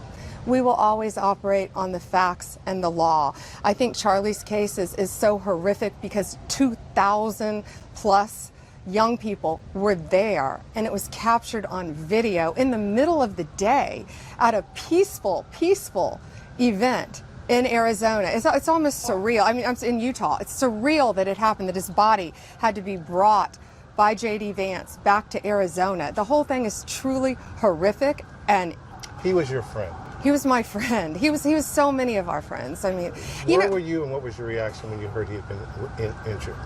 It's interesting. I was on a plane coming home from an event I was doing with Bobby Kennedy, and Gates, who works with me, was shaking, and he showed me his phone, and I was looking at Bobby Kennedy, whose father was assassinated, and I think we were all in shock. We were all praying, and I said to Bobby, Bobby, how old were you when your dad was assassinated? And he said, I was 14. And Bobby was with him when he died, I think the next day in the hospital. But, you know, Charlie left behind a beautiful wife, a brilliant wife, and 2 young kids. And that's what, when these insane, horrible people commit these acts of violence, I don't think they're thinking about, or they are thinking about, what they're going to hurt, who they're going to hurt. But Charlie's memory, they didn't silence Charlie. They created an army of young people who are going to go out there, and Charlie was extremely religious. Be religious, talk about God, not be scared to talk about their faith, talk about politics, have a healthy, decent conversation about it, which is what Charlie did as a gentleman. He took all sides of the argument. They thought they would silence him. It was the opposite. And I think Erica KIRK is going to be loud and strong and bold in the future as well. General Bondi, you're seeing the daily threat information. You know about threats against members of Congress. Yeah. You know about threats against judges. Do you have a responsibility, and do all people in government have a responsibility to dial it down and to make sure that the American people know that violence, wherever it comes from, will not be tolerated? Violence shouldn't be tolerated wherever it comes from. And, you know, seeing this horrific assassination, this is what should unite people. Yet, you know, we saw a school board member in Virginia just today. Immediately turn around and not dial it down, and also continue to foment deep partisan divides. Okay? First question that the fucking reporter asked, that's like, hey, are you going to also tone down the rhetoric? Because it kind of feels like the president's not doing that. And predictably, she goes, no, actually, I'm not going to do that. She goes, I'm going to do that, and then proceeds to do the opposite of that. think online talking about how Charlie deserved this. I mean, horrific things. This is where our country should unite and come together. You know who was murdered? A Christian, a father, and a husband. That's who was assassinated this week, and we've got to band together now. We've got to come together as a country, or we're lost. How difficult is it to separate the personal from the professional? You're the Attorney General of the entire country, yet this is your friend. I can't think of a recent case quite like that. I think for so many of us, for so many of us, and I think for everyone who didn't even know Charlie personally, because they saw it and they felt like they knew him because he was so personal. For me, I've been in prosecutor mode since the second this happened, for all of us, for all of law enforcement, for Director Patel, for all of the agencies. But then you go home at night and you look up and you see his face on the TV screen and realize he's no longer with us, that Erica no longer has a husband, his kids no longer have a father. It's horrific. It's horrific, and I hope it wakes up America that we have got to unite and we can have a peaceful discussion about our differences. Sad thing is, we live in a nation where twisted, toxic theology is poisoning the politics of this nation. Have you thought about the fact that this week in Utah, a white Christian got killed by a white Christian? And then the next day, HBCUs were under threat. How did we get in it? That's called white on white crime. You came the wrong Sunday if you thought you... I'm sorry, I see y'all are real sophisticated and you look really good. I hope they warned you about me, okay? Because on this Sunday, we gonna keep it 100. On this Sunday, we gonna tell the whole truth and nothing but the truth. And so here they are. Here they are. In Utah. It's more of us in church than in Utah. We ain't got nothing to do with what they just did. A white Christian gets killed, murdered, not assassinated. We're going to tell the whole truth today. Martin King got assassinated. Malcolm X got assassinated. Medgar X got assassinated. Don't compare Kirk to King. Ain't no such comparison now. Let me hasten to say, I'm anti-political violence. Kirk should still be alive. I don't agree with the time with anything Kirk said. What Kirk said was dangerous. What Kirk said was racist, rooted in white supremacy, nasty, and hate-filled. But he still should be alive. He still should be playing with his kids. He still should be experiencing the love with his wife. He still should be experiencing life as he saw it. I don't want anybody, please hear me well, anybody to be victimized by political violence when I'm going to keep it a buck. Because one of the things that gets me, and we got some politicians in here, I'm going to tell you, I'm going to come for you if you ever say this. If you ever say, America, we better than this. You lying. You lying. We ain't better than this. America was born in political violence. America committed political violence during the slave trade. America committed political violence when black bodies hung as strange fruit on southern trees. America committed political violence against the Irish, against the Italians before they became white. America committed violence when America passed Jim and Jane Crow laws.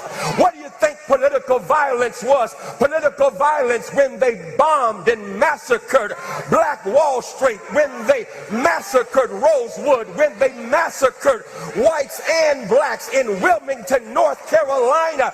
Well, what do you think political violence is? Martin being killed, that's political violence.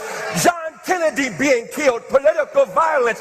Robert Kennedy being killed, political violence. And you gonna say we better than this? No, you can't fix what you won't face until you look in the mirror and say this is a violent country that has done violence to too many people. We will never get our act together. It's time time to repent, because if my people called by my name humble themselves and pray, turn from their wicked ways, then will I hear from heaven, forgive their sin, and heal the land. So now we better than this. No, we ain't. I mean, yeah. It must feel awesome to work a room like this. Yeah. Lectures go crazy, bro. They go crazy. Chris, I'm glad you asked me that question. It's a perfect timing because with respect to Ken made a very good point about rejecting violence. I agree with Ken. The problem, of course, is that Ken's former boss, Donald Trump, pardoned a bunch of politically violent people earlier this year. He's even dangled pardons in front of the kidnappers. So did Joe Biden. The attempted, I'm not here to defend Joe Biden, but Donald Trump pardoned a bunch of political extremists who attacked the Capitol. And he's also, Chris, dangled pardons in front of the people who wanted to kidnap and maybe kill Gretchen Whitmer, like horrible political extremists. He's talked about pardoning them as well. So that's a real problem. And we need the president, as you said in your introduction, to really lead on this and use this killing of his friend to say, you know what, all of us tone it down. This is a president who's called his enemies scum, vermin, animals. You know, Chris, better than me what he's called his political enemies, including you. So that's what we need from the president. We're not getting it from the president. We're getting more kind of talk of pardons. The other issue which you asked about Charlie Kirk. Look, I differ from you on this, Chris, and this is what we argued on Twitter. I think public figures are not private figures. I think public figures, when they die, of course we should be respectful to their families. I've said time and again that it breaks my heart to think about what his children are going through, what his widow is going through. It's horrific what happened to him. I can't even watch that video. I refuse to watch that video of what happened to him. But he's a public figure. I'm a public figure. Chris, you're a public figure. When we die, people are going to look at what we said and say, well, I agreed with him on this, I agreed with him on that. And the problem is Ken and the right are trying to almost deify him. What Ken just said is not true, that Charlie never called for violence, that Charlie was level. Charlie called for me to be deported from America because he didn't like a monologue I did on COVID. He called for Joe Biden to be executed by death penalty. We can go down the list. I know you don't want to hear. Let's not make this a Charlie Kirk rhetoric thing. But I don't know what else to say. When I hear Ken saying things that I think are untrue, then I have to respond. You know me, Chris, it's in my nature. I have to respond and say, well, that's not true. Here are the facts. Just last week, the day before he died, the day before he was brutally murdered, he said that Islam is the sword the left is using to slit the throat of America. I don't think that's rhetoric that people should be emulating. Can you imagine any other fucking statement like this? Like, Jews are the sword that the left is using to slit the throat of America? I just think if Charlie had said that, just think. It's just such a fucking insane statement. Such an insanely bigoted statement. But of course, because it's the targets in this, the group that you're shitting on is Muslim, so nobody ever fucking turns around and goes, oh, that's a little fucked up, don't you think? That deeply offensive rhetoric. Obviously, it doesn't justify killing him. Nothing justifies killing him. But please don't tell me that he was a level-headed person who never insulted or abused anyone. That's just not true. He asked for people to post bail on the guy who attacked Paul Pelosi in his home, a violent extremist, Trump supporter, election denier, who attacked Paul Pelosi in his home, is now in prison for attempted murder. Charlie called for bail to be posted for him by an American hero. So that's the kind of rhetoric I don't think we need or emulate. Mehdi, what is the difference? What is the difference between telling the truth and rationalizing the murder? That's why I talk about time, place, and manner. That when you say, look, this is unacceptable, but he said a lot of terrible things, it sounds like you're not as upset that he was murdered because he said those things. With respect, Chris, that's not what I said. I said his murder is inexcusable. I've said that consistently, as have we all. But I was responding to Ken saying that Charlie was X, Y, Z. If Ken and the right, and Ken, I'm not picking on you, but the right in general, were not treating him like a new MLK. I'm seeing people saying he was a literal saint. He should have a statue put up in Congress. Chris, am I supposed to just let that go and not say, we probably shouldn't have a statue in Congress for a man who says Islam is a religion being used to slit the throat of the West, that Muslims like me are conquerors? This is the kind of stuff he said. Am I supposed to not respond to that political rhetoric? Thank you for watching. Subscribe below and download our News Nation app right now on your phone. And you. But Mehdi, I agree with him. But Mehdi, I agree with him. Anyway, we're doing we're talking about Gaza. Israel is now doing a ground invasion of Gaza City as the UN Commission has officially announced that a genocide is being committed. Okay. Also, Ta-Nehisi Coates, friend of the show, wrote an article about Charlie Kirk at Vanity Fair, and I kind of want to look at that later. Meanwhile, one other Israel note. Israeli occupation soldier who killed children and women in Gaza, Tal Shalev, is the new CNN senior journalist in Jerusalem's bureau. Nice. No biases there, bro. Come on. Through the night, Israel's air assault on Gaza City intensified still further as its ground forces readied to move in. By Israel's own estimates, as many as 650,000 Palestinians remain in the city. This morning, rescue efforts underway to recover survivors from new ruins. This block, home to dozens of people, hit at 1 a.m.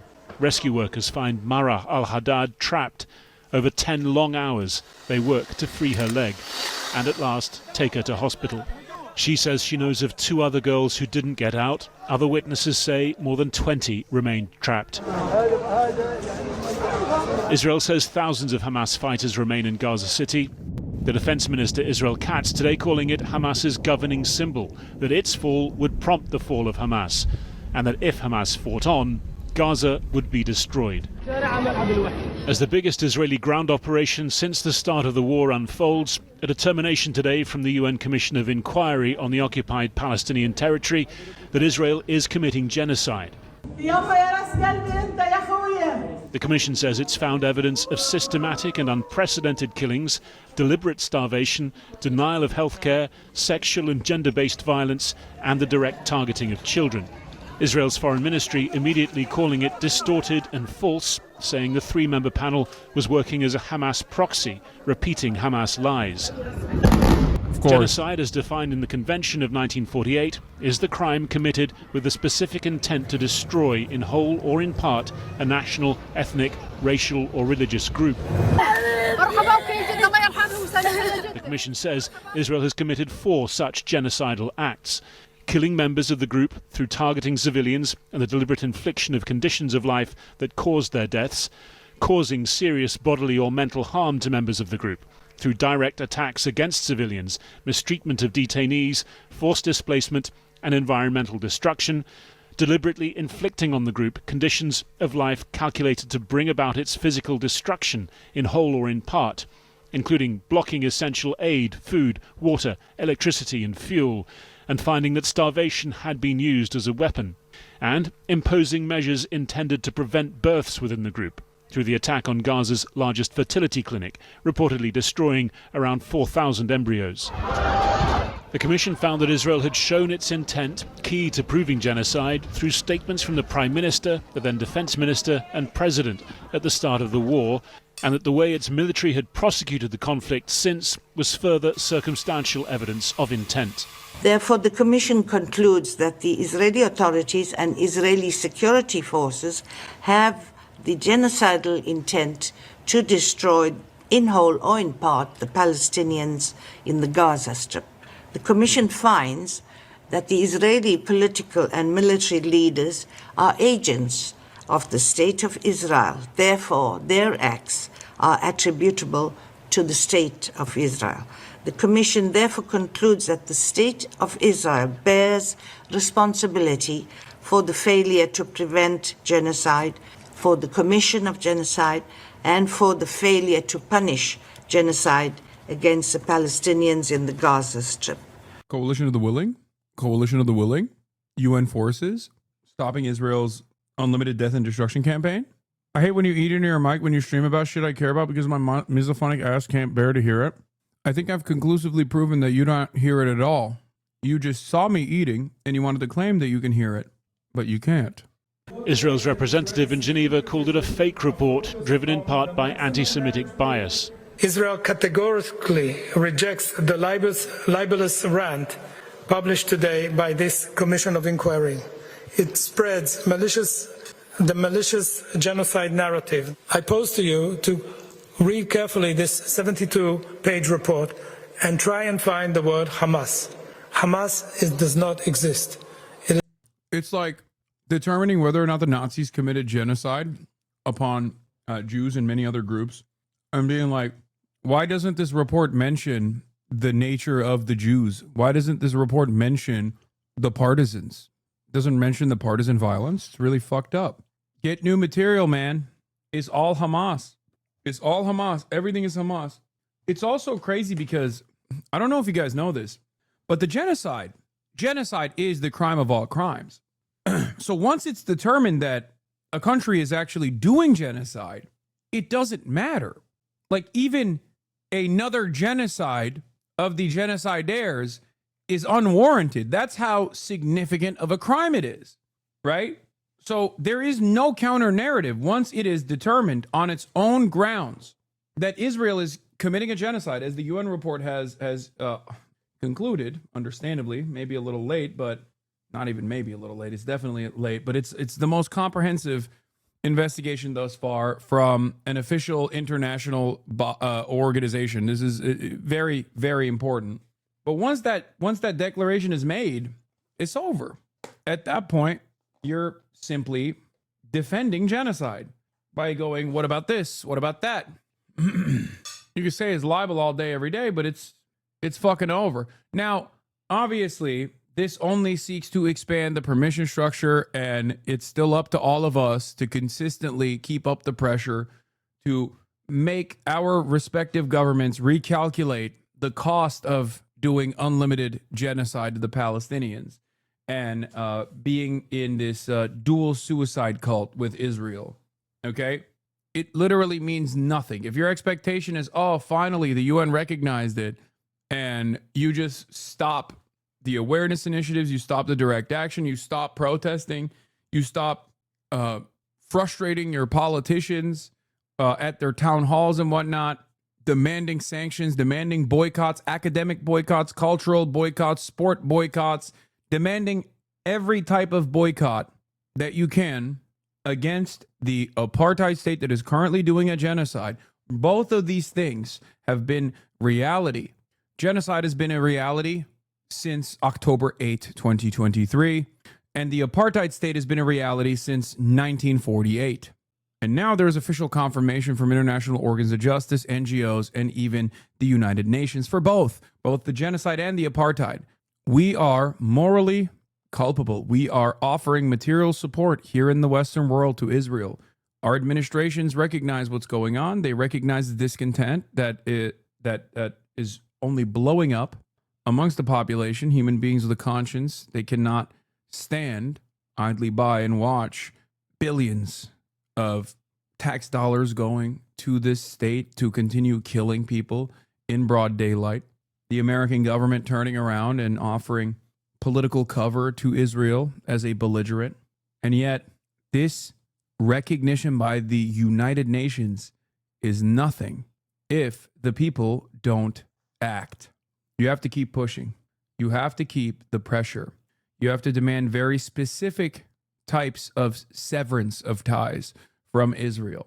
That's why I gave a lot of credit to, Javier Bardem and many others that have demanded cultural boycotts, for example, film boycotts. That's very important. You too can play a part in whatever part of the economy you exist in. Okay? Chatter said that the commission actually mentioned Hamas, but it does not matter.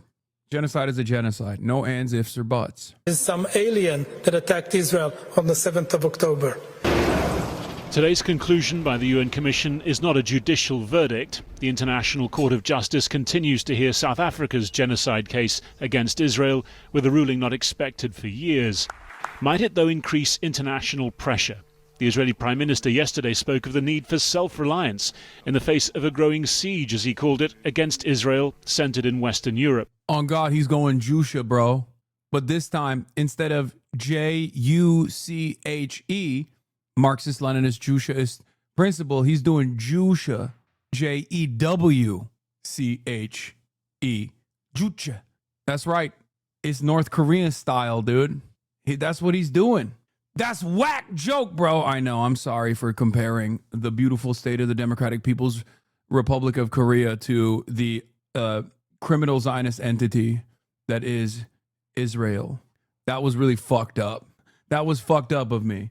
A nation that was born out of being genocided by the allied forces of the world with unlimited firepower, the Democratic People's Republic of Korea, can never be compared to a nation that is a crime from its inception. I apologize. Last month, Germany announced restrictions on arms shipments to Israel. Today, its foreign minister reacting to the report. Die im Bericht beschriebenen What about the complications already pointed out? How was it against military orders that attacked the consulate, for example? How about it being far-right extremists taking advantage of the oppression dynamic, almost like you shouldn't have it? What? I'm confused by what you're saying. I'm a groiper and you went too far there. Sarcasm.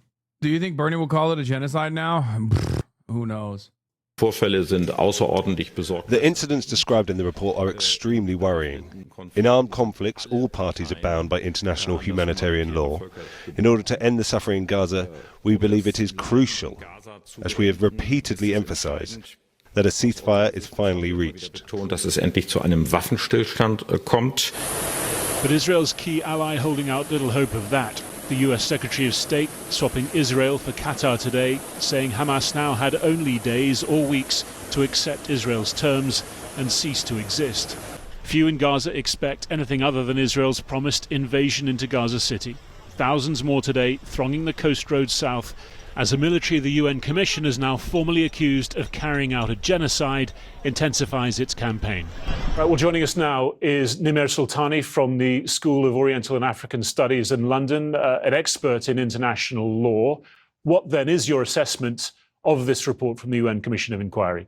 This report further solidifies the consensus amongst the international legal scholarship, amongst the human rights community, amongst genocide studies scholars, Holocaust studies scholars, that Israel has been committing a genocide since October 2023, that this is not a war, but a genocide. When you see the mass slaughter, when you see the massive and comprehensive destruction of everything from cemeteries to schools to mosques to healthcare system to water infrastructure, and when you add to that the starvation and the over 20,000 Palestinian children killed, the inevitable conclusion, according to the UN Commission of Inquiry, which is an independent commission, that this is a genocide. Israel has been committing a genocide in Gaza since October 2023. What is the distinction here? Because there is an International Court of Justice case ongoing brought by South Africa against Israel, accusing Israel of genocide. This isn't a judicial finding or judgment, is it? As you say, it's a commission. So legally, what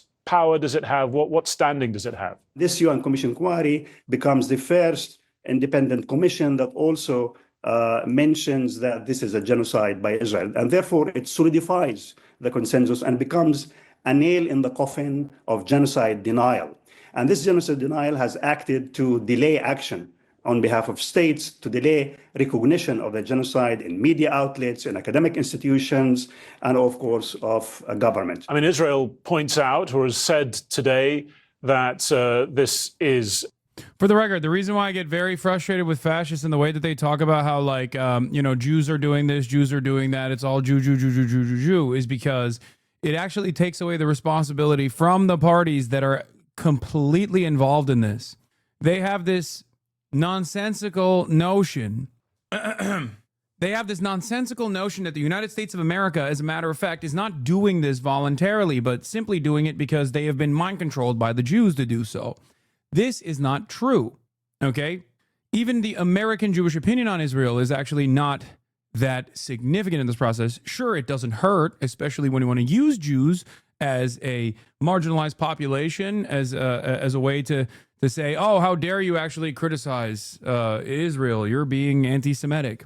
But the reality of the matter is, it is the American state that wants this to happen and absolutely keeps pushing for it to happen and does nothing to stop it and has all the power to stop it if it wanted to. Okay? Fascists, on the other hand, who have this false notion of Christian nationalism, in many instances where they believe that like Christian nationalism is going to take root in America, who are anti-Semitic in their conspiracies, do so in a way that abdicates responsibility away from the American government, Christian Zionism, and the like.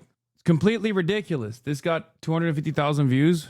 Holy fuck, holy fuck, holy fuck. I really hope I'm not right about this. You've got to download this video, not just save it, but download this video because it's... Okay, so I thought I'll check out who owns the UN buildings. What? Are you doing a fucking, oh God, 9/11? Israel did 9/11 conspiracy video from Australian Felix? Really? Ay, ay, ay. Okay, brother.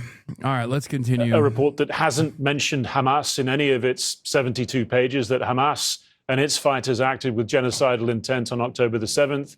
And it says that this is a report based on falsehoods by Hamas and as acting as a proxy for them. What's your response to that? Obviously, this is false because in June 2024, the UN Commission of Inquiry produced 2 reports. When you resort to fifth column style racism to explain why the EU hates your genocidal state, Netanyahu blames Muslim immigration for Europe's anti-Israel policies. Yep, that's right. I mean, low key, there's an argument you could make, just not in the direction that Benjamin Netanyahu thinks, which is that like there is a correct way to interpret this argument. Okay, that is, of course, that there are a lot of racist motherfuckers in Europe that go, okay, Israel's destabilizing the region and it's causing Muslims to come here. That is unironically the white nationalist anti-Israel argument. As a matter of fact, that is the isolationist argument from the far right. They literally go, stop interfering in these fucking places because then Muslims, scary Muslims, Muslims that we hate, end up coming to the fucking nation state, to the homeland. Of course, that's not what Benjamin Netanyahu is saying. Benjamin Netanyahu is claiming that there is a fifth column style Islamic Islamic invasion that has taken place quietly and silently that has made it so that these politicians are now all Muslim. They actually secretly said the Shahada. They will see the light of Allah. They will see Jannah. And that is the reason why, inshallah, they say the Zionist entity must fall. That's what he thinks. He's a fucking moron. Yeah, they're all doing secret Islam. They're all doing taqiyya. They're not even Sunni, as a matter of fact. All of these countries are now Shia. They're all Shia. The imamate is going to rise up. It's not the caliphate, but the imamate. Okay? Clearly. It's one report about Israel's violations of international law till then. 120 pages, and another accompanying report of 60 pages of Palestinian violations of international law. So the UN Commission has been comprehensive in its treatment of international law. You talk about the obligation on other international actors to respond to this. I mean, we have seen from Germany last month a restriction on some of the arms sales to Israel. It is responsible, estimated, for about 30% of military equipment sales Oh, some restrictions. Nice, man. Nice. To Israel. And as well as that, we've seen Benjamin Netanyahu himself yesterday talking about the need for Israel to be a super Sparta. He says that there is a burgeoning siege, especially in Western Europe, again. For CNN's Brianna Galadria, the genocide of Palestinians with tens of thousands of people killed is besides the point. Her interview focused on how it affects Israel's international reputation, economy, stock market, and domestic policies. If you guys remember, Brianna Galadria was the CNN commentator that actually retweeted the numerous hit pieces that were written about me at Jewish Insider. So I think we know where she stands on the fucking issue. She's not the only one at CNN who is very obviously pro-Israel unconditionally and will routinely omit key details in an effort to make Israel's reputation look better by the American population. Against Israel. I mean, do you see a shift in the international response, and do you see it potentially going forward from here? The UN Commission is asking all states to stop all arms embargo, all arms sales to Israel, all arms trades with Israel, not only 30% or part of it. And what we have seen so far, timid actions by European states. So many European governments like the UK sanctioned what they call extreme ministers in the government. But if you look at the UN Commission report, it focuses on Netanyahu, it focuses on Gallant, it focuses on Herzog, which Starmer. But in all honesty, immigrants don't assimilate well with the natives. Dog, your name is Microsoft Pizza. Do you know how many fucking assimilated immigrants have worked in that company? Do you know how many? You are in the United States of America, I assume. Okay? Anyone who is an American that says immigrants don't assimilate well with the natives, unless you are literally talking about events that transpired before and after 1776, you are a delusional fucking freak. Okay, what the fuck do you mean immigrants don't assimilate to natives? If you're an American, you have to understand, like, this is how this country was built and designed. And if you especially work at Microsoft, your CEO, I believe, is Indian. Is he not? I'm not racist. Okay, you're not racist. Then I guess you're just stupid and fearful and worried about a reality that does not exist. Only a very small amount? Like only a very small amount of racism? Is that what it is? Or only a very small amount of stupidity? Technically not wrong. The first immigrants did genocide the natives. I know. That's why I said the only time what he is saying is true is when this nation state was incepted, was created on the backs of unlimited genocide to the indigenous population, the actual natives. Everything past that point, and especially contemporary American history, is literally everyone's an immigrant, dude. The fuck? What? What is this guy saying? Even jokes that are meant to delegitimize ethno-nationalism should be careful and vigilant about using the word Jew as a punchline, especially since you aren't Jewish. It seems like you're doing a righteous thing, attacking Israeli politicians through an illegitimate mean, using the word Jew as a pejorative. When the fuck did I do that? Do you mean when I said instead of Jusha, it's now Jewsha? Is that what you think? That's a pun. There's a double entendre. Jusha is the Marxist-Leninist principle of self-reliance for the Democratic People's Republic of Korea, is their guiding ideology. Benjamin Netanyahu himself is saying we must also apply the principle of self-reliance. That's not using the word Jew as a pejorative. Here, I'll give you another joke, for example. Okay? This also pertains to how people clip others out of context and also make it seem as though no one is capable of making jokes. When one says, for example, Jews control the media in Israel, that is a joke that is supposed to make light of the false anti-Semitic conspiracy that Jews control the media. When you say Jews control the media in Israel, you're making a joke about Israel being a Jewish ethno-state, while also simultaneously making a joke about a very classic anti-Semitic canard. This is not a pejorative in any way, shape, or form, because it is not intended to attack Jewish people. Have received only recent. Are you teaching what a joke is? You might be new here, Damien Das, but I do this quite frequently, as a matter of fact. There are a lot of... This is a very anti-ableist broadcast, okay? Yes, I do that a lot. I do it all the time, actually. Far more than I should, but I do it regardless. But the UN Commission Inquiry says he incited to genocide. And this UN Commission of Inquiry report is a damn... No, it is anti-ableist. We don't do ableism. If you are, for example, too neurodivergent to understand jokes, if you have the type of autism that makes it very difficult for you to comprehend jokes, I will sit here and autistically describe the joke to you, as I do all the fucking time. So that's why I'm saying this is anti-ableist. This is also my third day of describing what a metaphor is and how it's utilized, considering that a lot of people who are political enemies of mine turn around and make it seem as though I am incapable of telling a joke or being hyperbolic or engaging in a metaphor. All right, let's keep going. Indictment of the policy of the UK government, of the European Commission, of European states that have failed to act, that have continued to shield Israel from accountability, to granted impunity, and in fact have been complicit in Israel's crimes in Gaza. Israel has announced its ground invasion into Gaza City. I mean, are we looking at the last phase of the Israeli operation now, and all this talk really is not going to be effective? So the Israelis have been clear that they are seeking the ethnic cleansing of the Palestinians from Gaza. The destruction of Gaza, that, you know, with all military units, they have now bulldozers that are destroying house after house after house. And this systematic destruction, as Netanyahu himself said in May 2025 in the Israeli Knesset, is intended for the Palestinians in Gaza not to be able to come back to their homes. Well, they would say that they are destroying Hamas infrastructure. It's not too little too late. Also, this fucking guy, man. Can someone in like Western media not always posture as a fucking mouthpiece for Zionism and Israel's genocide? Can we just not have that for one fucking day? Jesus Christ. Even today when the UN is like, no, it's pretty clear it's a genocide. Structure ahead of their ground invasion to root out the last remaining thousands of Hamas fighters. And they have said that in the future, Palestinians will be allowed to return. Well, if you are going to destroy the Palestinians entirely in the Gaza Strip in order to defeat Hamas, that's also genocide. There is no security rationale for the total destruction of the education system. There is no security rationale that can justify the total destruction of the healthcare system. There's no security rationale to justify genocide. President Higgins suggests Israel should be excluded from the UN. My goat, my king.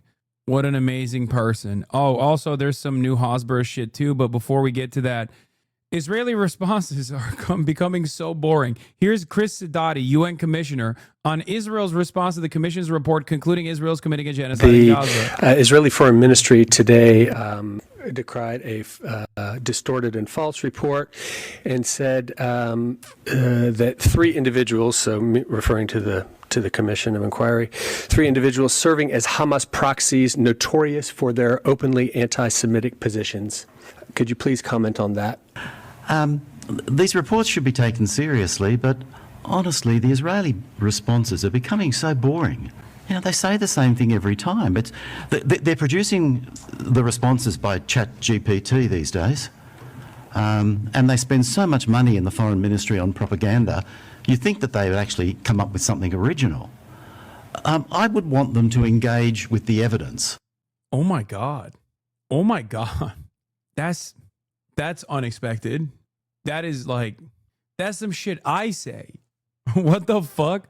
Not the commissioner of the Commission of Inquiry on the occupied Palestinian territory, including East Jerusalem and in Israel. Chris Sidoti. Fucking hell. These responses are getting quite boring. Fucking hell. Get some new material. But they never engage with the evidence. They put the report into ChatGPT, and then they put out the standard response. So no one takes it seriously, and Jamie, you shouldn't either. The Joking about Israel's response is a hallmark of Hamas. Chris Sidoti is Hamas. Anyway, where was I? There was more that I wanted to cover here on the Israel shit. There's this poll that I obviously want to look at as well. Washington Free Beacon came out with this like insane poll. Okay. Washington Free Beacon came out with this insane poll where they were trying to defend the principle that like young conservatives are still very much pro-Israel. Okay. Influencers like Tucker Carlson, Candace Owens, and Nick Fuentes may be popular among young conservatives, but their anti-Israel views aren't. A Free Beacon Echelon Insights poll found. Of the 1,000 young conservatives and Trump voters surveyed, an overwhelming majority have a positive view of Israel and support Donald Trump's handling of the U.S.-Israel relationship. For all their fulminating against the Jewish state, 54% of Carlson's listeners and 58% of Owens' listeners have a favorable view of the Jewish state, suggesting that young people may be tuning in, but they aren't being persuaded. Now, this is unimaginable cope, because the very same polls, when you look at the crosstabs, show that 56% of young conservatives agree with the statement that Israel is committing a genocide and that we're probably watching one of the sickest things that's ever happened. And by sick, it doesn't mean like cool, okay? Do you agree or disagree with the following statement made by comedian Theo Vaughn? It just feels to me like it's a genocide against the Palestinians that's happening while we're alive here in front of our eyes. I think we're watching probably one of the sickest things that's ever happened. Strongly/somewhat agree, 56%. Strongly/somewhat disagree, 27%. Somewhat agree, 37%. Does that look like a poll? Does that look like a poll that favors Israel for young conservatives? Israel support. How strongly, if at all, should the U.S. support Israel as an ally? Completely and mostly is at 53%. Rarely/never support, 29%. Come on, man. This poll was commissioned by Paul Singer's Daily Caller to include 2 questions to assess the authority/impact of Theo Vaughn. So you may see pro-Israel groups attempt to target his credibility. Note that Singer, a billionaire hedge funder, is not Christian, but funds pro-Israel Christian groups. What stands out to me from the results is a high percentage of unsure responses. Note the survey also tested messaging for Israel to use to target American conservatives, young American conservatives. You may hear some more often from Israel's advocates, some religious in nature, some not. Okay? They are literally testing out whatever. This is how it starts. This is how American far-right groups, think tanks, were able to craft a very successful anti-trans message, right? They went back to the drawing board and they figured out that if they associated trans people with like sports, an area where Americans have a firm commitment to meritocracy, and also children, an area that Americans want to protect, then you could actually get a lot of positive responses. So what they're doing right now is trying to figure out exactly what kind of messaging works to to maintain support among young American conservatives to ensure that the next generation of Americans are not all completely anti-Israel. They know that they have no way of generating support for young American Democrats, of course, and young American independents. If I mention USS Liberty incident here, would I be seen as a conspiracy, Andy? Wait, what? Why? That's a thing that happened. What the fuck? Like, it's everyone admitted to it happening. That's not, what's the conspiracy? like that's not, wait, what? Because I did it in Asmin's chat and they flamed me into the underworld? Here, let me explain why. Because they're fucking pro-Israel. They're anti-Semitic and they love Nick Fuentes, but also they're pro-Israel for the most part because they're pro-Donald Trump and Donald Trump is pro-Israel. That's the reason why. Also, they don't know anything. Why the fuck would you use that as a metric for anything, really? Oh my God, I can't believe it. The Asmongold community flamed you into the underworld for what? Recognizing a real thing that happened? Yeah, they're not only fascist, but they're not particularly smart either. Nick Fuentes used USS Liberty as a common talking point during his Groyper War. I know. USS Liberty is a real incident that took place where Israel just blew up an American naval vessel. We don't know the exact details as to why they did so, but to call into question whether or not the incident took place that killed, I think, 37 American Navy members is ridiculous. It did happen. Now, as far as why, the suspicion is that the naval carrier was spying on Israel, our allies, and Israel was attempting to initiate some military action that they did not want the Americans spying on them. And it was a clear day.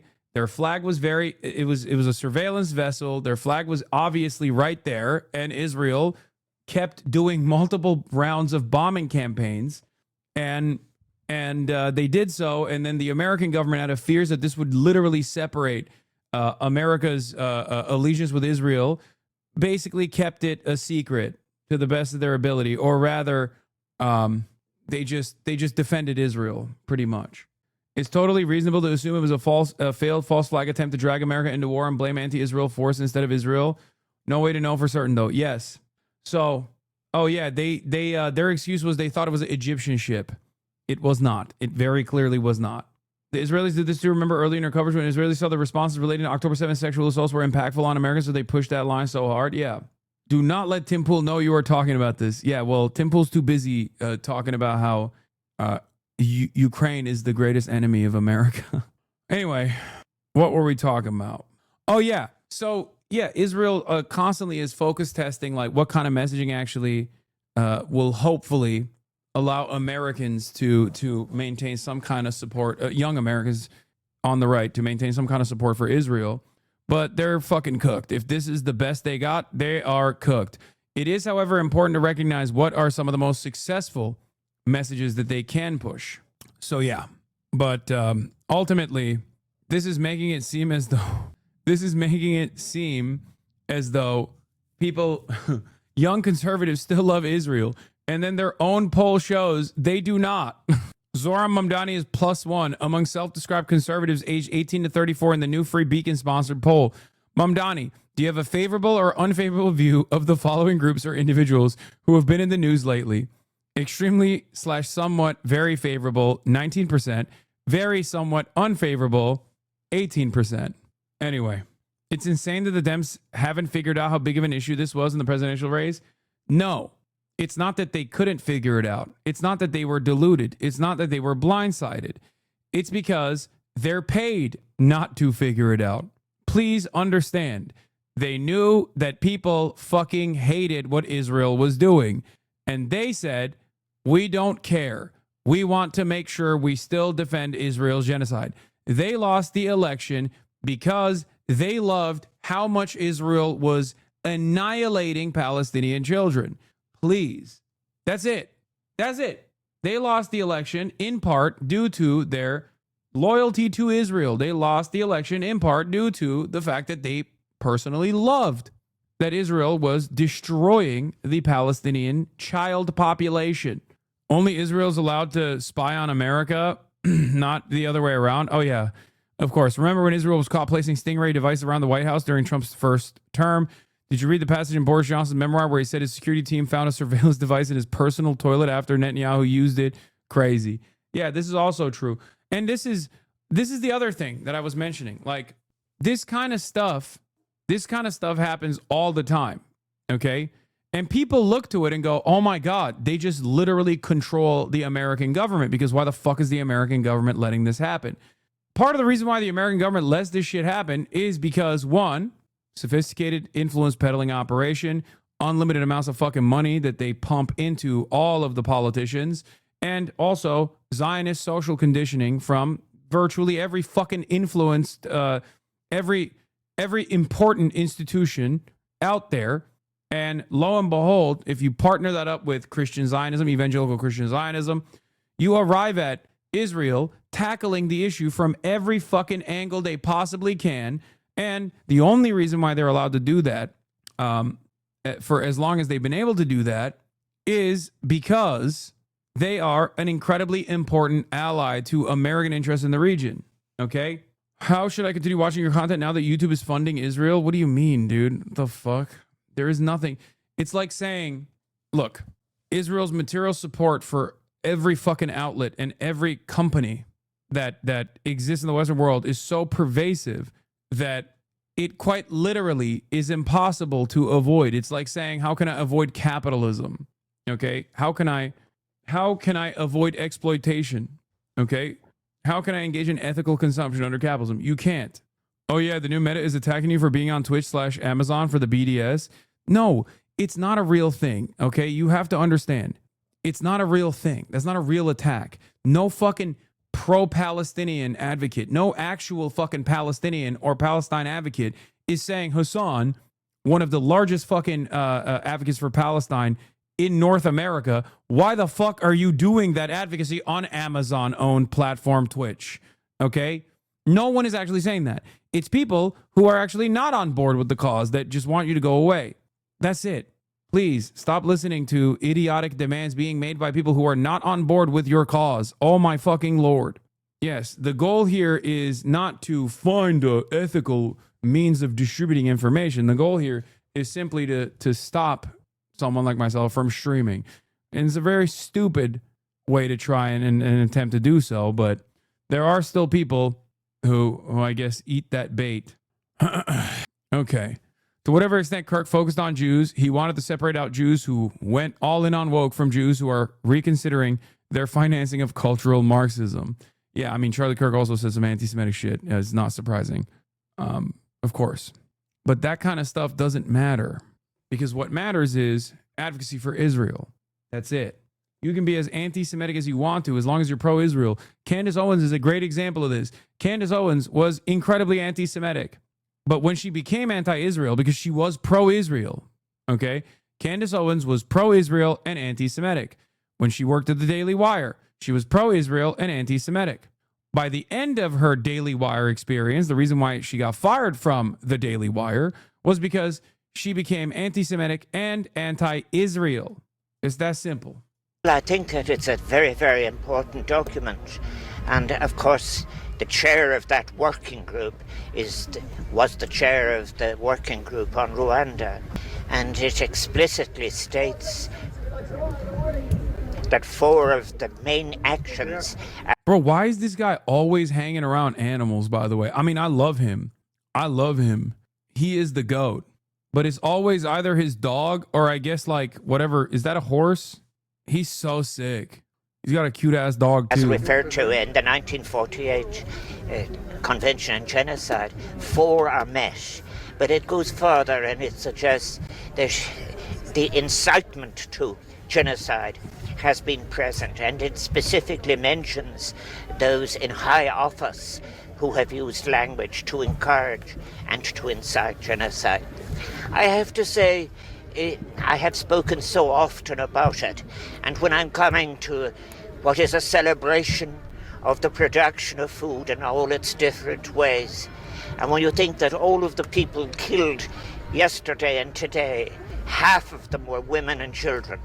And I have to say too that I believe that the European Union will find it extraordinarily difficult to ever be a union in any sense again when some of its...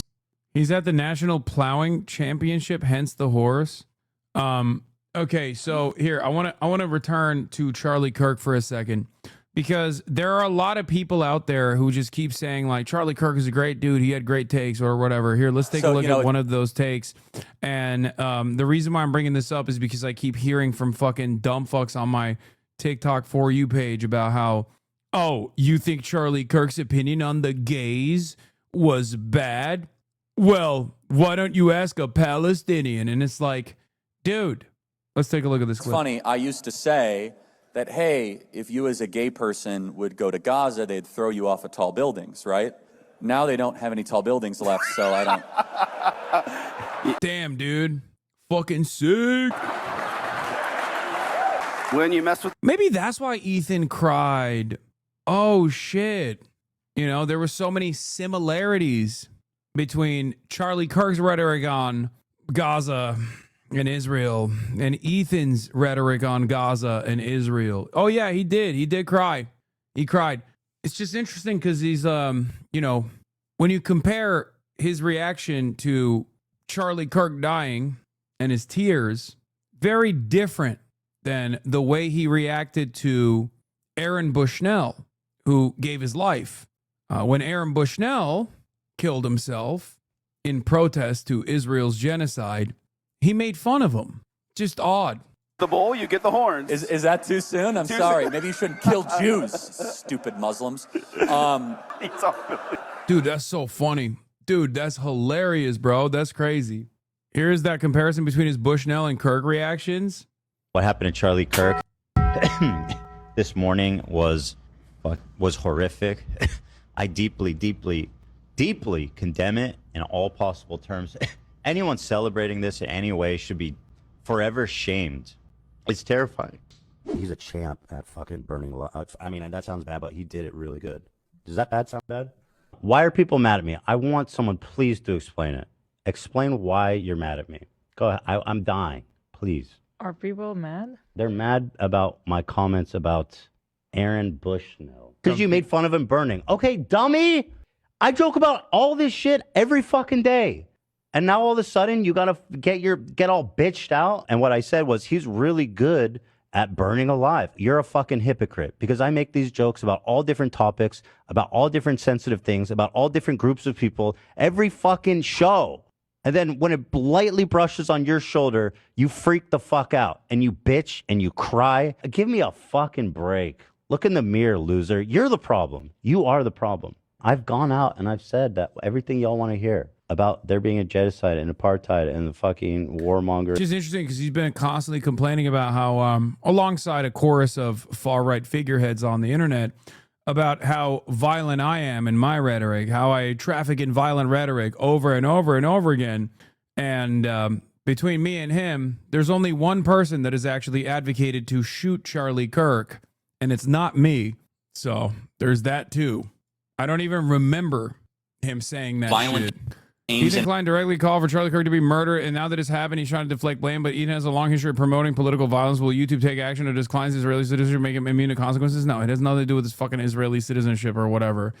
It's just that he is right-wing. That's it. Ambitions of the other side. They're violent. Let me say this. It's terrifying. I mean, these people are dangerous and psychotic, and I think it's time to kill them. No, Jesus. I'm just trying to, a little blunt. I'm sorry, just a little blunt. We've got the guns. When do we use them? That's why we have them, right, Charlie? So there was a big protest outside that. Anyway, who's the guy on the left? That's me. You ever feel embarrassed for being opposed to this dude? Yes, absolutely. What kind of question is that? I like that. I like that. Where was I? So, yeah. So, you know, it's fun. No, I don't care about the fucking bomb the NRA clip that he did. Okay, I don't care. It's just... The reason why I showed you that is because insincere, he's disingenuous, and not particularly intelligent when it comes to trying to deflect the attention away. But it doesn't really require much for people to instantly forget about whatever the fuck he's doing or any number of different people are doing, as long as you can just say, well, Hasan, you know? Remember, chatters, people still associate with him after being revealed as pedo troll? Yeah, it doesn't matter. People don't give a shit. All right. Fascinating look at the hold real Candace Owen has on young conservatives. More than 1 in 5 say they get their news from her, and more than half agree with her critique around the weaponization of anti-Semitism. When they are told it's Candace Owens making the argument, their support for the statement goes up. Look, which of the following media figures do you get news about Israel from? Select all that apply. 27% Tucker Carlson, 21% Candace Owens, 11% Nick Fuentes, 29% Ben Shapiro, 24% Charlie Kirk, 35% Joe Rogan, 4% Ian Carroll, Daryl Cooper, Theo Vaughn, Jake Shields, Mark Levin, Dave Smith, someone else, please specify. None of these. This is the poll that they released, the Washington Free Beacon revealed about young American conservatives and their opinions on Israel and where they're getting their information from. Begin with. Yeah, it's just the conservative youth. It's not, guys, conservative youth. That's a conservative youth poll. Okay, calm down. It's not anything else. Okay, so this actually works against the conspiracy that Israel killed Kirk. If they were going to take out a right-wing content creator because they were too influential in moving conservatives off of support for Israel, they'd have others to go after like Owens. Yeah, I don't fucking agree with any of that shit. I don't. Like, do I think it's ridiculous to claim that Israel would? Do I think it's ridiculous to assume that Israel could potentially kill even a high-profile figure on U.S. soil? I don't think it's ridiculous at all. Okay, I don't think that that's even remotely ridiculous. Do I think that Charlie Kirk was going to turn on Israel any moment now? Yes, I think that's fucking ridiculous. I just showed you another clip of Charlie Kirk. That's not the role that Charlie Kirk plays. It's just like something that people are fantasizing about. And it's so funny because like sometimes I see that from people who will fucking yell at me for even having a conversation with the likes of Matt Duss. Okay?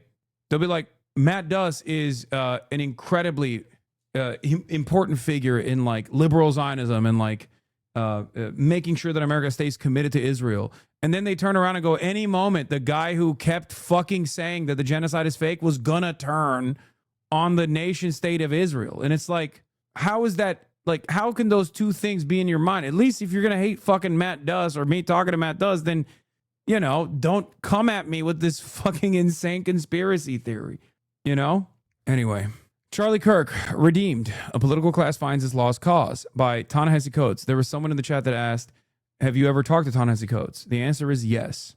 I did on this broadcast, as a matter of fact. Planty Andy, thank you for the 50 big ones. Okay? Before he was killed last week, Charlie Kirk left a helpful compendium of words, ones that would greatly aid those who sought to understand his legacy and import. It is somewhat difficult to match these words with the manner in which Kirk is presently being memorialized in mainstream discourse. New York Times columnist Ezra Klein dubbed Kirk one of the era's most effective practitioners of persuasion and a man who was practicing politics in exactly the right way. California Governor Gavin Newsom hailed Kirk's passion and commitment to debate, advising us to continue Kirk's work by engaging with each other across ideology through spirited discourse. Atlantic writer Sally Jenkins saluted Kirk, claiming he argued with civility and asserting his death was a significant loss for those who believed engagement can help bridge disagreements. Why the fuck do these people think SJW-owned compilations are actually a medium to legitimately arrive at the truth through spirited discourse among interlocutors? That is not the case. Fuck! How are you so easily fucking duped? Do you have worms for brains? What the fuck? God, I fucking hate aesthetics perverts. Like the civility fetishists are unfucking bearable, dude. Liberals are so stupid sometimes.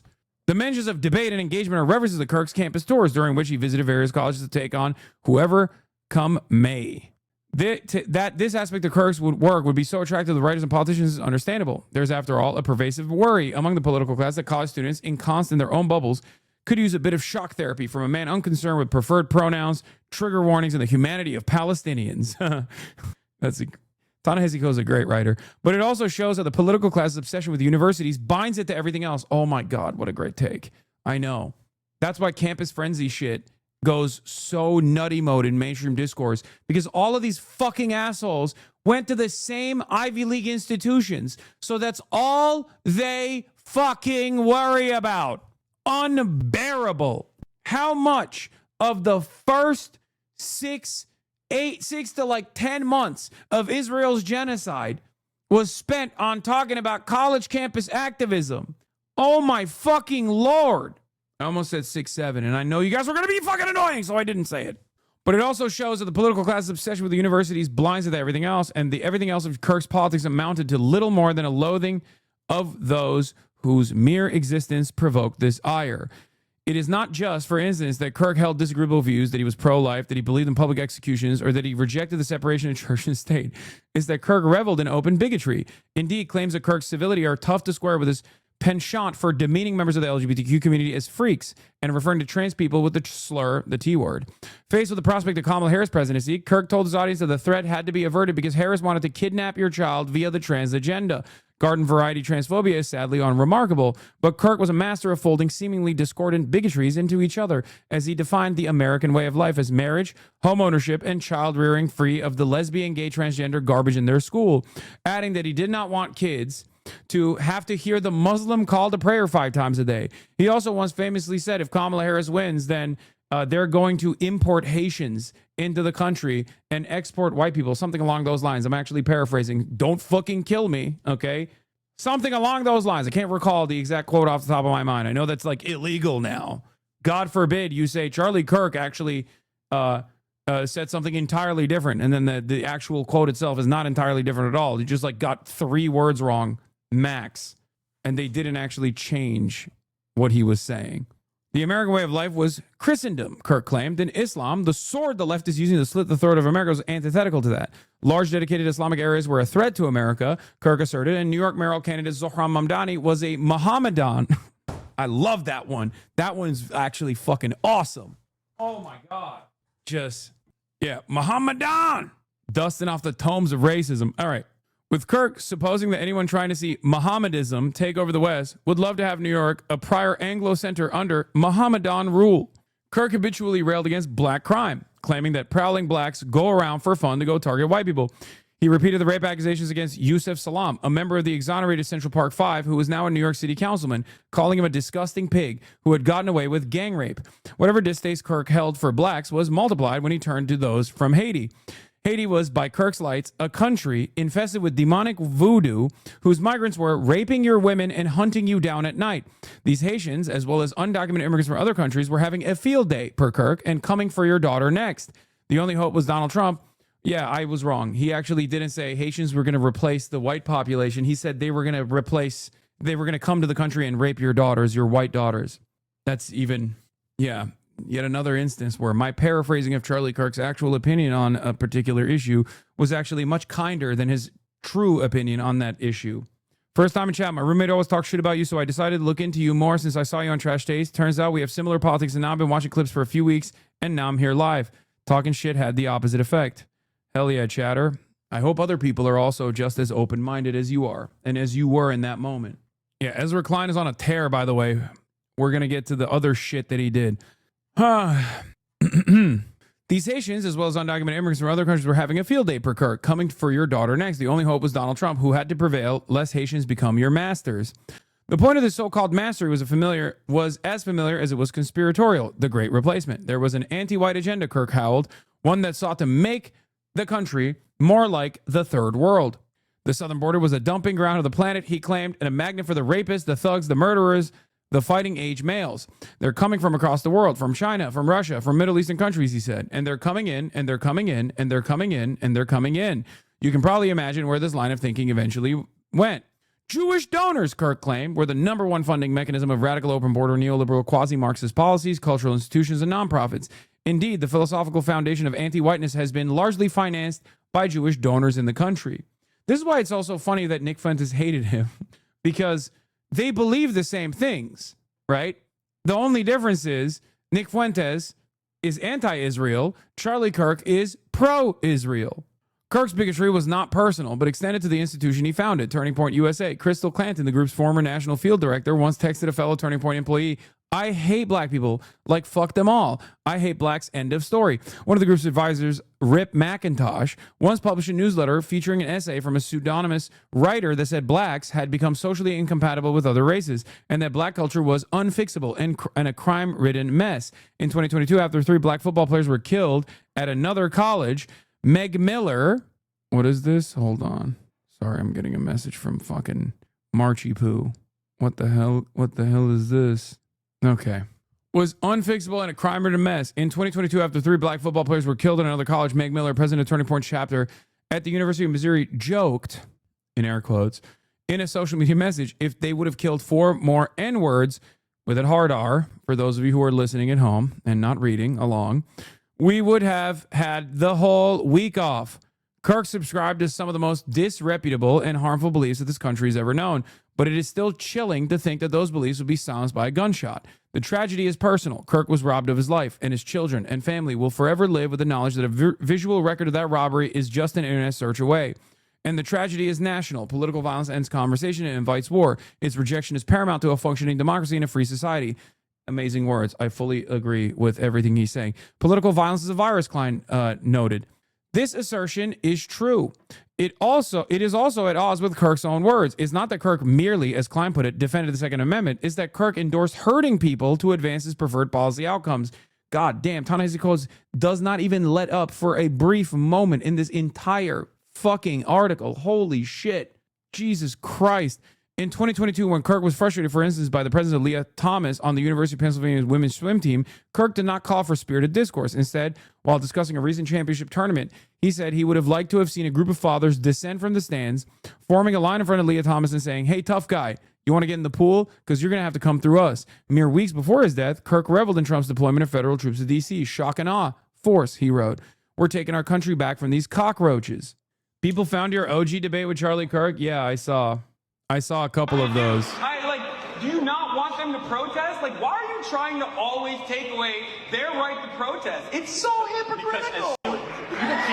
Do you not want them to protest? Why are you trying to always take away their right to protest? It's so hypocritical. You can peacefully protest. How is that hypocritical? Colin Kaepernick peacefully protested, took a knee. How is he doing that? You can't do that. Then if they protest on the streets, it's not acceptable. If they protest peacefully, it's not acceptable. It seems like you just don't want them to protest, because I didn't hear you yelling at Tea Party people when they were burning Obama. Or just, do people have a right to protest? Or do you think people should only protest when it's things that you're in favor of? No, I'm okay with this protest. Doesn't seem like it. So when you start interrupting a speaker and pulling the fire alarm and throwing objects, isn't that something wrong with that? That's entirely. I think it's funny, but yeah, there is something wrong with that. Okay, that's what I'm talking about. You're making a straw man argument about something. I believe that everyone has a right to protest peacefully however they see fit. You're creating this. As long as they're not Colin Kaepernick. No, you could say whatever. As long as they're not the 30 students at Notre Dame who protested Michael. That's why it kind of pisses me off when people are like, "Oh, Charlie Kirk would cook you." Bitch, I've already debated his ass twice. Why did your voice sound so high-pitched before? I don't know. I was a certified HasanAbi head by then. I remember this. They played this on C-SPAN the other day, and my family was locked in and impressed with your response. It was cool to see on TV. Were you a Obama head? No. I was wearing the Obama shirt there. Ironically, of course. But I mean, that's not going to stop me from using the classic, burning the Obama effigy at a Tea Party protest. The jank moment is also the jank moment, I live like a capitalist every day, jank. That's from my second debate with him. I do still have the Obama shirt, yes. Obviously, you cooked him, but even in that clip, debates just seem cringe. I agree. Let's look at the comments. 3 days ago, repost. This is why he never debated at all. He was tired of losing every damn debate. The reason why he only liked to debate college students. KIRK lost all his debates. Charlie is literally saying he's good with protesting the whole video. Dude wasn't even letting KIRK talk, fill in the space with words because he only knew how to say 2 things. He never answers the questions. He just changed the subject, make conversation. Was really curious to see how the rest of the clip went. This really showed nothing, honestly. KIRK wiped the floor with Hasan in this debate. When the crowd isn't biased towards KIRK, it doesn't sound like he's winning. By the way, back then, he was infinitely more moderate. Just so you understand, he was still incredibly right-wing, but in comparison to who he became, in comparison to what his advocacy looked like by the end of his career, I promise you, he straight up, he was the type of guy who would be like, I don't like Black Lives Matter. He told me in private correspondence, one of the last conversations that we had in private, because I look back at it, was when he told me that while he was not pro-BLM, the comparison between Black Lives Matter and KKK was completely inappropriate, okay? That's what he was pushing for back then. He literally was saying, he straight up was saying, like, people that actually compare the KKK to Black Lives Matter are fucked up because the KKK is an evil institution. Do you understand? Think about how much his opinion, or at least his output, changed. His output shifted. Yeah, he used to be a Milton Friedman ANCAP truther. That's all he did. Wait, so he was woke? That's not woke, man. He was anti-BLM still. Point is, it doesn't matter. He just... James is 0 for 4. Okay, stop. I know. I've seen those clips. How likely was it that he was grifting? Of course he was grifting, man. That's it. I don't think you guys understand. Of course he was fucking grifting. What are you talking about? He is a regime propagandist. He was a regime propagandist. Do you understand? This is the new meta on TikTok on KIRK. Yeah, this is what I've been seeing a lot. Y'all hated Charlie Kirk so much. Congrats. Now look at who you've awakened.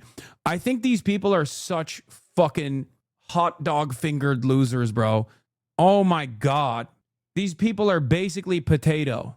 Like, oh no, what will we do? We have awakened the pedophile Nazi Milo Yiannopoulos. Oh no. Like, they're just so stupid. Like, what do you mean? Oh God, I can't believe it. Another pedophile neo-Nazi? What are we gonna do? Yeah, why did he retire? Do you recall? He didn't. He was forced to retire. Not because he was a neo-Nazi, but because he was a pedophile. It's so dumb. It's okay, he's Christian now. No, I know. Oh, also, the other one is Sam Hyde. That's the other thing that they keep talking about. They're like, oh, you made Sam Hyde cry. Which, by the way, that's my favorite. Motherfuckers who are like, I can't believe these guys want to do political violence. The left is so violent. Okay, motherfucker. Sam Hyde is literally, again, another pedophile neo-Nazi. And his claim to fame for the last, 3 fucking years is literally talking about how he's going to murder me, which is, not going to happen most likely, okay? Let's be real. He would have to go over you'd have to go up a couple fucking stairs and most likely pass away in the process. But, I don't understand why these people, volunteer this information. You know what I mean? Why the fuck do they volunteer this information where they're just like, this is the guy. This is our champion. This is our fucking champion. Another pedophile neo-Nazi. What? She works at Cracker Barrel? I don't care if you think the rebrand is stupid. This is how I make money. Please don't boycott Cracker Barrel. I promise that wasn't my choice. But yeah, I have seen so many dumb fucks on my For You page as of late. Hey, liberals. So many incredibly stupid fucking people. I told you guys about the one black lady, Gen Z, who was a massive Nick Fuentes fan. I just don't understand it, but have fun, I guess. I mean, he thinks you are genetically inferior, but if you want to get your commentary from that guy, have fun. How the fuck does that happen? I don't know. I mean, but I guess he is a white supremacist neo-Nazi, but he's Hispanic. So stranger things have happened. Anyway, what is this? Can you match this drip? Cash money, baby. I saw her clips about you yesterday. The comments hurt my brain. Yeah, I mean, I'll be honest with you. There is literally nothing you can do for a person like that. Okay? If there is a person out there, my homie's a Fuentes fanboy and I'm sick of it, Lamau. No, I'm just saying, if there's a person out there who is literally subscribing to a dude who thinks they are genetically inferior, who has likened a white person and a black person having sex to bestiality, and you're like, that's my guy as a black person, there's no saving you. You're gone. You're a fucking idiot. You're just mad because your merch doesn't go that hard. Yeah, that's true. You seem totally unbothered that Elon has been trying to come for you. It feels so disturbing to me given his influence regarding his calls to deplatform. What am I supposed to do, man? What am I supposed to do? I can't do anything. Whatever. He's the fucking wealthiest dude on the planet. Hey, Hasan, how is it exactly the great replacement theory gained popular compared to 10 years ago? Do you see that in the future of our administration could actually enact on it in Europe? How did this become allowed in discourse? Why does Charlie Kirk think Jews are doing great replacement? It's not just Charlie Kirk. Tucker Carlson also says that. And they don't always say Jews. They say, Hasan seni öldüreceklermiş. Geçmiş olsun, dikkat et kendine. Sağ ol kardeş. Turkish guy goes, Hasan, They're going to kill you. Good luck. Be careful. Thanks, man. Bannon, Sam Hyde was profound. He cut right to the chase. Unvarnished is hard for some people, but we are in an empathy crisis because we lack adult supervision. To set things right, it starts with massive investigation by the authorities. Sam Hyde, it was very profound what he had to say. He cut right to the chase. Like, there's so many different, there are so many different versions of like what's going on right now. One of my favorites is like, you know, Groyper's Titty 1488, an account named Groyper's Titty 1488 being like, this was my moment of radicalization. It's like, bitch, you've been a neo-Nazi for like a decade. The fuck do you mean this was your moment of radicalization? You can't radicalize further. Your name is Groyper's Titty 1488. You have a fucking lolicon anime avatar. You already are a pedophile Nazi. The fuck do you mean this was your moment of radicalization? No, your moment of radicalization was way lamer, okay? It was like Gamergate because the tits got small on a video game. That's what radicalized you, bitch. Don't even fucking act like it was this very moment. We know, okay? And then the other ones are the people who are just like, Sam Hyde cried. We have to do, you guys made Sam Hyde cry. Like there was another one. There's this fucking, oh my God. I can't say, especially because like the media environment is very heated right now. Tensions are high, so I can't say what I truly feel about some of these fucking people that I see that are like, you made Sam Hyde cry. What comes next is gonna shock you. It's like, dude, what the fuck are you talking about, man? Who gives a fuck that he cried?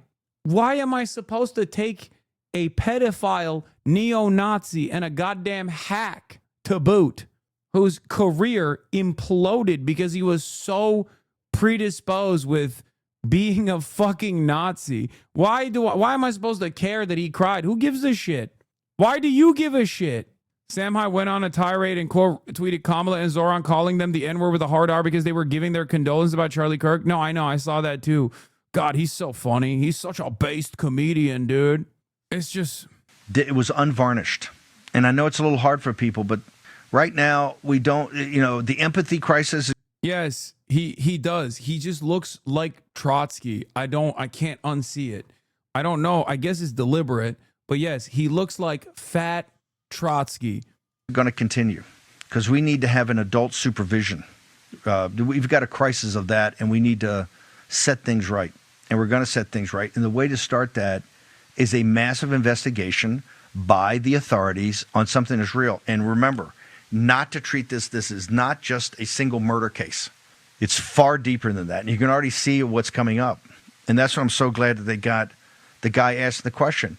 Maybe he had nothing to do with it. I'm just saying, if you took all the Charlie questions and everything that they've been asked all the times about this and add them all up, it's got to be 1,000,000,000 that would be the exact questions being asked when he shot allegedly by the lover of, the quote-unquote roommate and romantic interest of a dude who's transitioning to a girl, quote-unquote transitioning.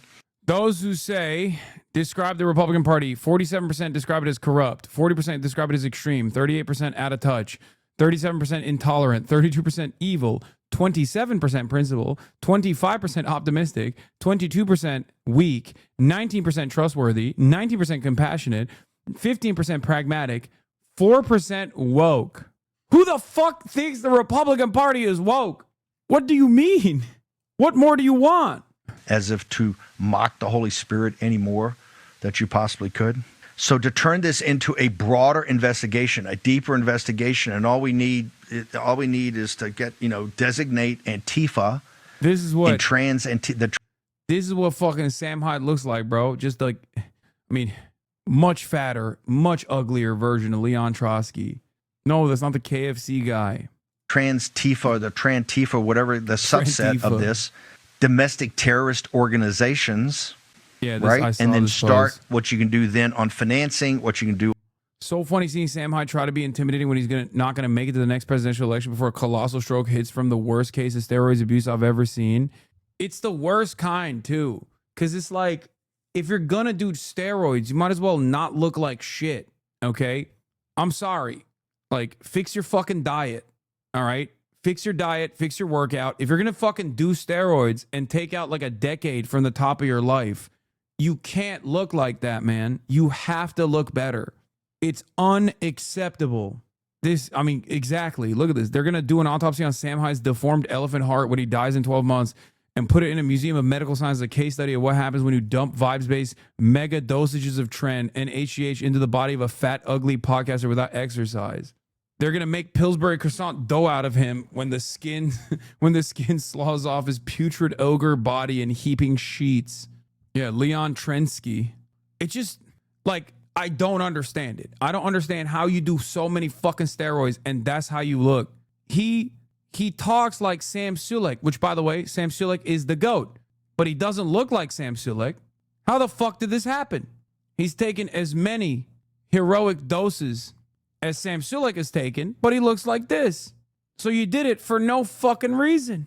Have you ever done steroids? No, but one day. Yeah, maybe he was doing them ironically. Yeah, dude. Just, edgy humor. Edgy humor motherfuckers, dude. Edgy humor motherfuckers when the president's favorite podcaster gets killed. Oh my God. Oh, you done did it. No more edgy humor. No more Mr. Nice Guy. I think that's the worst offense is that, like, if you're going to fucking call yourself a comedian at any point in your life, you have to be funny. If you're just like a constantly angry, unfunny crank, then, that's the greatest offense. On people that assist them, politicians that assist them. Also, maybe you go in a 5 or 6 block area or 10 block square area in Portland and help the poor working class people there at every night and declare martial law there and clean up that mess. Gross. The day you do Trent, I'm gifting 3,000 subs. I probably will never do Trent. At most, if I get blood work done. If I actually started noticing my testosterone levels decreasing, I would most likely do like TRT, like a good amount, Just one cycle, bro? Nah, I'm too worried. Great. Ezra has followed up his column on how Kirk's bigotry and McCarthyism were doing politics the right way by podcasting with Ben Shapiro, where he fails to challenge Shapiro's genocide support and gives an empathetic hearing of Shapiro's fascistic Lions and Scavengers book. I'm not saying don't fucking platform Ben Shapiro, okay? It's just, these things are going to happen. But if you're going to do it, make it an honest conversation. 99% of guys calling for a new civil war. The political divide is too big. We must split the country in half. Civil war is on the horizon. Sadly, this is in our near future, and we must stand and fight. Hashtag not a bot. Hey man, are you? Who are you? I'm the DoorDash guy. Oh, awesome. I want to make sure I got your order right. Panda Express rice and double orange chicken, crumble cookie, Starbucks. The Panda, it's half rice, half chow mein. Was that specified in the order? Yeah, I specified pretty clearly. Okay, yeah, no, it's half chow mein. Wait, the whole thing, or just? No, it's like 50% orange chicken, 25% rice, 25% chow mein. Good. And then the grocery order, blueberry Pop-Tarts. They didn't have any strawberry. Did you check? Yeah. Because they always have strawberry. That's like their most popular flavor. Yeah, they were out today. Did you ask the people who work there? And then the Fruit Loops, 2% milk, frozen hash browns, Tylenol, and baby wipes. Okay, you can just leave it on the floor or something. Hey man, so you didn't put a tip in the app? What? You gotta tip people. No, I did. I will double check after you leave. That's crazy. Okay. In the words of General George S. Patton. To this day, I really don't know what this guy's project is. He appears on my timeline from time to time. He's just funny. You said I'm not saying don't platform Sharpie, but I'm saying don't platform Ezra Klein. Okay, dude. You fucking promoter of murder and violence. I'm going to get back to Ta-Nehisi Coates in a second. But it is pretty funny, like I said, that Sam Hyde guys are like, you're a fucking promoter of murder and violence. Sam Hyde's fans. Because, like, once again, he tried to fucking maintain some shred of relevance by doing a fake bit where he would go, I'm going to kill you, Hasan Piker. That was it, in your home in Los Angeles. Like, that was it. That was the bit, which was very funny. It was a very funny bit. I really liked it. He said those exact words? Yes, I know. It sounds stupid, but not only, Israel-style humor. The most Israeli comic out there, Sam Hyde, deeply unfunny, and can only be just racist. The reason why I'm bringing that up is not because, like, he was actually going to kill me and I was, like, shaking in my boots or whatever. The reason why I think it's funny is that these guys that did that for years and still continue to do so, as a matter of fact, are the very same people who are like, how dare you make jokes? How dare you? This is not a time for jokes. You know, you are being so violent. I guess that chatter was referring to one of the last Elon retweets. Oh, he's still retweeting me? I thought he was going after Destiny now. What happened? He's back to crying about me again? Nice, dude. Oh, there's nothing you can do, man. In this day and age, there is literally nothing you can do. If you got like a rich asshole who is genuinely obsessed, if you got a rich asshole who's genuinely obsessed, there's actually nothing you can do about it. They will just like consistently hound you. Okay? I own an LCO. We in the community want peace. It's just crazy. You have a dude's baby mama on the stream one time and she fucking says, why are you so buff? Is it necessary? And then he just makes it his fucking life's mission. It's one time, bro. Let it go. Let it fucking go. Jesus Christ, dude. Is there nothing you can do because you're not rich enough or because you're not asshole enough? It's both, but also, the fuck can I do to Elon Musk? What are you talking about? Puerto Rican vegan socialist says, you weren't even in your best shape. Didn't you tell liberals to gut and shank their opponents? How is that not inciting violence? That's what's crazy. No, I didn't, actually. I was utilizing a metaphor when talking about liberals becoming more cutthroat when they're debating their opposition. It wasn't meant to be taken literal. And if you were to actually watch the full video, you would understand that. Ah, got it. There you go.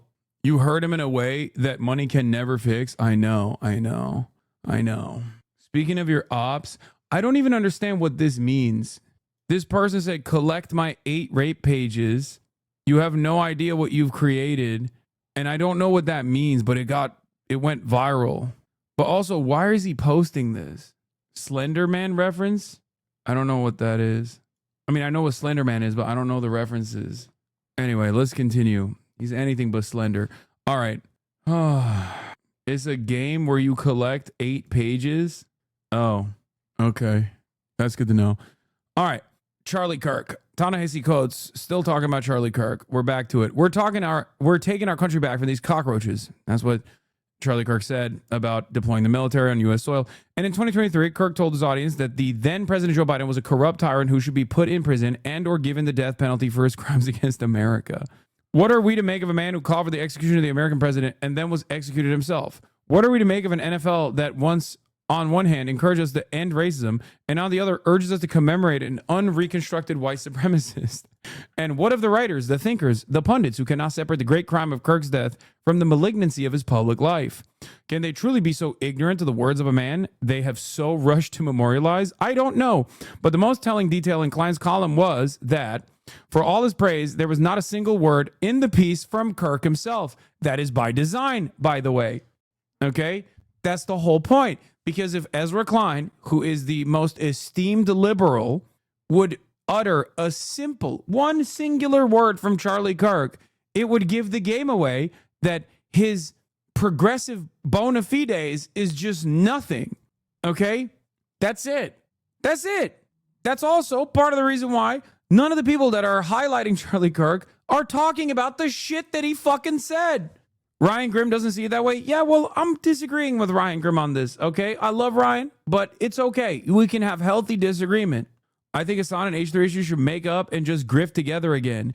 A guy who doesn't understand anything about politics and thinks, I'm just simply saying words without ever thinking about it, with no meaning behind it whatsoever. More than a century and a half ago, this country ignored the explicit words of men who sought to raise an empire of slavery. It subsequently transformed those men into gallant knights who sought only to preserve their beloved Camelot. There was a fatigue in certain quarters with Reconstruction, which is to say multiracial democracy, and a desire for a reunion to make America great again. Thus, in the late 19th century and much of the 20th, this country's most storied intellectuals transfigured hate mongers into heroes and ignored their words, just as, right now, some are ignoring Kirk's. Words are not violence, nor are they powerless.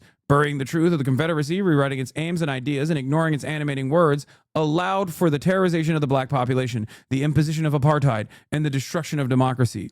The rewriting and ignoring were done not just by Confederates, but also by putative allies for whom the reduction of black people to serfdom was the unfortunate price of white unity. Oof. On fire. The paper is on fire. The import of this history has never been clearer than in this moment, when the hard question must be asked: if you would look away from the words of Charlie Kirk, from what else would you look away? God damn, dude. God fucking damn it. I said something that is nowhere near as poetic about the Ezra Klein piece, which was, and I'm fully in agreement with Ta-Nehisi here, which is that Ezra Klein, at worst, likes and subscribes to Charlie Kirk's worldview, or at best, does not think it's so bad that it needs its own analysis, or it needs to be mentioned even a little bit. And not to get like the friend who's too woke here, but I do think that there is a tinge of, if not white supremacy, a tinge of, I guess, privilege there, where you just don't think that this is a real issue at all. You know, apathy, white apathy, maybe. That's it. You do know that Ezra Klein is Jewish, right? Okay. So, do you think this impacts him in the same way that it does a black person or a brown person? He clearly doesn't seem to think so. What are we doing here? Are we relitigating this thing over and over again? I think it's well established what my position is on this. I was joking, sorry. Oh, okay. I thought you were being serious. Even if others might not think he's white because of his Jewish background, there's definitely some who don't. He seems to think that that doesn't matter. Another great take on Ezra Klein's whitewashing. When Ezra Klein... Bro, that's 7 minutes long. I'm sorry. That's a 7-minute TikTok. That's crazy. But yeah, Ezra also then turned around and had a conversation with Ben Shapiro as well. Let's get to Luigi Mangione, alleged shooter of Brian Thompson, UAC Healthcare CEO. New updates on the Luigi Mangione court case, where the 2 counts of terrorism have been dismissed. Luigi Mangione in court today for a hearing in his state case, where Mangione pleaded not guilty to 11 charges, and a judge dismissed 2 terrorism charges. Alice Gaynor was in the courtroom and joins us with more. Alice. Yeah, the defense filed a motion to dismiss those 2 terrorism-related charges, and they got it. But they also filed a motion to dismiss the other charges, and that was denied. Luigi Mangione entered the courtroom shackled in tan prison clothing, looked once at the public row, then stared straight forward as he walked in. The 27-year-old is accused of gunning down United Healthcare CEO Brian Thompson on a Midtown street last December. On Tuesday, the judge dismissed counts 1 and 2, charging him with murder in the first degree in furtherance of an act of terrorism and murder in the second degree as a crime of terrorism, because the judge said they were legally insufficient. But the judge said prosecutors presented legally sufficient evidence of all other counts, including murder in the second degree, so the motion to dismiss entirely was denied.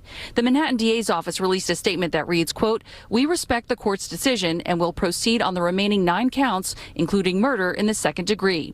The defense had also argued concurrent state and federal prosecutions violate the double jeopardy clause, that testifying in the state case may prejudice Mangione during his federal death penalty trial. The judge denied the defense's motion to stay the proceedings pending the resolution of the federal case. Hearings have also been ordered to determine whether statements Mangione made to police and physical evidence obtained are allowed, and whether a non-witness can testify. Outside the courthouse, supporters gathered carrying signs and chanting. They also followed his attorneys down the street when they left court. If convicted on the top count and carries a penalty of 25 years to life in prison, those hearings will begin December 1st. Outside the courthouse in Lower Manhattan, Alice Gaynor, CBS News, New York. Luigi supporters react to dismissal of terrorism charges outside of New York City courthouse. United! We'll never be defeated! The people! United! We'll never be defeated! The people! United! We'll never be defeated! Judge Scott is in charge, the terrorism charge. Oh, okay. Because Say louder! Say louder! The terrorists! The Democratic governor of New York, Kathy Hochul, has endorsed the candidate for mayor here in New York who won the Democratic primary, Zohran Mamdani. Other Democratic officials have not. Mamdani calls himself a Democratic socialist, which, of course, is something that Bernie Sanders in Vermont is as well. Alexandria Ocasio-Cortez, the congresswoman here from New York. What about that word, socialism? How does it play in the polls? One man knows the answer. CNN chief data analyst Harry Enton. Hello, sir. Hello. We're talking about socialism and we're talking about Democrats. Yeah, okay. You know, I'm not really surprised that Kathy Hochul decided to, in fact, endorse Zohran Mamdani, because the fact is... Law tip just got here, so I don't know what's been covered, but it's wild that the argument worked. Indictment sufficiency arguments 99.9% of the time get shot down. Good work from the defense here. Yeah. She bent the knee, bro. That's true. She did. Socialism is not a Why do you think more people openly support him as the KIRK shooter? Is it mainly the public setting, or is Thompson more of an acceptable death? Because Brian Thompson is an unknown figure, and the only relevance in the eyes of the public was that he was the CEO of an incredibly corrupt private healthcare. Like, he was seen as a representative of the paywalling of healthcare, a denial of care, a denial of sufficient coverage for so many people. Like, the social murder that is otherwise normalized but still so deeply felt by Americans is very real. Whereas Charlie Kirk was a polarizing figure, but was beloved by at least like one side of the political spectrum. Greg Gutfeld argued that the Minnesota assassinations don't count as right-wing terrorism because nobody knows or cares who the victims were. No, there's a difference, right? As in, one is a Democrat legislator. It's not that it's like an unknown figure. It's obviously, if Brian Thompson was a Republican politician, for example, in the aftermath of his assassination, people would still not feel the same way as they did about Brian Thompson, the UHC healthcare CEO. You see what I mean? It's not even about like whether the victims are known or popular or not. It's more so about the fact that this person is, one, not as well known or as beloved or as hated a figure as Charlie Kirk, but also like the only thing that person's job status is known as is denying people health care that they paid for, by the way. I know, I saw the Buttfeld clip. Four-letter word in Democratic primaries, not among Democratic voters. It's a five-letter word in the minds of a lot of Democrats, that five-letter word being great. Look at this, net popularity of socialism among Democrats. You go back to 2010, it was plus 7 points. Look how high it is now, up like a rocket, up to plus 36 points. That's a jump of nearly 30 points on the net popularity scale among Democrats in just 15 years. And I was looking at the... Let's go, boys. We did it. We did it. We're doing it. Holy Toledo! Polling from New York City, and what you see is the clear plurality of New York City Democrats think the idea of having a socialist mayor is a good idea, matching what we see nationally. The bottom line is socialism isn't a dirty word among Democrats at this particular point. It's actually a word that, when attached, Democrats seem to like it. That's a huge jump, and that's not that long ago, let me add. No. What about capitalism? Yeah, okay, so if all of a sudden socialism is now a five-letter word, great. What I would say is capitalism in the mind of Democrats is a three-letter word, bad. What are we talking about? Net popularity of socialism among Democrats. Look at this trend. It was plus 8 points in 2010. The very fact that Americans are arriving at this conclusion on their own shows how devastating the material conditions have become, how deteriorated the day-to-day existence is for many Americans. Okay? Because it's not like the entire system is designed to prop up capitalism and make you fearful of alternatives, specifically socialism. So you have to be bludgeoned in the fucking head with how bad capitalism actually is for you to go, maybe this other thing isn't that bad. Maybe people are just fucking lying to me. You understand? On the positive side of the ledger, look at where we are in 2025. Down, falling through the floor at minus 13 points. That's a drop of over 20 points in just 15 years. So we see the exact opposite. You said this exact same thing to Ro Khanna. Cowardly government backs defund police and anti-Semitic socialist Mamdani for mayor, Comrade Kathy. This is why it's insane for Democrats to think that they have to overcorrect to be as moderate as possible to avoid Republicans labeling them as communists. Kathy Hochul is about as far away from being a communist as anyone could be, and here we are anyway. Yeah. They're going to call you a communist regardless. Just push for good policies that help the population, please. Oh, this is the judge's reasoning for dropping Luigi Mangioni's charge down to only second-degree murder. Absolute insanity. Our judicial system is completely cooked. Bragg's office argued that Mangione should be considered a terrorist because he meant to kill Thompson to intimidate or coerce the civilian population, a claim that the judge rejected Tuesday. The defendant's apparent objective, as stated in his writings, was not to threaten, intimidate, or coerce, but rather to draw attention to what he perceived as the greed of the insurance industry.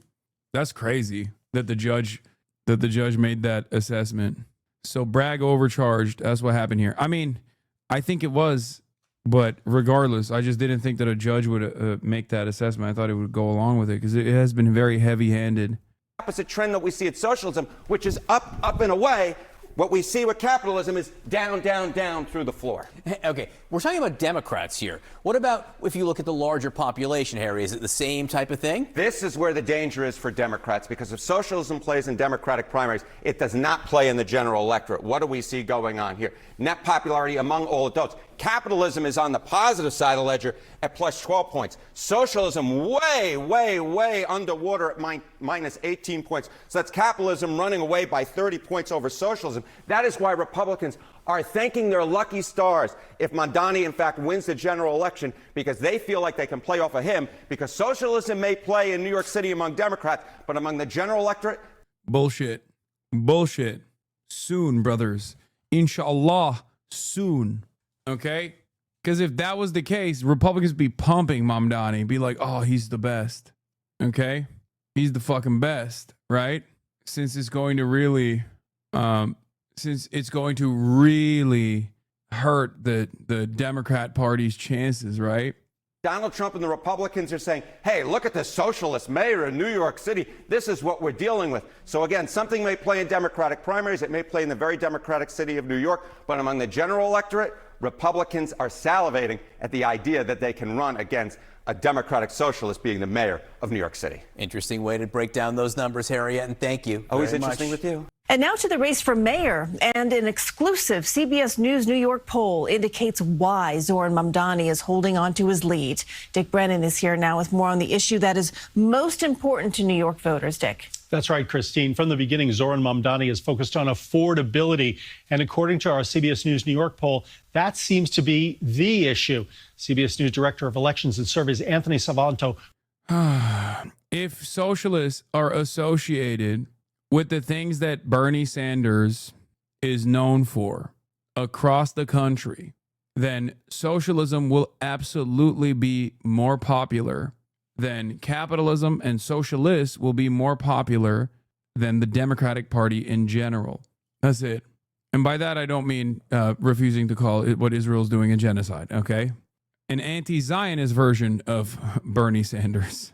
Motherfuckers that exist under capitalism not working and experiencing how bad it's not working still turn around and say socialism will not work. Okay. Is capitalism working for you? No. Why the fuck are you defending it? Do you think it'll be banned? I don't know, man. Maybe I'll go to jail. Who knows? Why is it that every other week we have to relitigate whatever some new manufactured outrage that's coming from the fucking right and calls for deplatforming? Do we have to do this every week? Do we have to do this every week? Every week, man. Some of the worst scumbags on the internet are mad at you and are demanding that you get deplatformed. Okay. Broke it all down for us.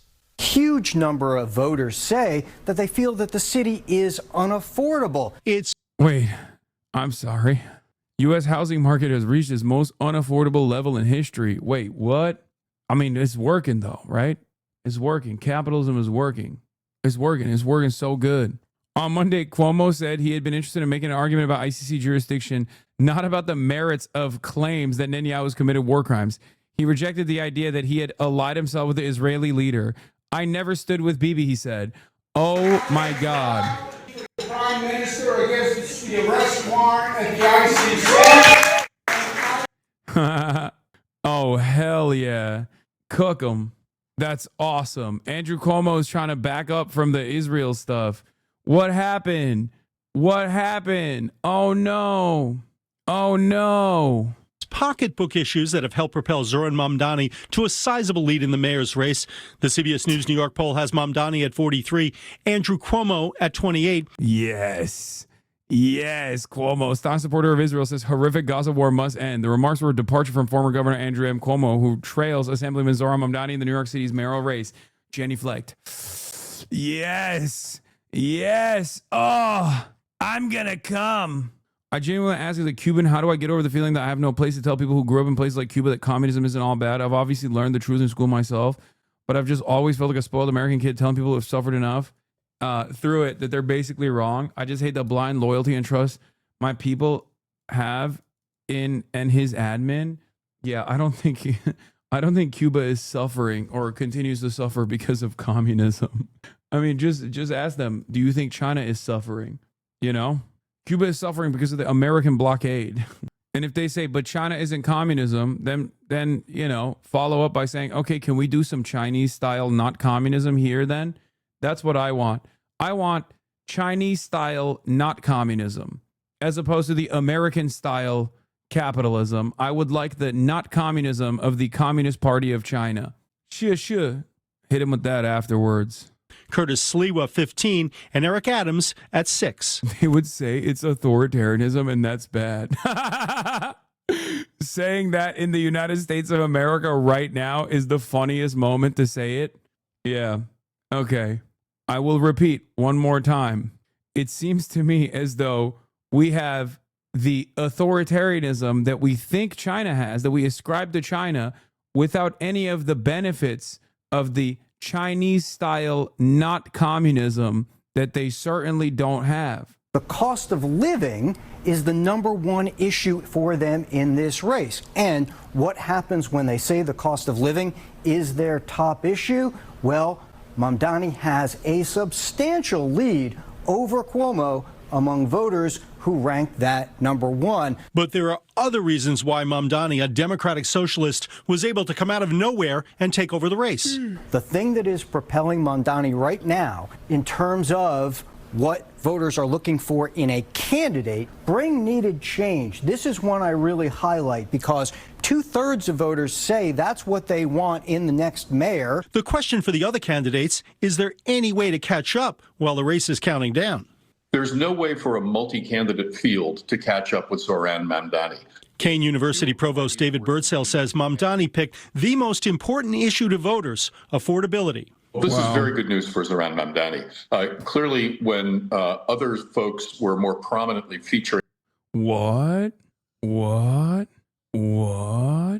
It turns out when you listen to voters, it fucking works. That's crazy. Issues in the race. Crime rose to the top. But plainly, the message of affordability is resonating. I'm excited to welcome Governor Hochul to our movement. Mamdani picked up the endorsement of Governor Hochul with predictable reaction from the other candidates. There are 8.5 million New Yorkers. The governor has one vote. Let's be clear on that. I believe that Governor Kathy Hochul collapsed like a cheap camera and has thrown in with the Zoranistas.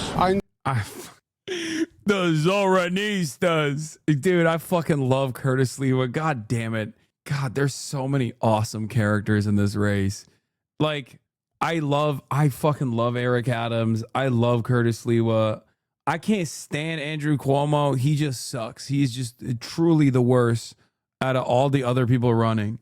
Why does Sliwa wear a fucking beret? Because he's a guardian angel. A paramilitary group created to take matters into their own hands. What the fuck do you mean, huh? I understand everybody makes their own political decision, but I am surprised because he has really extreme positions. For his part, President Trump called Hochul's Mamdani endorsement a shocking development and then said he might withhold funds from New York. On social media, the president said no reason to be sending good money after bad. Christine. All right, Dick. Interesting findings there. Thank you. Dude, this kind of stuff makes me so hype. Like, never did I ever think in American politics where the media would be bullying one of the leaders of the Democratic Party for refusing to endorse an anti-Zionist Muslim socialist that is currently running away with the New York mayoral race. Oh my fucking Lord, dude. Like, I don't even think Hakeem Jeffries' endorsement is all that significant, right? But it's basically the drama at this point. Like, it's the statement that he's making by refusing to endorse. Bro, can you please stop? You've been trying to send me this clip from August 2020. Senpai Sauce. Stop. You keep spamming the clip since yesterday. Take a day off. That you so wrongly and feel that it may be a reflection more broadly of how you treat the left wing of the party. I haven't had a conversation with any member of Congress who's Senpai Sauce is back, but he just ate a one-day ban. Frustration to me as it relates to the New York City mayoral race. Thanks.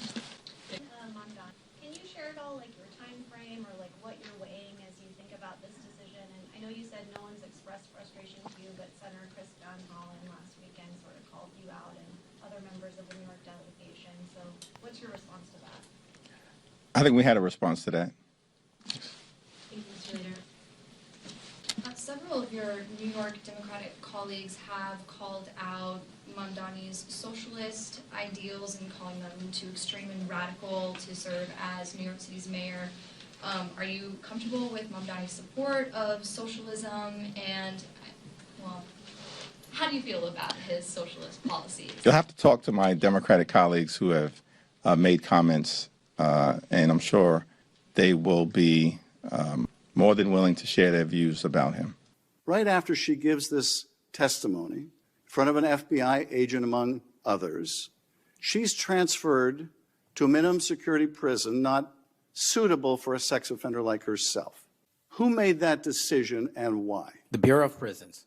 The Bureau of Decisions made it in prisons. The Bureau of Prisons decided on their own, without any consultation with Blanche or anyone else, that they were going to suddenly, after this interview, completely unrelated to this interview, completely unrelated to anything she said, move her to a prison not suitable for a sex offender. You want the American people to believe that?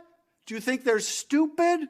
No. I think the American people believe the truth, that I'm not in the weeds on the everyday movements of you're inmates. Not in the weeds. What I am doing is protecting this country, providing historic reform, and combating the weaponization of intelligence by the likes of you. And we have countlessly proven you to be a liar in Russiagate, in January 6th. You are the biggest fraud to ever sit in the United States Senate. You are a disgrace to this institution and an utter coward. I'm not surprised. I'm not surprised that you continue to lie from your perch and put on a show. That's Cash Money, baby. That's Cash Out Patel. That's Crash Out Patel. You know what I'm saying? That's my GOAT right there. The man who's doing the man who's doing an honest work, the honest job. That's Crash Patel, baby. That's my GOAT. So you can go raise money for your charade. You are a political buffoon at best. Well, you can take an internet troll. Take it to the bank that the FBI is protecting this country and the state and citizens of California. We are bringing historic reform. Point of order. But all you care about is a child sex predator that was prosecuted by a prior administration, and the Obama Justice Department and the Biden Justice Department did squat. And what did President Trump do? Bring new charges courageously. And what have we done? Chairman, you said I'm the most of transparent FBI director in history. 33,000 pages of information to you. I challenge you to say anything credibly to the truth. Go ahead and run to the cameras where you want to go now. We thank you for watching. And remember, stay updated on breaking news and top stories. It's my time, not yours. Thank you for watching. And remember, stay updated on breaking news and top stories. It's my time, not yours. My God. If you want to talk about dividing this country, it is my time. I follow you on your social media posts that it tear is my this country time apart. To address your falsehoods. You swear to release the Epstein files, but now you're withholding the Epstein files. You claim that you have a suspect in a serious assassination. Whoops, then you don't have a suspect. You know nothing about plans to remove FBI agents, yet you're directly involved in those plans. In the words of an ex-FBI official, You are overseeing, and I quote, generational destruction of the nation's premier law enforcement agency. Here's the thing, Mr. Patel. I think you're not going to be around long. I think this might be your last oversight hearing. Because as much as you supplicate yourself to the will of Donald Trump and not the Constitution of the United States of America, Donald Trump has shown us in his first term and in this term, he is not loyal to people like you. He will cut you loose. This may be the last time I have a hearing with you because I don't think you're long for your job. But I'm going to tell you this. I pray for you. I pray for you that you can step up and defend your oath, defend the Constitution, and do a much better job of defending this country. That rant of false information does not bring this country together. If you want to work on bringing this country, it's my time, not yours. My God. If you want to talk about dividing this country, it is my time. I follow you on your social media posts. Excellent point, sir. That tears this country apart. To address your falsehoods. Oh, you can try all you want in this country. to not take responsibility for what you have said. Time. Sir, you're making a mockery of this committee. Sir, you don't tell me my time is over. You the people of New Jersey tell me what my time is. You can't lecture me. You can tell me my time's over. You may be in charge of the I'm FBI, not going anywhere. but I am not afraid of you, Mr. Chairman. I'm not afraid of you. This issue's not going to go away. And I think the central question for the American people is this. They know that Epstein trafficked young women for sex to himself. They want to know who, if anyone else, he trafficked these young women to. And that's a very fair question. I want to know that answer. And I think you're going to have to do more to satisfy the American people's understandable curiosity in that regard. I am not saying that others were not trafficked and others were not involved. What I am telling you is that based on the information we have, and we have continuously and publicly asked for the public to come forward with more information. If there is, we'll look at it. But based on credible information, we have released all credible information, and the information that the Department of Justice and the FBI never releases. Kash Patel's a Liverpool manager. I don't know why he chose that tie, man. I don't get it. Is information on investigations that are not credible. And we don't release the names of victims who weren't credible. But in the same time, we don't release the names of victims who were credible. And so that's by law. And so the information we are releasing now is historic, and it is also to the maximum capacity that the law allows. And I know that's not going to satisfy many, many, many people. But if they wanted it done right, then the investigation from its origination should have been done right, and he should not have been given a get-out-of-jail-free card to do jail on the weekends for 12 hours a day, and he should have been investigated fully for the entirety of his crime and criminal enterprise, not just from 1997 to 2001.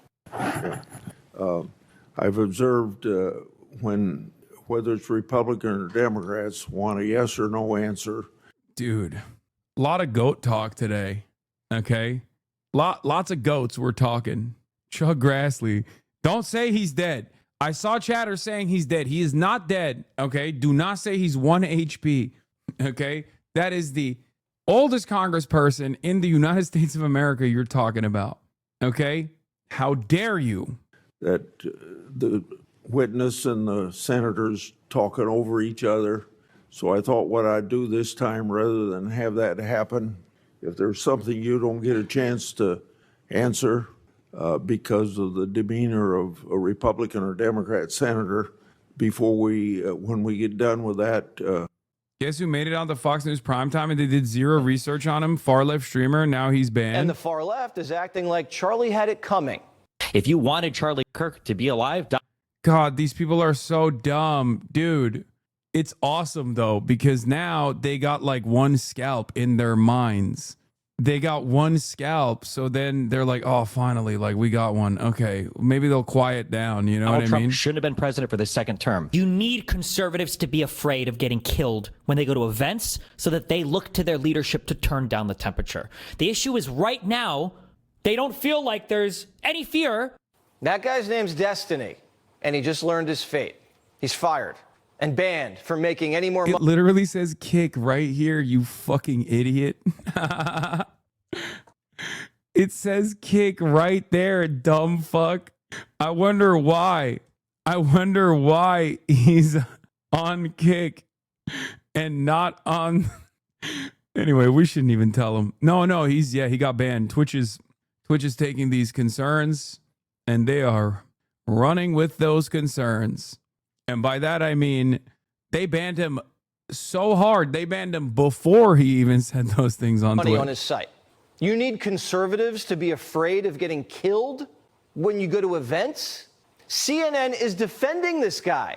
We can't punish people for disagreeing with us. We can't punish people for being jerks and celebrating the death of someone. That's not illegal. It's pretty funny that Jesse Waters, the day after Charlie Kirk's assassination, or like hours after Charlie Kirk's assassination, was like, it's war. We have to start physically apprehending people. Like it's war. We have to take it to the left. We have to do something to the left, right? Like immediately after. And then he's like, wow, I can't believe these guys are saying such violent things on the Democrat Party side, on the extreme left. Illegal, and that shouldn't be who we are.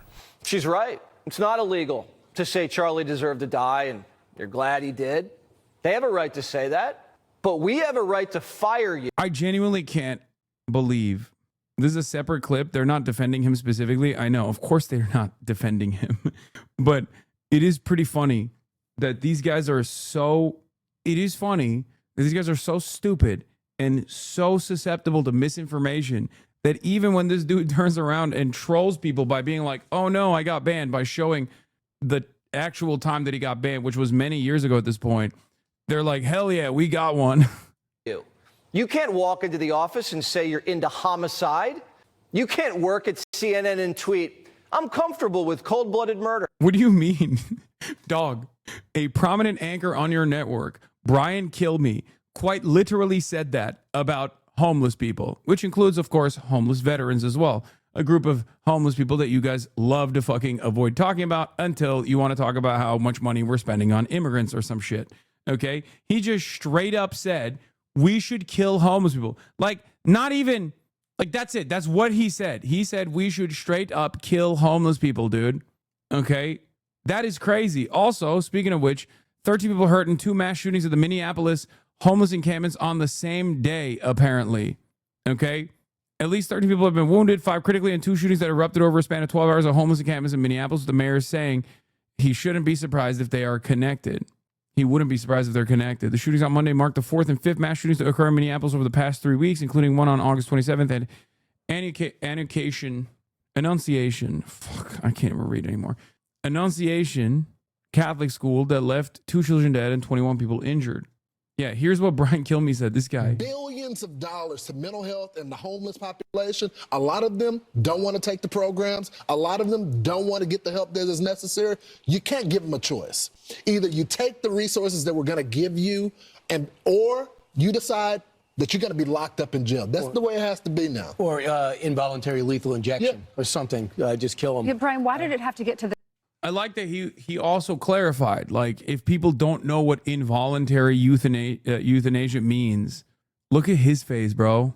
Wait. Has to be now. Or involuntary lethal injection or something. Yep. He went, yeah, and then stop. Look, please. Look at his reaction. Look at his fucking reaction. Or something. Yeah. Lethal injection or something. Just kill them. Yeah, Brian, why did it have to get to this point? Yeah, Brian Kilmeade came out. Morning, we were discussing. Right. I would say this: we're not voting for the right people in North Carolina. Wake up. Yeah, we're not voting for the right people. We should be voting for the people who will kill the homeless. I can't. This is so funny. Yeah, no, he apologized. He did. He had to. Of course, he had to apologize. We are so far removed from.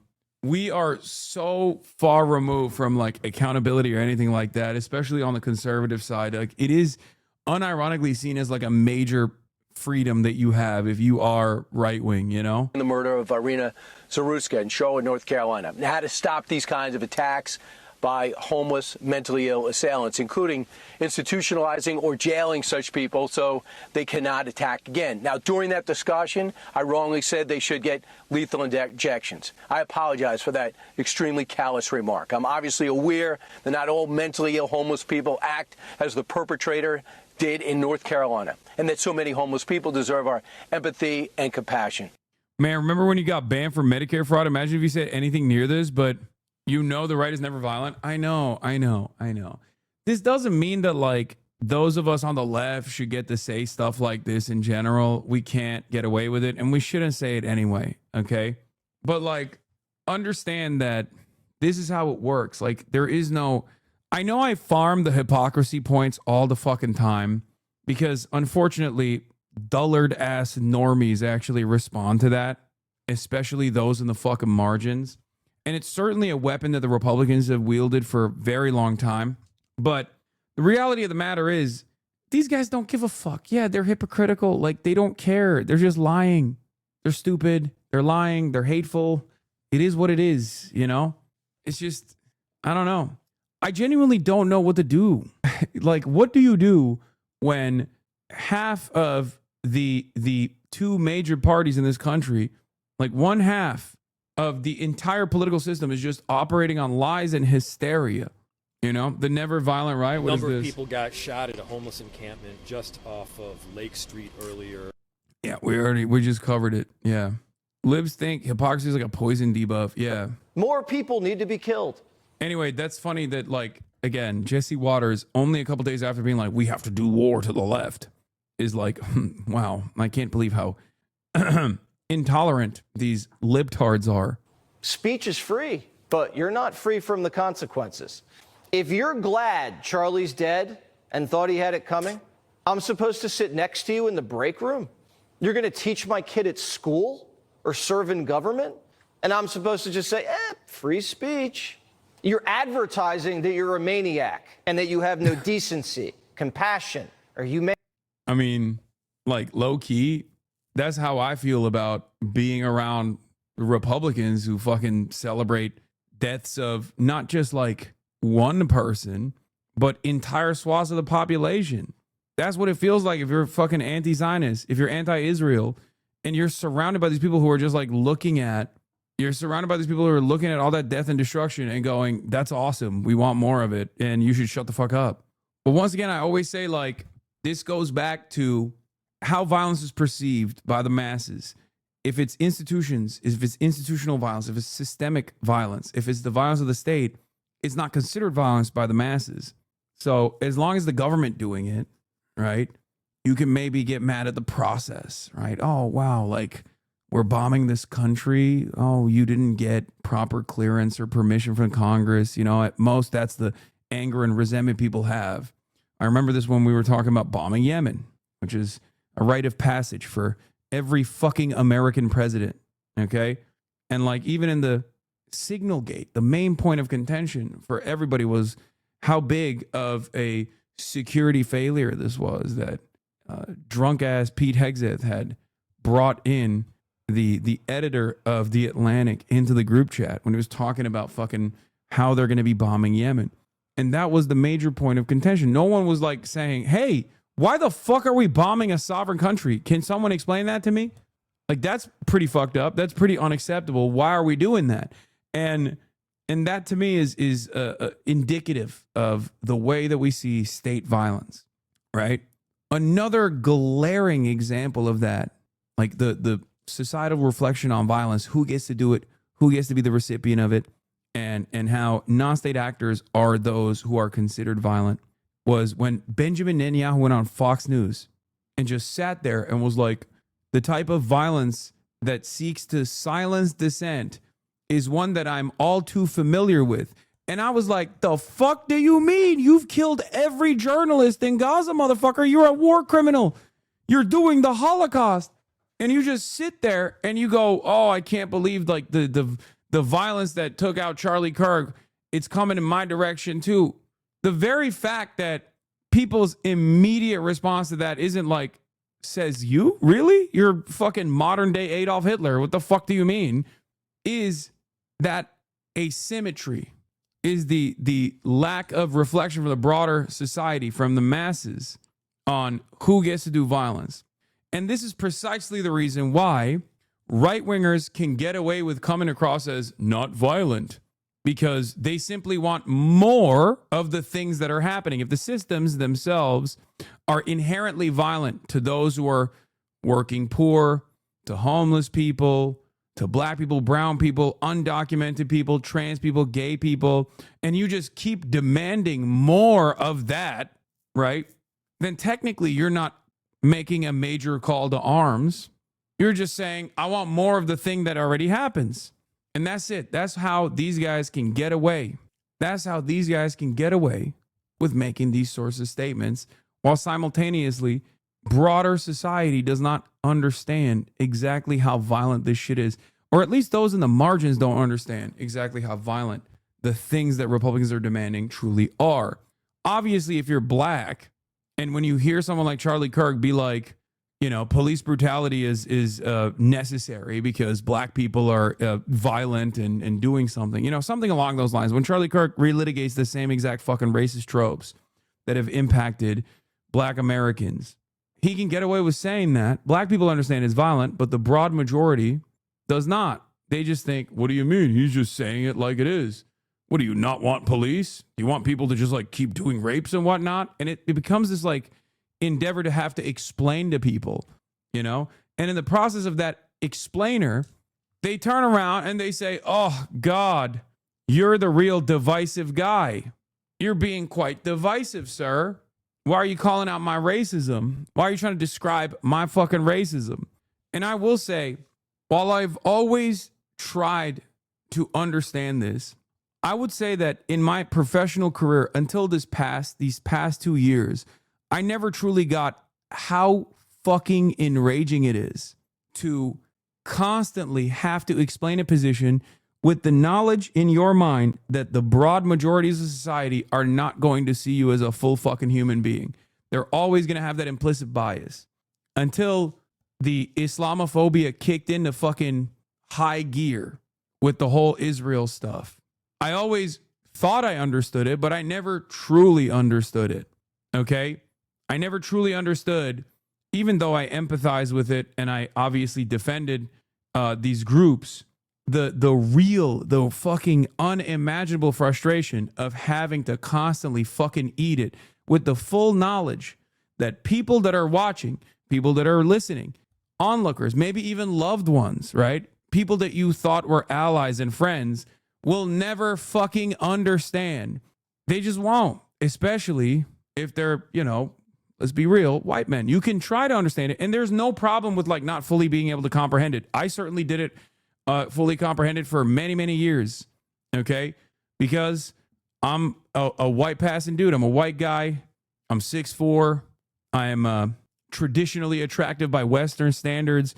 So like when I was advocating for trans people, or when I was advocating for black people, when I was advocating for undocumented migrants, like there was always a level of security that I had, or a not being directly in the targeted group, the dehumanization. I just didn't, you know, I never experienced what it's like fully, because I didn't live here post 9/11. Remember, I only came here in 2000. Well, I guess I technically came here. I mean, I came here post 9/11, but like I missed the most heated moments, right? I came here in 2009. And even when I was experiencing it, it didn't feel that bad, and I overlooked it. But it is so fucking frustrating that I know for a fact, for example, that there is a decent percentage of the population that will never, ever on this issue, on the issue of Israel, on the issue that they have bracketed off as like a Muslim issue, right?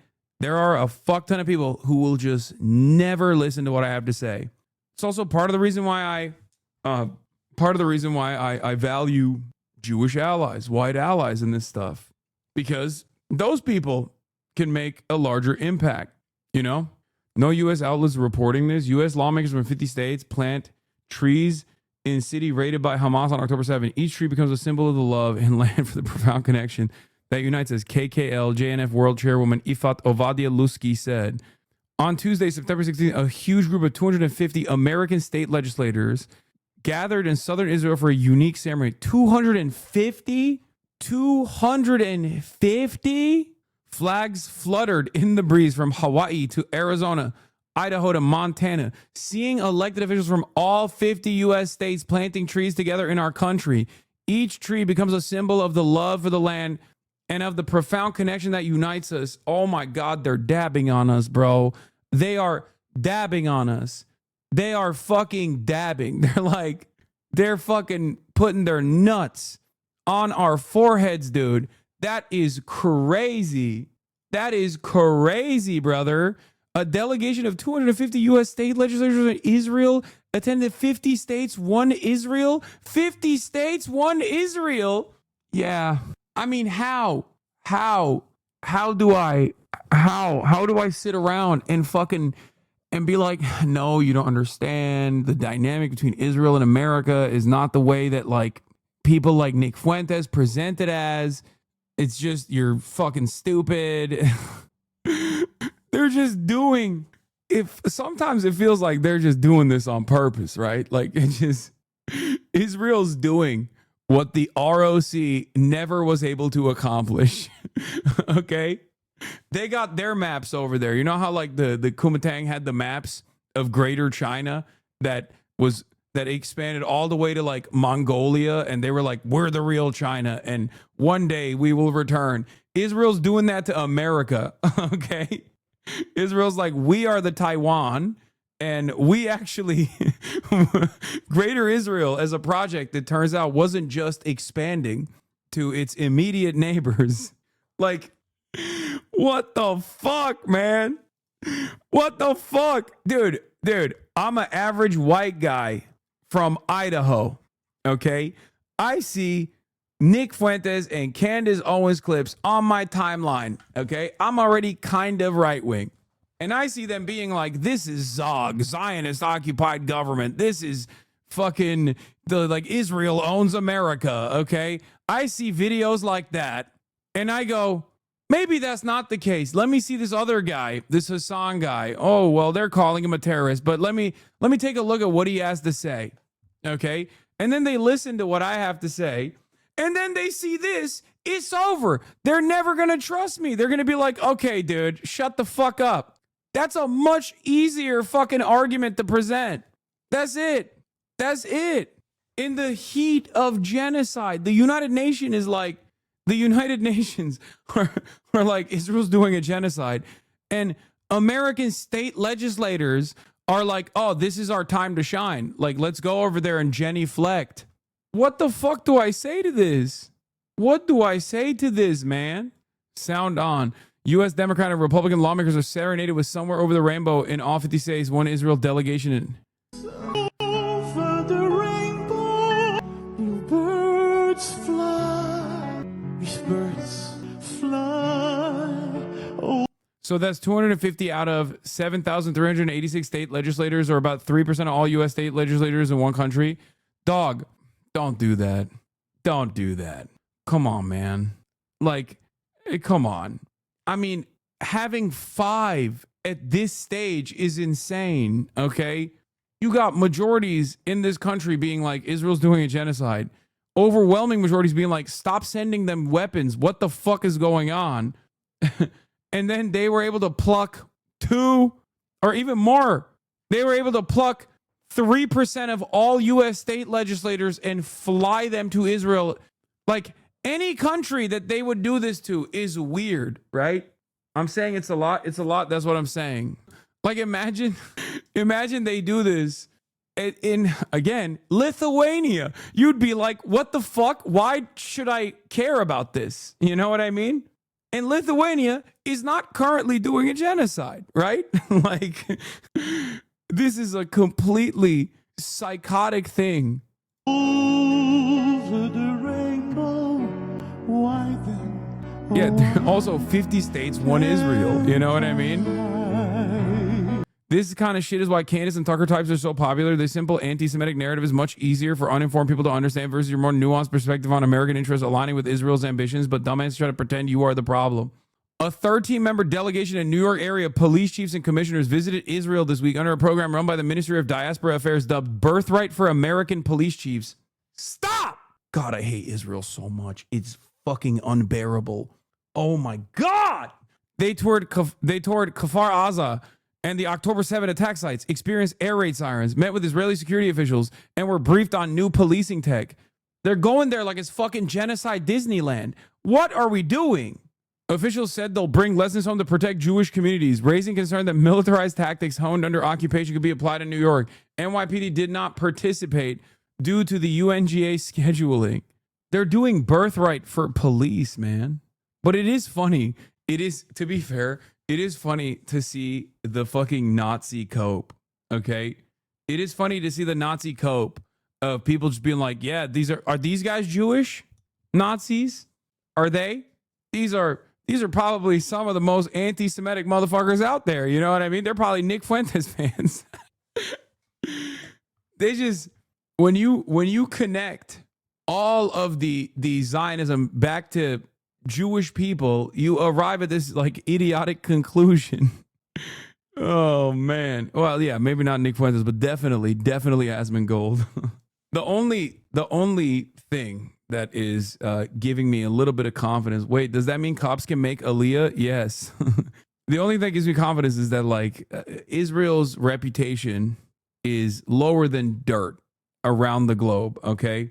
It already was in the global south, and now it is in the Western world as well. So no amount of like this kind of very obvious flex missions is going to make up for that. Okay. That's it.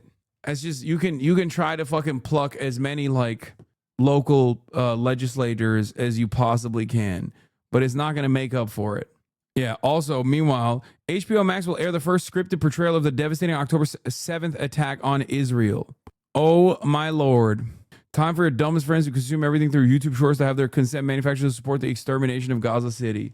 Noah Argamani was one of the former hostages. I cannot breathe watching the fighting inside of Gaza City. As a former hostage, I know exactly what these moments feel like. The booming blast, the gunfire, the wall shaking, the helplessness and despair that take over. The emotions come rushing back at all at once. It's unbearable. Right now, I fear deeply for Avi Natan's life. I fear for the lives of all the hostages. I saw my friend die before my eyes in captivity, and I cannot accept that it shouldn't happen to anyone else ever again. We must not let this continue. We must do everything in our power to bring everyone home, to see the hostages, including Avi Natan, return safely.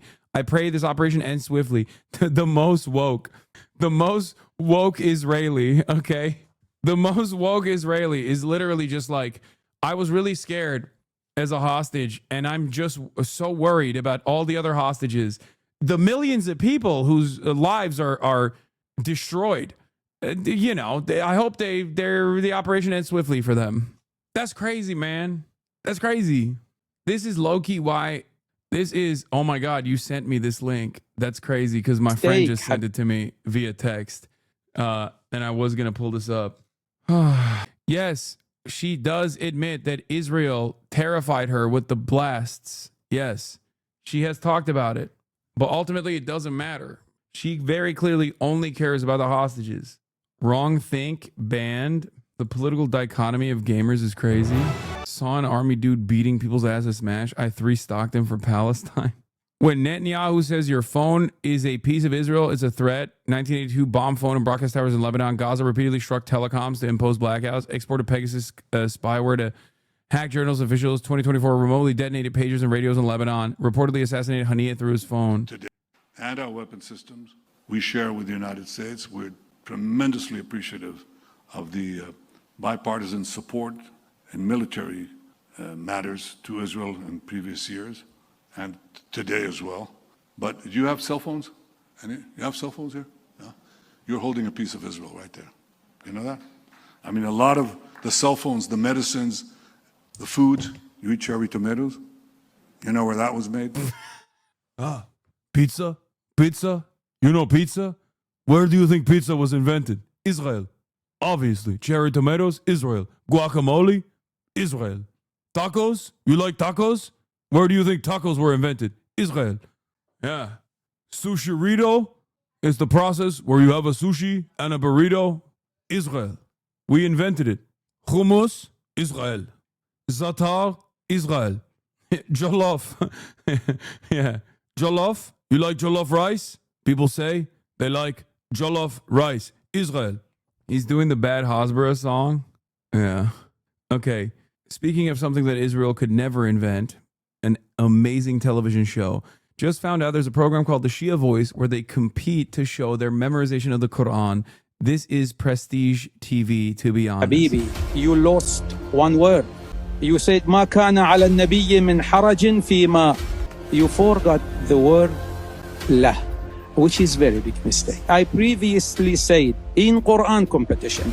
Wait, why is it in English? If Abdul Basit comes here and does mistake on recitation, even he is very nice, best maqamat, best voice. It might need a VAR review, maybe.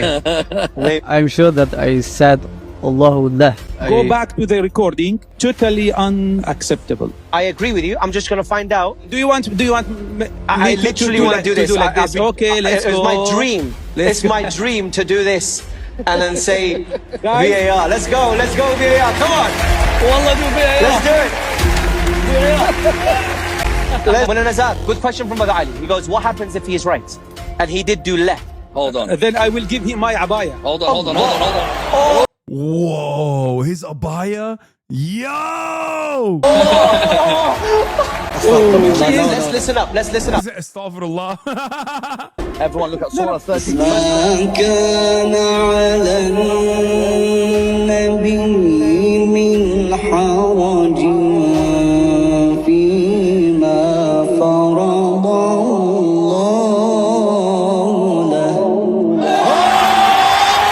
He did say it! He said it! He said Allahullah. Whoa. Whoa. What a night. What a night, ladies and gentlemen. What a night. Wow. Wow. What is this? Satan is also dunking on your other homeland, bro. They're cooking both your homelands simultaneously, man. They really hate your ass. In 1997, I asked Turkish Prime Minister Mesut Yilmaz the work that proves Jerusalem is a Jewish city. He said, I can't give it. There's an Islamist mayor of Istanbul named Erdogan. It would anger his voters. Mr. Erdogan is not your city. Our city, Mr. Erdogan. It's not your city. It's our city. This is our city, Mr. Erdogan. It's not your city. It's our city. It will always be our city. It will not be divided again. Ignorant white dude. What exactly did he say? The whole point of put the Shia voice back on. This dude's a dork. I can't. I'm actually done. I have to go. What is this? Mark stealing your flow? I am against the celebration of Charlie Kirk's death, not because I like him. I am against the celebration of Charlie Kirk's death because the people in power will use that to separate the left and the right so that we never develop class consciousness and we keep fighting each other instead of focusing on the people at the top. It has been, and it will always be the agenda to keep us divided and conquer us, to keep us manipulated and keep us controlled. So for the love of God and for the love of humanity, stay fucking focused. Damn, Marsh is really popping off, dude. That's crazy. All right. I'm done. That's all I got for today. Okay. We have to do Shia voice reacts, I think. We have to do it. Honestly, we must. But I'll be ending this with a I'm just oldie but goldie. Burnham in the beginning, but I'm chillaxing the chat. So anyway, everybody, love you all, and I will see you tomorrow. Stunning lo-fi introduction, starting off the day. All the chatter's trickling in. How silky bohey. Sunny Los Angeles, California, says Hasan. Stun lock to the topic that's just begun. There he is again. Hasan is streaming. Hasan is streaming. There he is again. Hasan is streaming. Hasan is streaming. Reviewing the P.O. box, Uncle Euchre's face. Sudden discord agitprop, great names take on race. Tiny Bernie Sanders, LGBTQ Air Force. The whole left at your fingertips, and Anye out your door. The H3 Crowder debate, the Young Turks online show. 3 full fucking years of this, and plenty more to go. 90-day fiancé, talks of champagne bourgeoisie. A Trump rally live reaction, a mass riot in D.C. There he is again, Hasan is streaming, Hasan is streaming. There he is again, Hasan is streaming, Hasan is streaming. Reading live stream fail comments, Austin show chat advice. In all the ways the right-wing pipeline can suck you in online. JCS react, Lord frame gets broken, cover blown. A full-blown mass pandemic, months of streaming in your home. Total radicalization coming out to find. The system you were taught to trust in was broken the whole time. All these daily streams, whether big or whether small, have helped me in so many find some meaning through it all. So there he is again, the sun is streaming, the sun is streaming. There he is again, the sun is streaming, the sun is streaming. Hey, what can you say? The 3-minute ad is through, but he'll play no pics so soon. You wait, say, hey, what can you say? Hey, the 3-minute ad is through, but he'll watch 90 Days soon. Just you wait, ba-da-da, ba-da-da, ba-da-da-da-da-da. Hey, what can you say? The 3-minute ad is through, but he'll debate viewers soon. You wait, sha-da-da, sha-da-da-da-da-da-da-da. Hey, what can you say? Hey, the 3-minute ad is through, but he'll beat Nameless King soon. You wait, sha. Oh shit, he already put. Oh wow. Hey, what can you say?